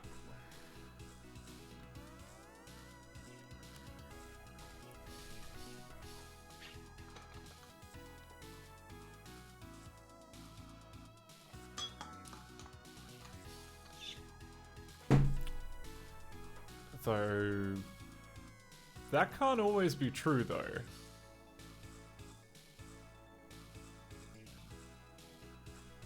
Because that would imply like the start of the program is at the start of memory, and that's not the case.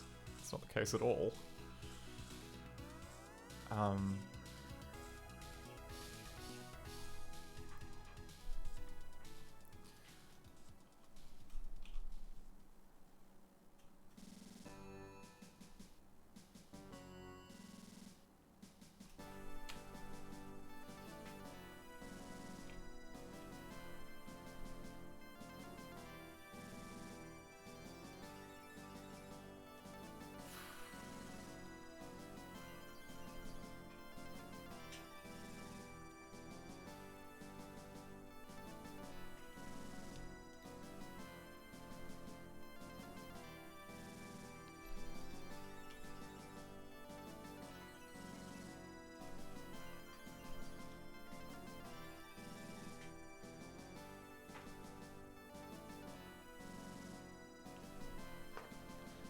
Yeah, like some of these would line up, but I imagine the ones that are closer to like the start of the program you'd have trouble.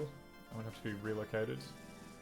Bloody Cactus says some DPMI hosts map to 0 for your app. Some map is relative, so not 0. It depends on the DPMI host. Oh my god, yeah.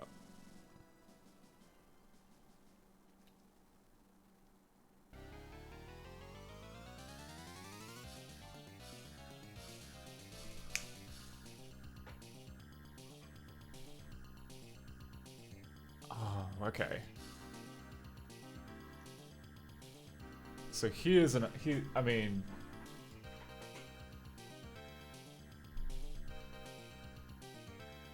two things I think that we need. One is that we need the CPU trace feature to print out all the registers, because that's a piece of information that we're not getting, or at least most of the ones that we care about. The second thing that we could maybe try and do is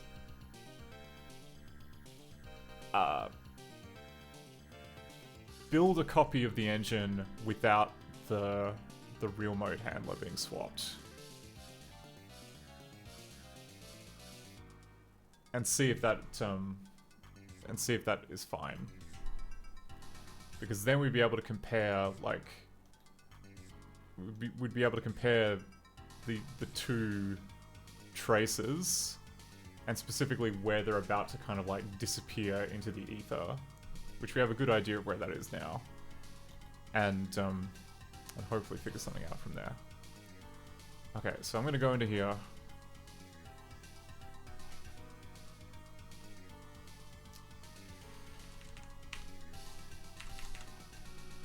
We're going to not replace the real mode callback.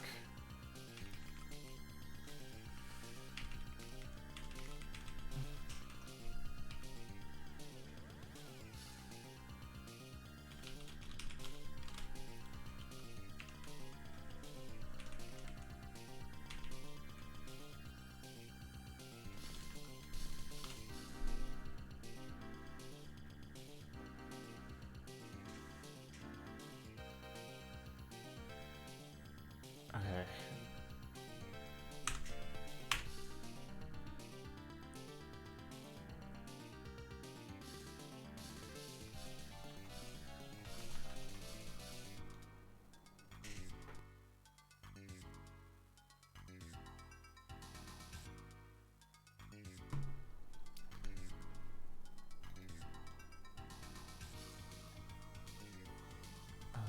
Build... No, build DOS.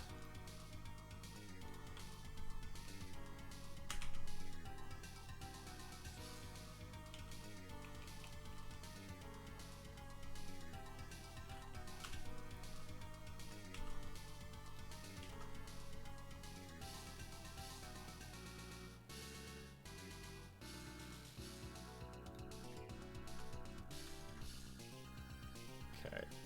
Soft reset.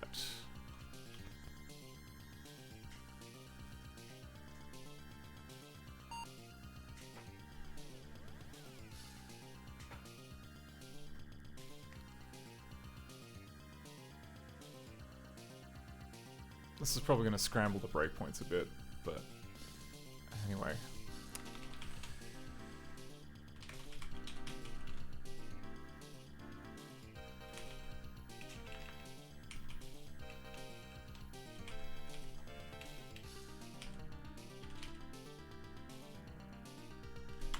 So if we just run it.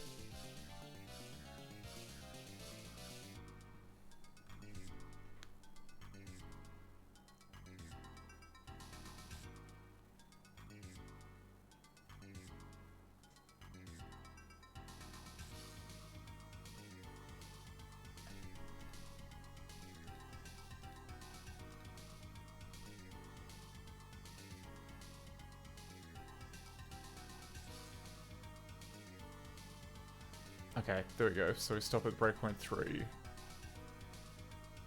Keep going.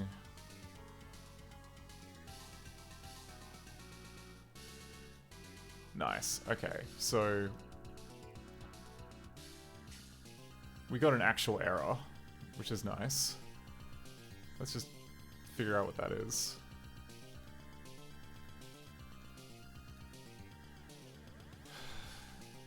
Because yeah, at this stage, we just need to get it running by any means necessary, then figure out why the real mode handler is causing it to die.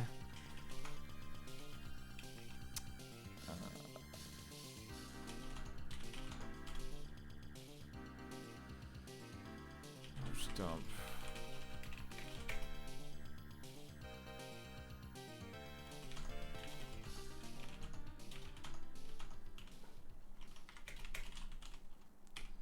25DF2. Oh, you son of a bitch. Okay. This was the crash that was happening on my laptop downstairs.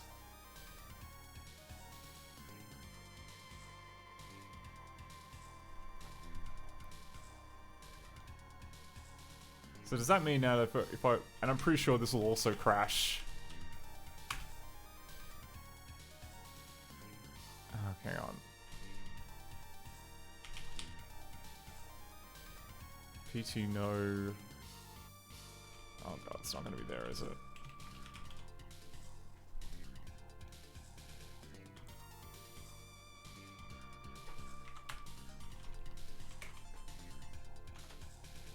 So, example.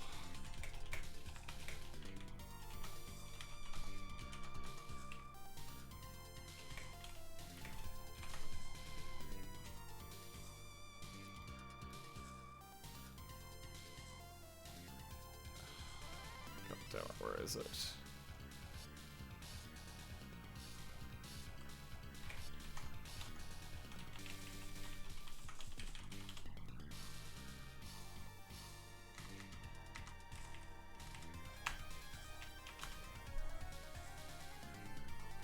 Okay, now we're in.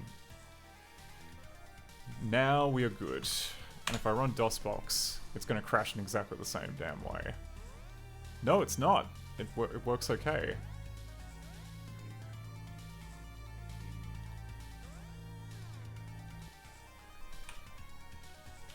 Sure, that wasn't a fluke. Sure.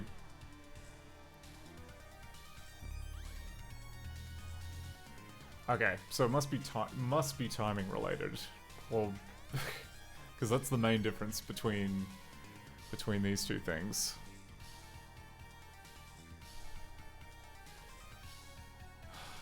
But yeah, like the okay,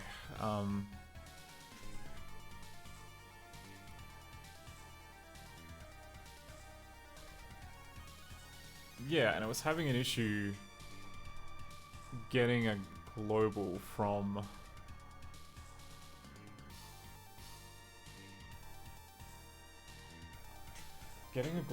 Lua.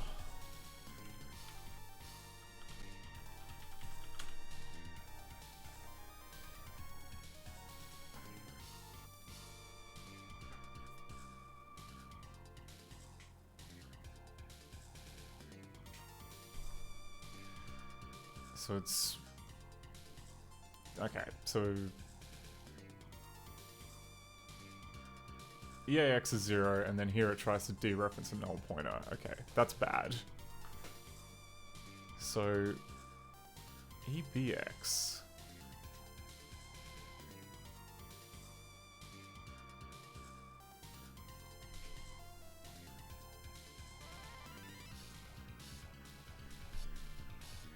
Okay, and then it's taking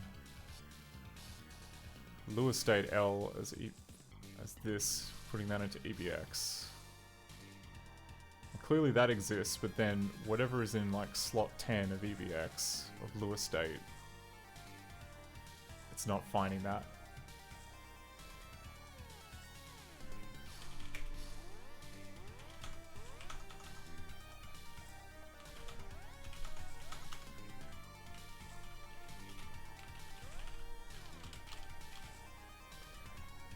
Okay.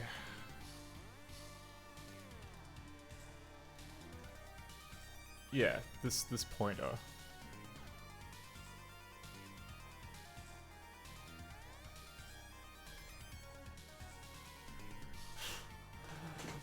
Oh, no worries, bloody Cactus. Thanks very much for the sanity check. I lose my mind very quickly working on DOS stuff. I guess this must just be a null pointer. I don't have the foggiest idea why that might be, but that just must be what's happening.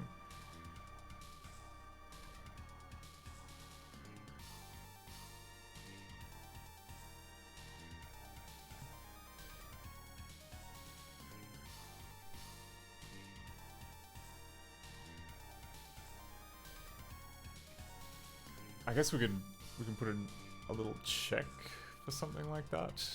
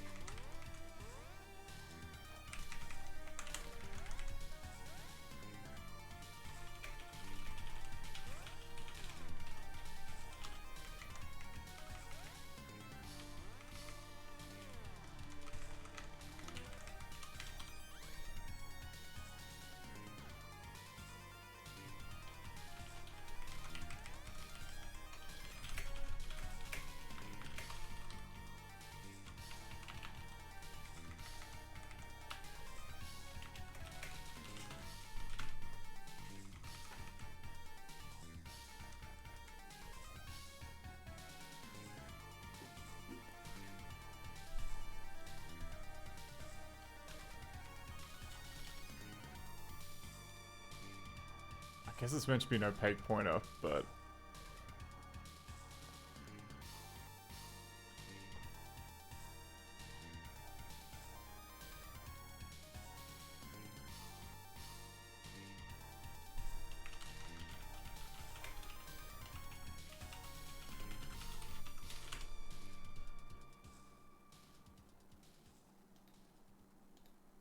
Eh. Will it let me build that? Yes, it will. Okay, great.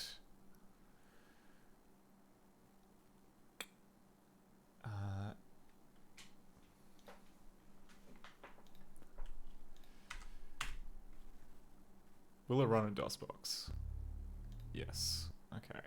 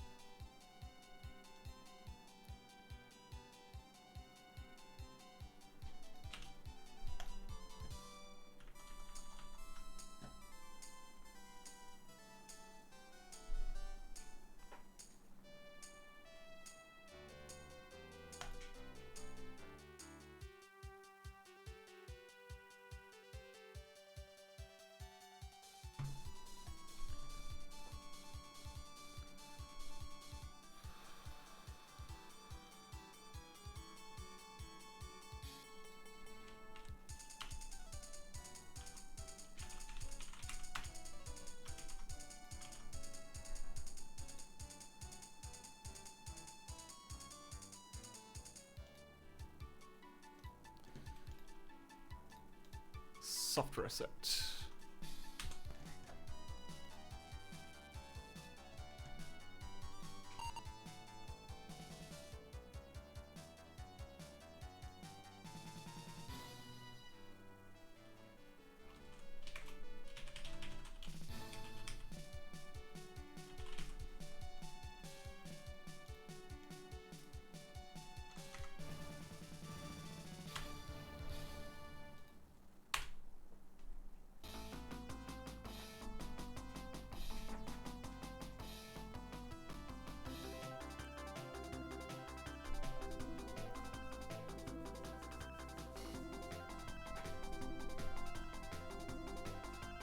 Okay.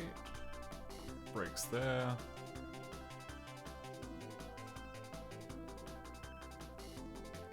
Ooh, alright.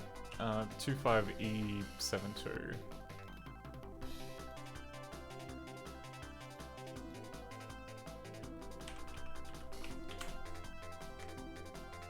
Oh, okay. Am I...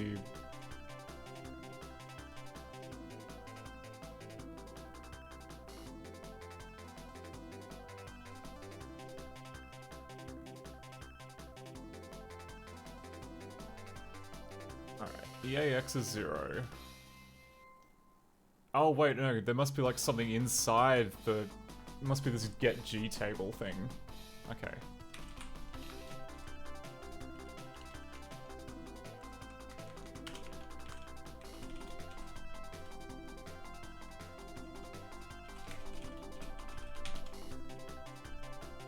Okay, LAPI.C.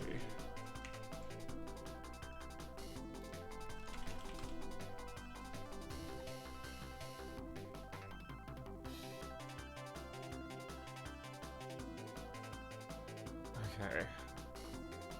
Get the global table in the registry. Since all predefined indices in the registry were inserted right away when the registry was created and never removed, they must always be in the array part of the registry.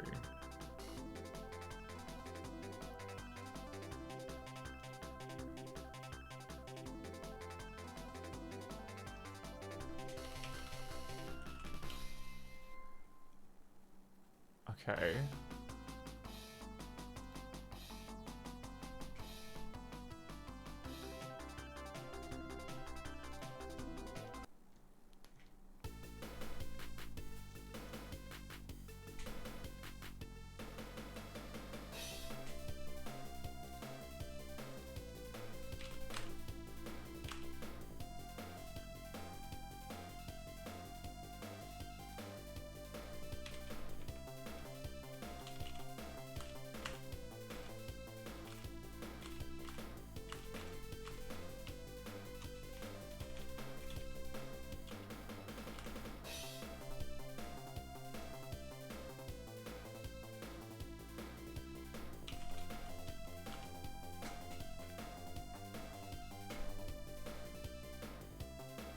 So is L registry?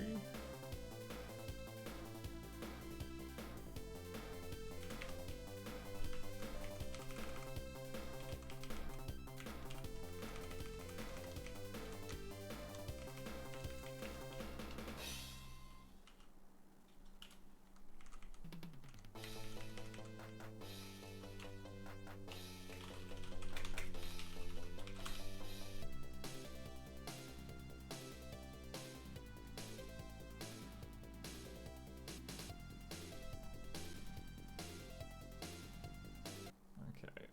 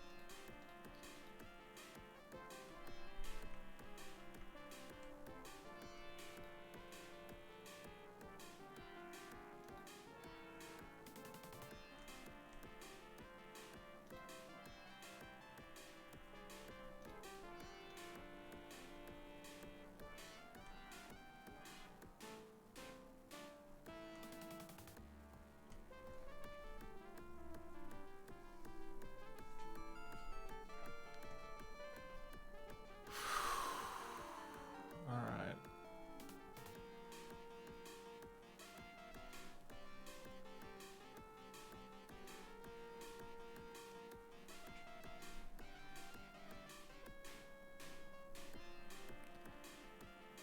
What am I doing? We can just breakpoint this. Why am I even trying to do this nicely? God, alright. Okay, BP set. 004 025 E60. We can just look at the memory. I'm thinking about this way too hard.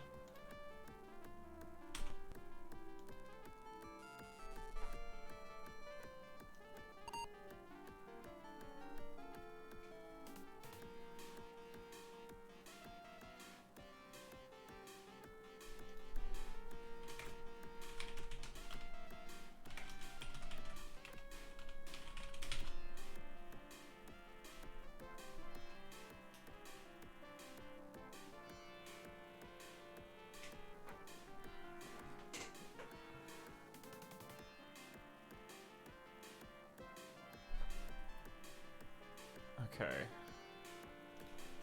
Stop at breakpoint 2. Don't care about breakpoint 2. Care about breakpoint 5.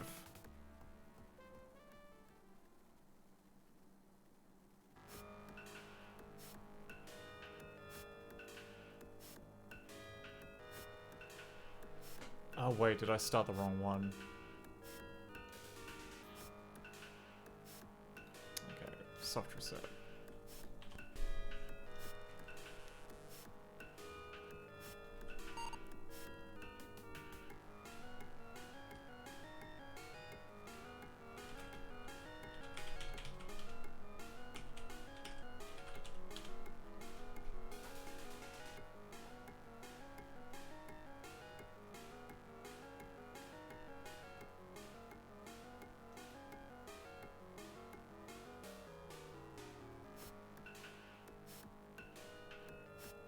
Okay, breakpoint 3.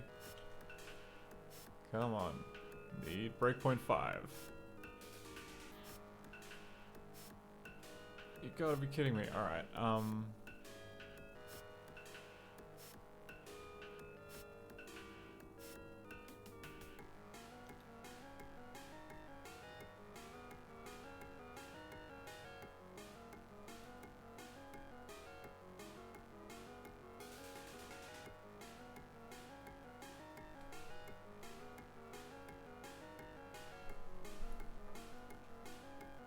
oh, okay, no, yeah, I added an extra 0.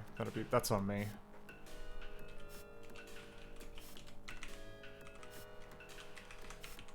Clear 5.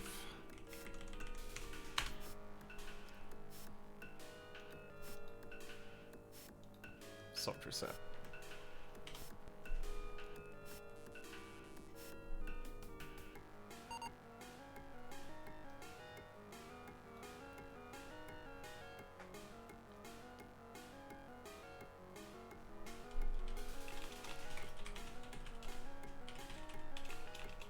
PT no real.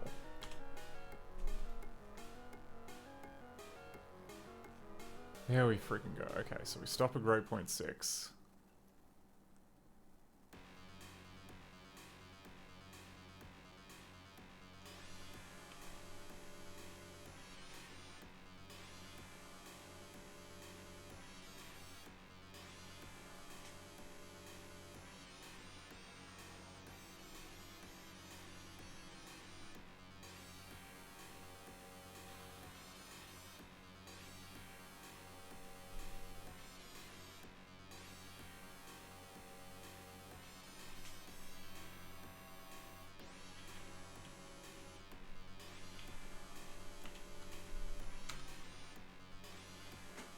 Okay. Now the next question is how... Wait, no, that's program space memory. No, that's correct.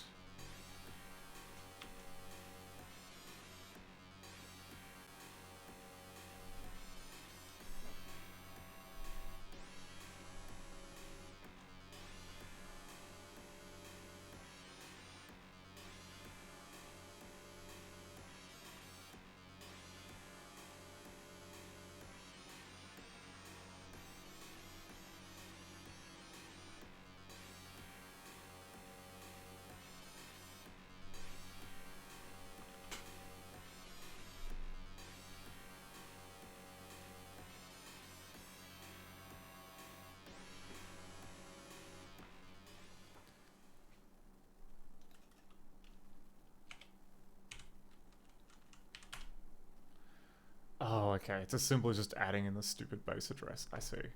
I see. And then that will give us this. Alright.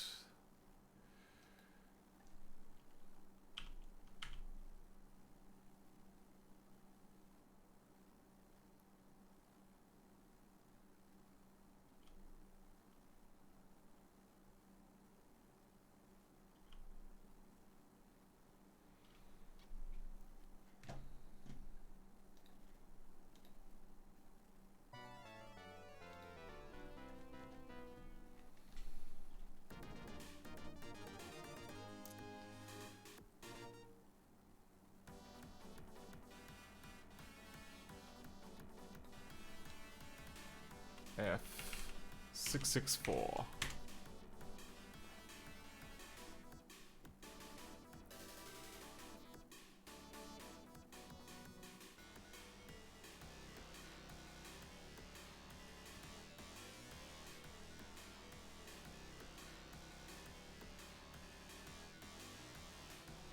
Okay, well there's definitely... Yeah, there's this pointer here, which should be moved into EAX. Yeah, see, look, we've got that address copied into EAX. And then... Pre-F... 6D8, which is another address. Okay, and that works fine.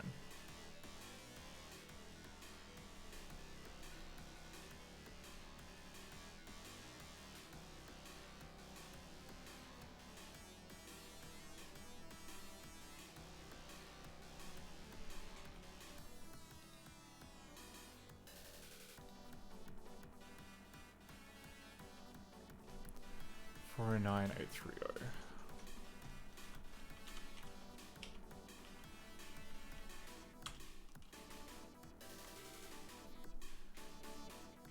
Okay, so it's loading in the target game's Lua code, and everything looks fine there.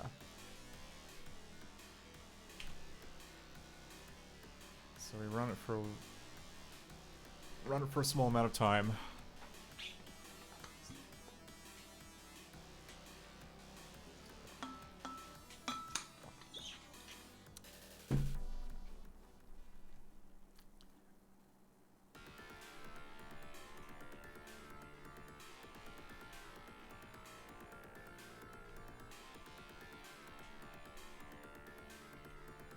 EDX gets set to this, EDI gets set to that. Yep, we've got a pointer in EAX. And yep, that part seems fine, so step out of this.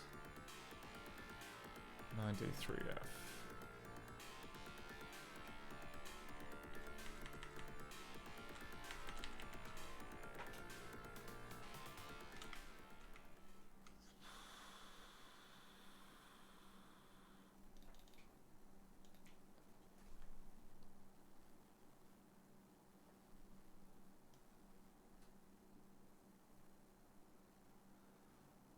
Okay, so yeah, so it's done this first get global command and everything is fine. Everything looks normal.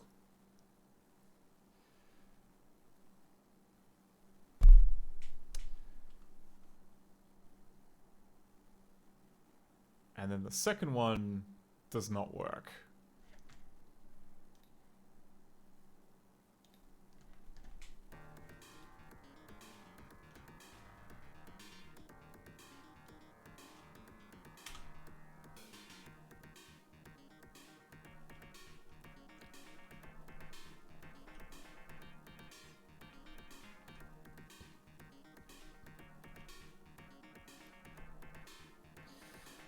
Alright, well, DX. Okay, it's still the same object.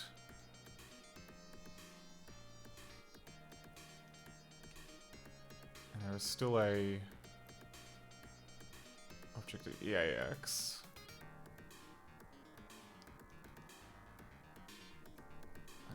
D8 is here.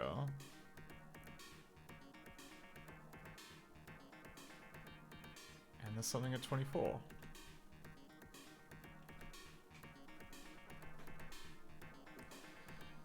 So step out.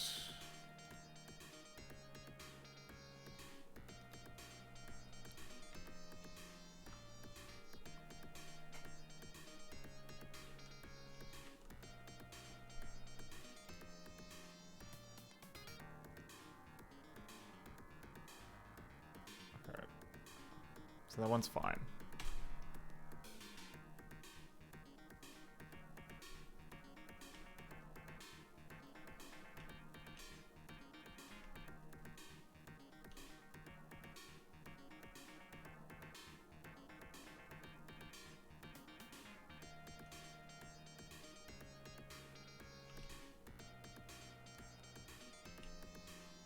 Yeah, X seems fine.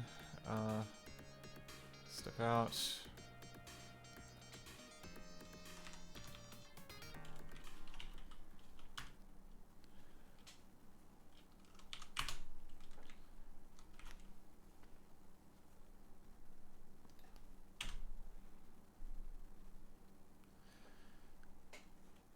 Okay, that's breakpoint 3. Okay, then we're back at breakpoint 6.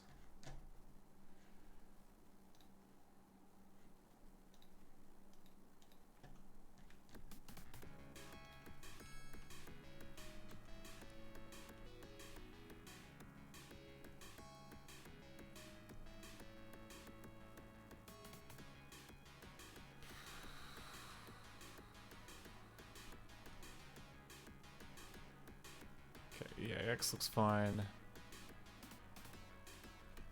ESI looks fine. Step out.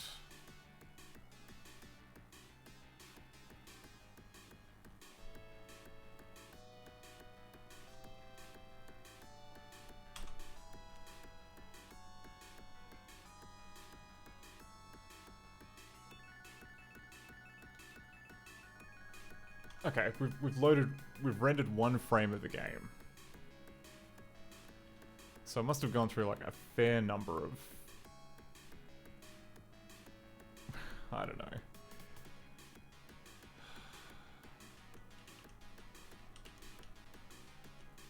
EVX is fine, EDI is fine. EAX is not fine, okay. So here's where it screws up.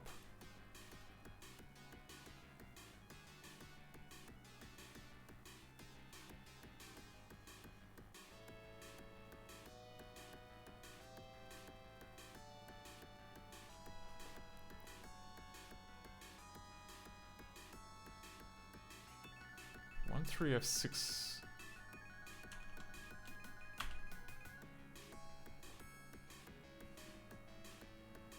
Okay, so it does move around a bit. And then...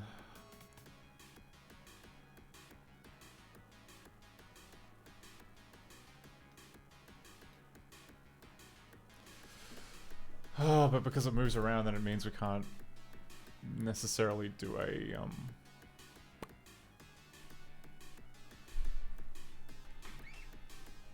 we can't do a memory watch because it's going to have moved around. Well, that sucks. Well, I don't think we're going to get this done tonight. And also, I just remembered, I gotta get up, like, hella early tomorrow, so... Yeah, I think we should just leave it there. We drew a lot of cabinets tonight, and... unsuccessfully just raised more questions about DOS in general. So... that kinda sucks.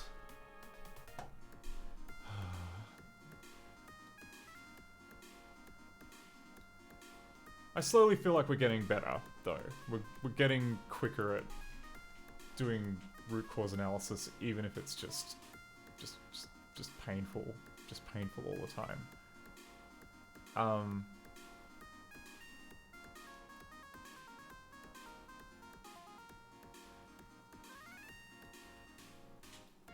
Alright, we're gonna raid Mac. Because it's been a while since we've raided. They're playing small soldiers at the moment. Please say hi if you are so inclined. Yes, I will be doing another stream on Thursday, another director stream. And after that, I'm taking some time off, and I will not be at a computer for about a week. It's gonna be great. But until then, have a wonderful rest of your week. I will see you, I guess, in a few days. Later.